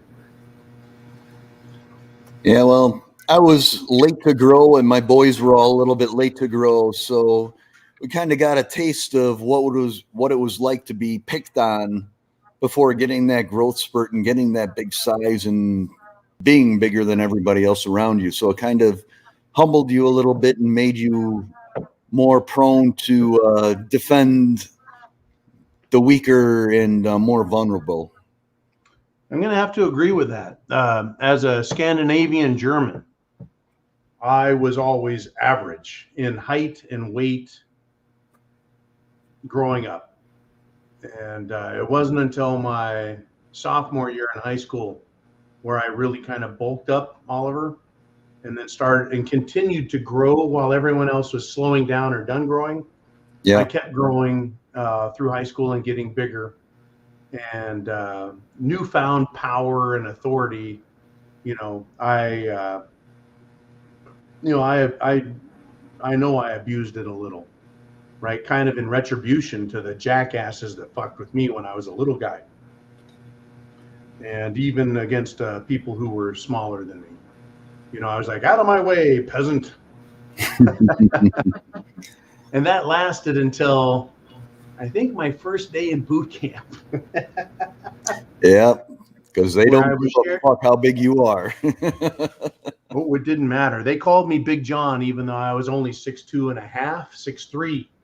I was 6'2.5" when I went into Marine Corps boot camp. I was 6'3" when I got out. My knees hurt so fucking bad, growing 1/2 inch in 3 months at age 18 because whatever. It hurt, but I got the shit punched out of me day one once I got to my receiving platoon.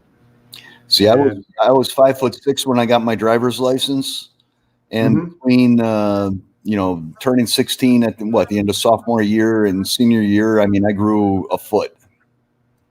Holy shit! Yeah. In high school? Yeah. I grew. Your fucking knees hurt, man. Yeah. Jeez. I grew 10 inches or so between end of sophomore and senior year. Yeah. I grew somewhere between 1/2 inch and 1 inch in boot camp. And I never checked it fully, but I knew I was taller and my knees fucking hurt. And I can't remember if it was 1/2 inch or 1 inch. I think it was 1/2 inch in 3 months. And boy, did my knees hurt. At night, I would have to take a leak in boot camp, and I was a squad leader, and there'd be people up at night, and I was like, I'd sleep all night. I didn't have fire watch because that was one of the benefits I got for getting fucking bent and thrusted. Every time some motherfucker fucked up in my squad, it's like, who's your squad leader? They'd be like, Private John, and off I'd go and get fucked with too. But there would guys I'd have to have a guy under each arm to carry me to the bathroom to take a leak because my knees would have to try and repair themselves at night while they were growing and everything else. It was just fucked up. Oh yeah. My, growing that fast hurts. my Anyways, boys were the same way. I mean, senior year, all the gym teachers, I mean, they're slam dunking on the basketball team in gym class. And all the gym teachers yeah, like, wow. why didn't you join the basketball team? Well, because when I was a freshman and I was like 5'4", you had no interest in me. Right. Yeah. Yeah. Yeah. People go, did you play pro basketball? This is what they asked me today. I was like, yeah, yeah. Didn't you see me? I used to play for the Celtics.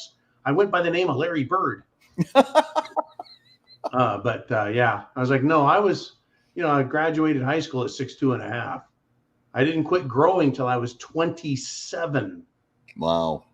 That's the what do you call them? Kind of like the throwback caveman genes from Scandinavia, the Northern European shit, where Well, that's like you grow. you've seen I've shown you the picture of my nephew who's 7'4". That was the same kind of thing. Scary, man. That was fucking scary. I mean, the guy is more than a foot taller than me at this point. I look like a midget. I mean, my whole life, I was the shortest guy in my family, including most of the girl cousins. And I have never felt tall in my life. You know, 6'4", you're the little guy. Yeah. The only one shorter were my sisters and one of my other cousins. Yeah. Yeah. It's I'm the result of recessive throwback weird ass genes, including Neanderthal and Denisovan genes that just fucking showed up as a result of my Swedish mother marrying my German father. So, that's, you get what you get, Anyways, by the way, do we have any more super chats, Jolene? We kind of got onto the whatever the fuck we were talking about. Jolene, wake up. She's on the floor. Oh, shit. Bernard says, John is in the two-fist mode. Oops, wrong flask. Where did I put that? Oh, there it is. We were born in the cold and live in the cold, so I guess my family will die in the cold of Michigan. Semper Fi.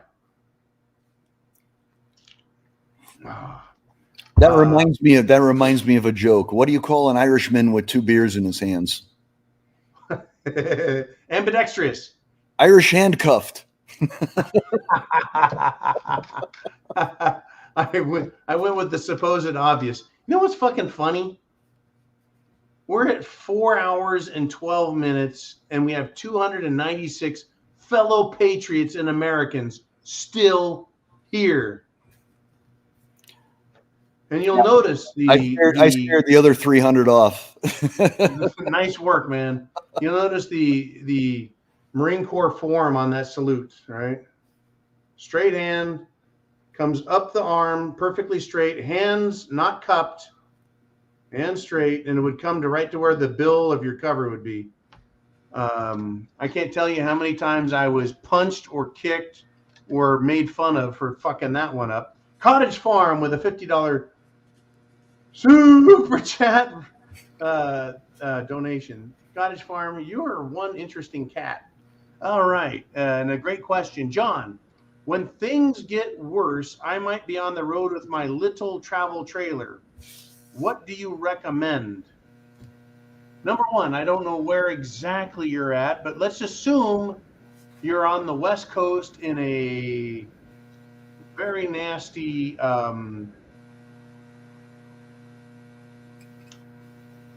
what do we say? What did we say, Oliver? Communist, socialist, Democrat. Let's just be nice and say non-conservative area. You're in an unconservative area, Cottage Farm, and you need to be on the road with your little travel trailer.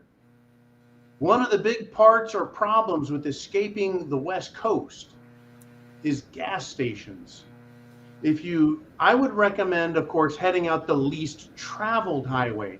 So if you head through Northern California, through I-80, out through Nevada, it is a more popular highway. The benefit is you have more potential gas stations, but you have more potential people using that highway. If you use Highway 50 heading across Nevada, which I have traversed, by the way, it is called literally, here's the quote, man, ready? The loneliest highway in America. and they ain't fucking shitting. When I got out of the Marines and I came back to the West Coast, I came across 50. And at one point I was like, did I drive off the planet? Like, did I take a flat Earth left turn and head over the Antarctic ice pole and into some other strange land? And the answer was no, but I got out, turned off the moving van, right? Climbed out of the moving van, went up across a prairie, across a pasture, up a frickin' mountain to the top of a mountain. I can't remember how long I had to walk to get there or how far. I could barely see the moving van. And all that time, not a single fucking car drove down the highway and past my location. And you couldn't hear a thing. Cool story, huh, man? Yeah, I would recommend Cottage Farm that you have the luxury of a travel trailer. I would recommend making sure you got it packed with some food and water, plenty of fuel, maybe a couple extra cans to get you a little further down the road in case you get to one of those stretches. And means of self-defense wouldn't be bad. And as long as you get to the location, you'll be with a good group of people. I think she's referring to possibly coming out to meet up with us at our syndicate meetup here. And I was chewing my tongue to see how inebriated I am. Okay, an old trick I learned a long time ago. If you can bite your tongue and you can't feel it, you're fucked up. If you can bite your tongue and you feel it, you're not fucked up. Okay, so Cottage Farm. I would pick a road that provides you with the most sense of security. And as Uman suggests, make sure you carry enough fuel to reach from one known, and this takes some research on your part, a known metropolis where fuel is available to the next known metropolis where the fuel is available. The reason being is if you're on one of these remote backstretch, back way, gonna avoid everyone routes, you may not find fuel where you think fuel is available. Now, in the state of Nevada and Utah, there are cities called, get this, well, there were back in a long time ago, called Cisco. Cisco is nothing. Cisco means, I guess, intersection. Because every time I came to a place called Cisco, it was where a road from apparently fucking nowhere was crossing the road I was on to nowhere. Once I crossed the Rockies on 50, it was weird as fuck. There were several times where I almost ran out of gas. And this is back when I was, just a young guy in my early 20s. Whatever the hell that was. Anyways, the point being, make sure you have a lot of spare fuel. So you're on the road with your little travel trailer. What do I recommend? As Uman said, carry lots of extra fuel. If you're in a caravan, that's even better with other people. You shouldn't have too much trouble heading to the prepper meetup. But, it's never easy, especially if things get worse and we have more problems with fuel availability. That was the point I wanted to make, is regarding, let's go back to the 1980s and Mexico. I had friends and family who went down to Mexico from California. And they said, if you ever go to Mexico, bring your own engine oil and never get less than half a tank of fuel. The reason is, in places in Mexico, now back in the 1980s, folks, cars either burned oil or leaked oil or oil magically disappeared. No matter what my car don't burn no oil. I'm not dripping any oil. Liars. So the oil magically disappeared. But in Mexico, back then, oil and gas were so tight, some places in some towns would say, fuck you, gringo, we ain't selling you shit. And that's a fact. So if we get into a serious fuel crisis, there's going to be places that are either going to be out of fuel or will tell you, We don't know who you are. We're saving fuel for locals. And this is a very, very fucking scary proposition for anyone trying to bug out. I don't know what you think, Ooman. I know that your truck will go, what, 400 miles on a tank? It'll go about 500 and, well, Pulling, if I'm running empty, I could probably get 650 on a tank. If I'm pulling my trailer at 8 miles to the gallon, 50 gallons, I'm looking at less than 400. so a little less than 400. But that's if you're pulling the house on wheels. The prepared mind kidnapping a vehicle. And no FBI, Ooman never kidnapped me. You bastards. Yeah, Anyways, Nikki kidnapped you. It's Nikki, the duct tape queen. She isn't listening. It's her fault. She's gotten 2 call outs, whereas Cottage Farm has gotten like 10 call outs or 20. Anyways, you guys are famous. I told you I'd make you famous. Anyways, I Cottage Farm, you know the difference between obviously satire and actual advice. Getting across that fucking desert between the Sierra Nevada range and the Cascade range, I don't know where you're at. And then getting across the Rockies. And then once you get across the fucking Rockies, holy shit. Then you got the fucking, what are they called, Oliver? The Great Plains? Yep. You got to go through either North, South Dakota, Nebraska, or whatever there. That's one hell of a long and lonely ride.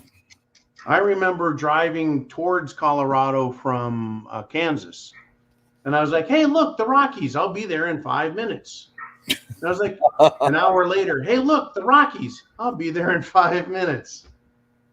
An hour later after that, that's the Rockies, and they're starting to get a little bigger. It took a long fucking time. Talk about, Oliver, talk about the flat earth. If there's ever an argument, it's how far away you can see the Rockies from. All right. And if you do go through that way, you got to stop at Wall Drugs. What's that? Exactly. If you never been through there for like hundreds of miles, you see these signs that say where the hell is, or what the hell is Wall Drugs? Where the hell is Wall Drugs? It's in the Dakotas there, and it's like it turned into this little tourist trappy place. It's a very cool little place. It used to be like the last water stop before you went through 400 miles of nothing. Is that like the Barbasol shaving cream can advertisements? They would have one sign, and the next sign told you something next, and the next sign. Yeah. Okay. They got little signs, or they got big billboards all the way through South Dakota or North Dakota or wherever the hell, I don't know. But anyway, it's not far from. Oh, let's see. God, I've had too many beers. I'm blanking. What I can tell you about the big sign, little sign thing is, having worked corporate, is when you go to buy signs for advertising, you don't get to pick the size of the sign. The sign is what the state, county, road department says is available and what's been licensed and paid for. And you're buying that sign no matter what sign it is. So it's no fault of any company how big the sign is. You pay for what you get and what's available. Well, this is different. This is like this goes back years and years. It's by the Badlands in South Dakota. It's like one exit down from there. And all the way along the road, you see these little wooden signs, some might be like 12 by 18 or something like that. And it said Wall Drugs so many miles ahead. And then you'll see other signs that said, what the hell is Wall Drugs? Where is Wall Drugs? And this isn't 12 like by 18, you mean this size? Yeah. You'll see these little signs everywhere along the side of the highway. They paid all the farmers or the ranchers and everything to put up all these signs all the way along. So like driving all the way through the state, you see these Wall Drug signs. And then, my son and I were like, oh, let's go check it out. What the hell is this, And the little signs like that are little because if you're under a certain size, you're allowed by law to put them up, and it does not violate or affect any Department of Transportation signage. So that's why those small little ones are so fun. Yeah. So, I mean, we went there and we got there and my son was like, oh my God, this is that chapel where they filmed that zombie movie thing in some zombie movie theme. They filmed something in this chapel and I don't know.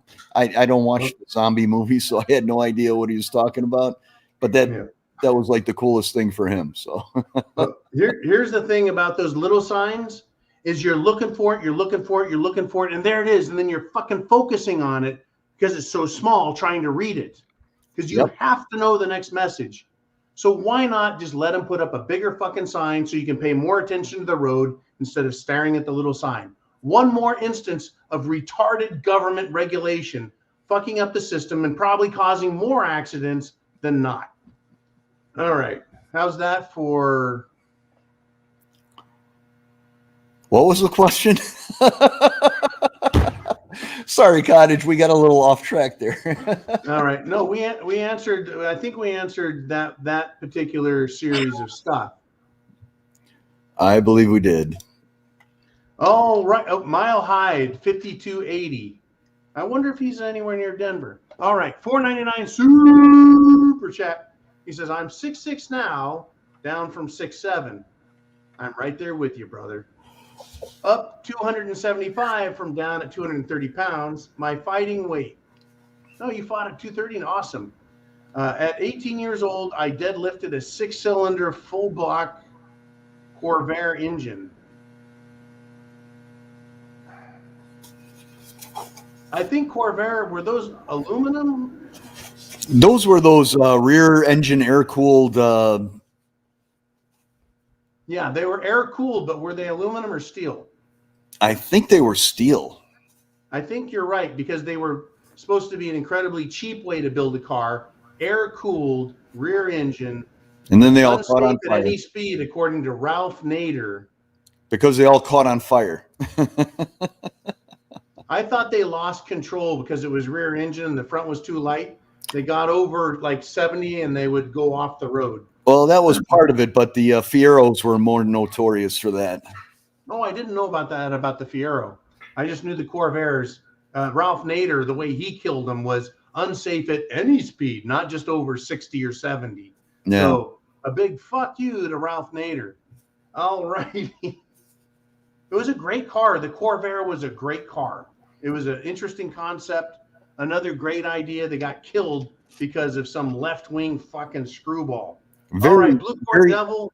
Very unique design, very innovative design for the time. Yeah. No. Yeah, it's way to kill innovation with left-wing politics, not just a 2022 thing.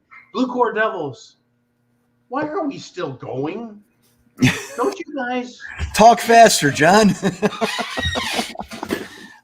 I think I need to get a beer for this next toast. Okay. Blue Cord Devil, I love you, man. I'm facetious, of course. Blue Cord Devil, 762 super chat donation. He says, I sat on McCord AP during the Rodney King riots as a Wang sharpshooter waiting the ordering to go to Seattle or done to count down to. I'm imagining, Blue Cord, you're drunker than Ooman because your spelling is worse than mine.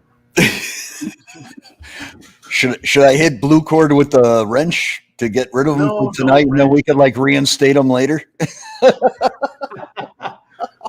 Unless people have a hash mark on their sleeve for the amount of times they've been wrenched by you. Yeah. I sat on McCord AP during the Rodney King riots as a Wang sharpshooter waiting the order to go to Seattle or down to California. I'm going to say that you've had a lot to drink too, brother, and Semper Fi. Cheers. This is a standard 6-ounce flask. Okay. Now,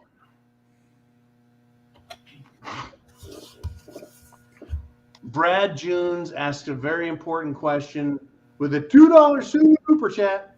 He says, what's with this inflation? Brad, the inflation, for those of us late to the show, new to prepping and paying the fucking attention. I'm not saying, Brad, you are. You've been here a long time. I think you're asking this question rhetorically for the benefit of our newer listeners. Okay. What's with this inflation? The idea is to bring down our economy. The powers that be, politically, corporate, banking, financial, they've jacked the system up, and they do this about every 50 years, right? So from 1930 to, the late 20s to roughly the early 70s, almost 50 years, they screwed up the economy. They screwed up the gold system. They were screwing us up.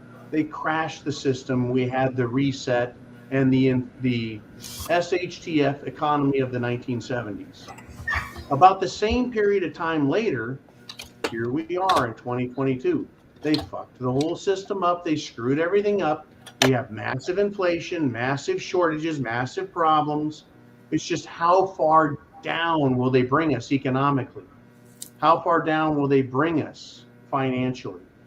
How much war will we get? In the 1930s, we had a Great Depression followed by World War II. By the way, World War II and the economy that developed out of the push to militarize the economy to defeat the Nazis had nothing to do with the success or the defeat of the recession or depression. In fact, a lot of economists say the depression symptoms continued after World War II. The war didn't bring us out of it. It was some other issues. Now, on to the 1970s. We didn't end up with World War III in the 1970s, even though, according to people I know who were in Germany at the time, we came very close to Russia nuking the fuck out of us a few times. Now, apart from that inside information, whose name, Kelly, I won't mention, right? We came very close, but war was averted, and we ended up with a new economy on the petrodollar. And now it's failing.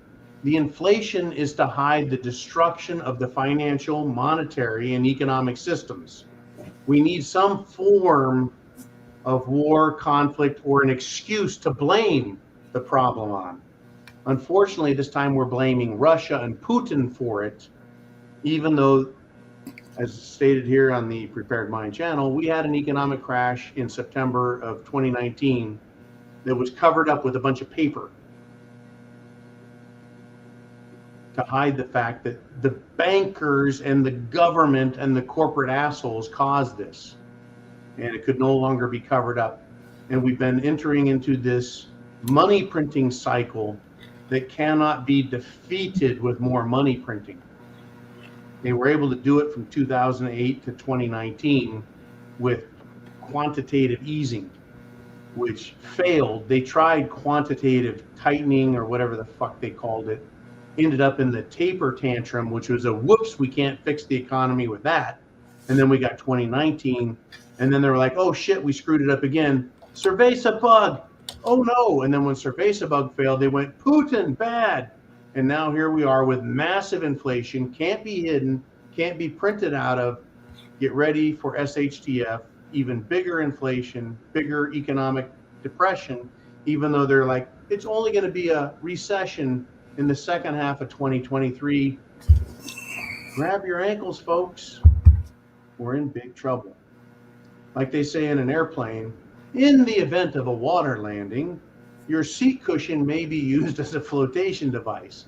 So the thing you've had your ass buried in, pinching the seat during the plane crash, if you survive it, you're going to be sniffing that fucking thing while you're floating in water, hoping sharks don't bite your nutsack off.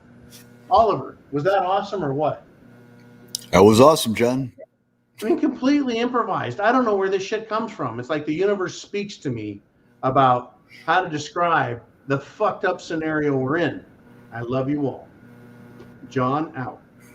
No, wait, John hasn't left the building. Mile Hide 5280's back with a $4.99 super chat donation. He said, where did the phrase fucking A code it is being blocked? Oh, I'm sorry, your shit was blocked by YouTube. Obviously, Uman didn't block it because he's right here with me. How did it gain popularity in pop culture, as in popular culture? So the term "fuck," which was the spelling of the letters for unlawful carnal knowledge, which is this, right? Fucking. So they turned that into an acronym, which in itself became a bad word, the F word, which now apparently you can say on television everywhere but the United States, and the world everywhere but the United States. But fucking A. I think maybe, we got fucking A and then A, fucking A, right? I don't know. I have no idea. Dude, do you know? I have no idea. I've seen that in movies since the late 70s or 80s, I think it entered the vernacular in the popular vernacular in the early 80s. Maybe it was the 70s. I mean, it became a shortened version of fucking asshole. That is my best. Fucking A. What you would say, hey, you're a fucking asshole. Yeah. But how did that turn into fucking A as in a positive thing? Because that's how it kind of went about. Like fucking A, right? Yeah, but it could also be a frustration, like fucking A. Exactly, because asshole is a very bad word. So we better shorten that one. Unfortunately, with Uman and our long-term exposure to really bad language, I think you're right. It came from fucking asshole, but somehow it was flipped. It went from a negative thing, effing asshole, to effing A, right. And I don't know why or how that occurred. I really don't. I still hear it being used both ways, so I don't know. Oh, as an explicative or positive, right? Affirmation. Yeah, I mean, just like fuck can be used both ways. You can sit there and go fuck when you're mad about something, or you could go fuck yeah. I mean, that's got the yeah on there. That's got the yeah. Yeah. But the A could be support. That thing. Yeah, I don't know. Well, number one, folks. We're grasping at straws and giving people more opportunities to do super chats to keep us here longer. So we need to stop this and just move on. Blue Cord Devil with the 762 super chat donation. He says, cost us $6,000 just in gas and diesel to move two 26-foot U-Hauls, truck and car with 2 towing trailers. Holy cow, man, you moved an entire nation. Happy we did it 2 months ago. Oh, shit. Drink John and Uman. Okay, sorry, Uman. I mean, number one. Show up to this thing.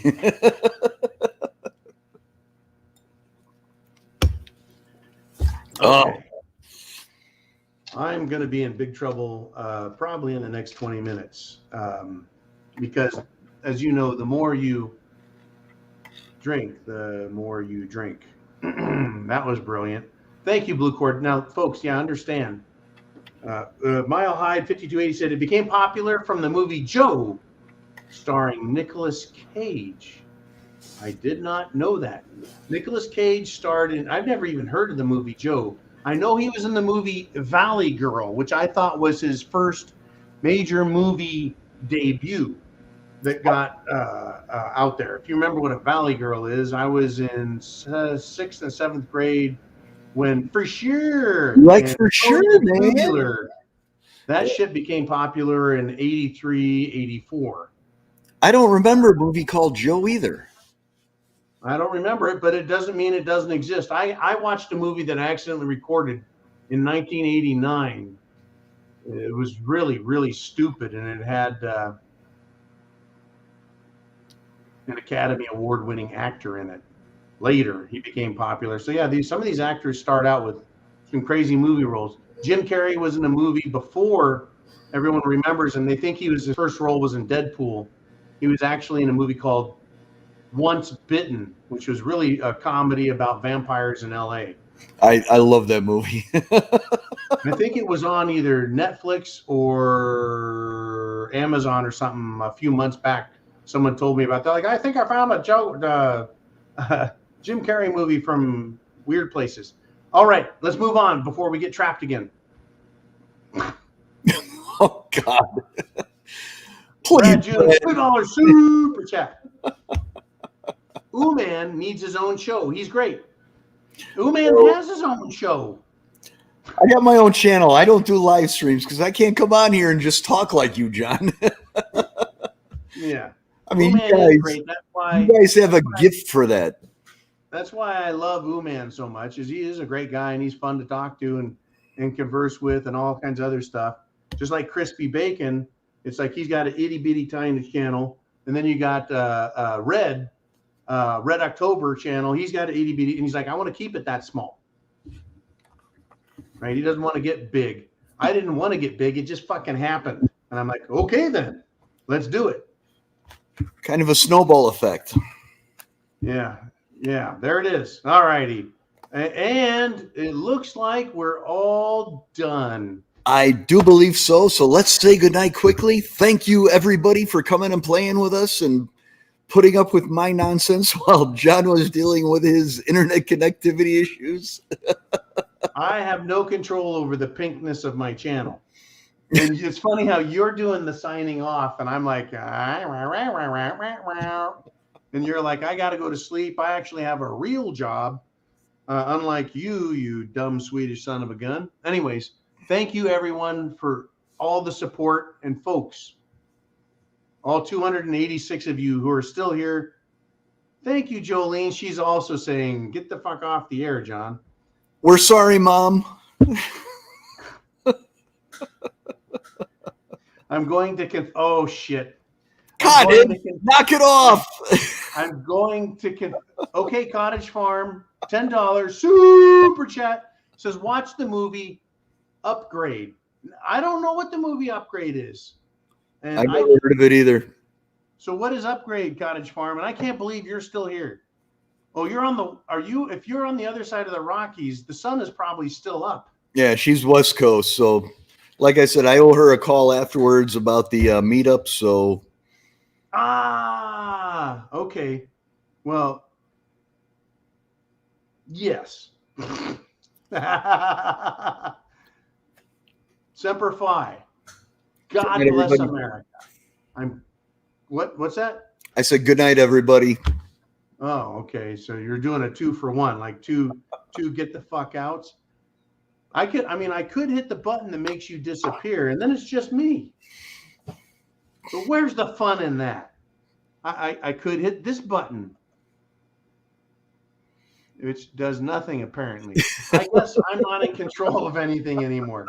Everybody, folks, get prepared. Love you. The government is not your friend. They're not doing anything to help us.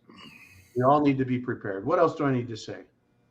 Oh, you better pay attention come tomorrow, because they're going to do some nasty shit to us. I'll be back. I'll cover it for you. All you got to do is tune in and go, holy shit, John, thanks a lot. Appreciate it. Glad I'm on the Prepared Mind Network, either Patreon, YouTube, but Patreon's only $2 a month. And go to the preparedmind.club. Ooman talked about it earlier. It's a good place. It's where we put everything that we have someone, by golly, has bought it, reviewed it, and liked it. And that's why it's on the preparedmind.club. All right, everyone. Be cool. Semper Fi. God bless America. Be prepared. Oh, wait. I gotta do the thing where the song comes on and shit, right? All right. Good night, everybody. I lost it. I'm no longer competent to control this. Actually, I am. See you guys later. Thank you so much.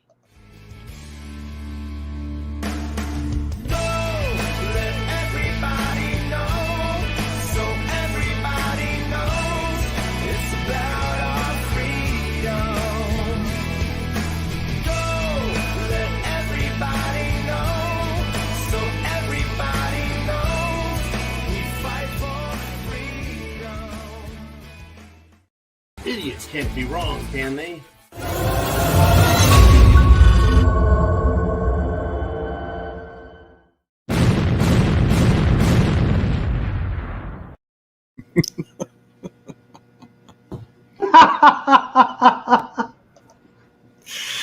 God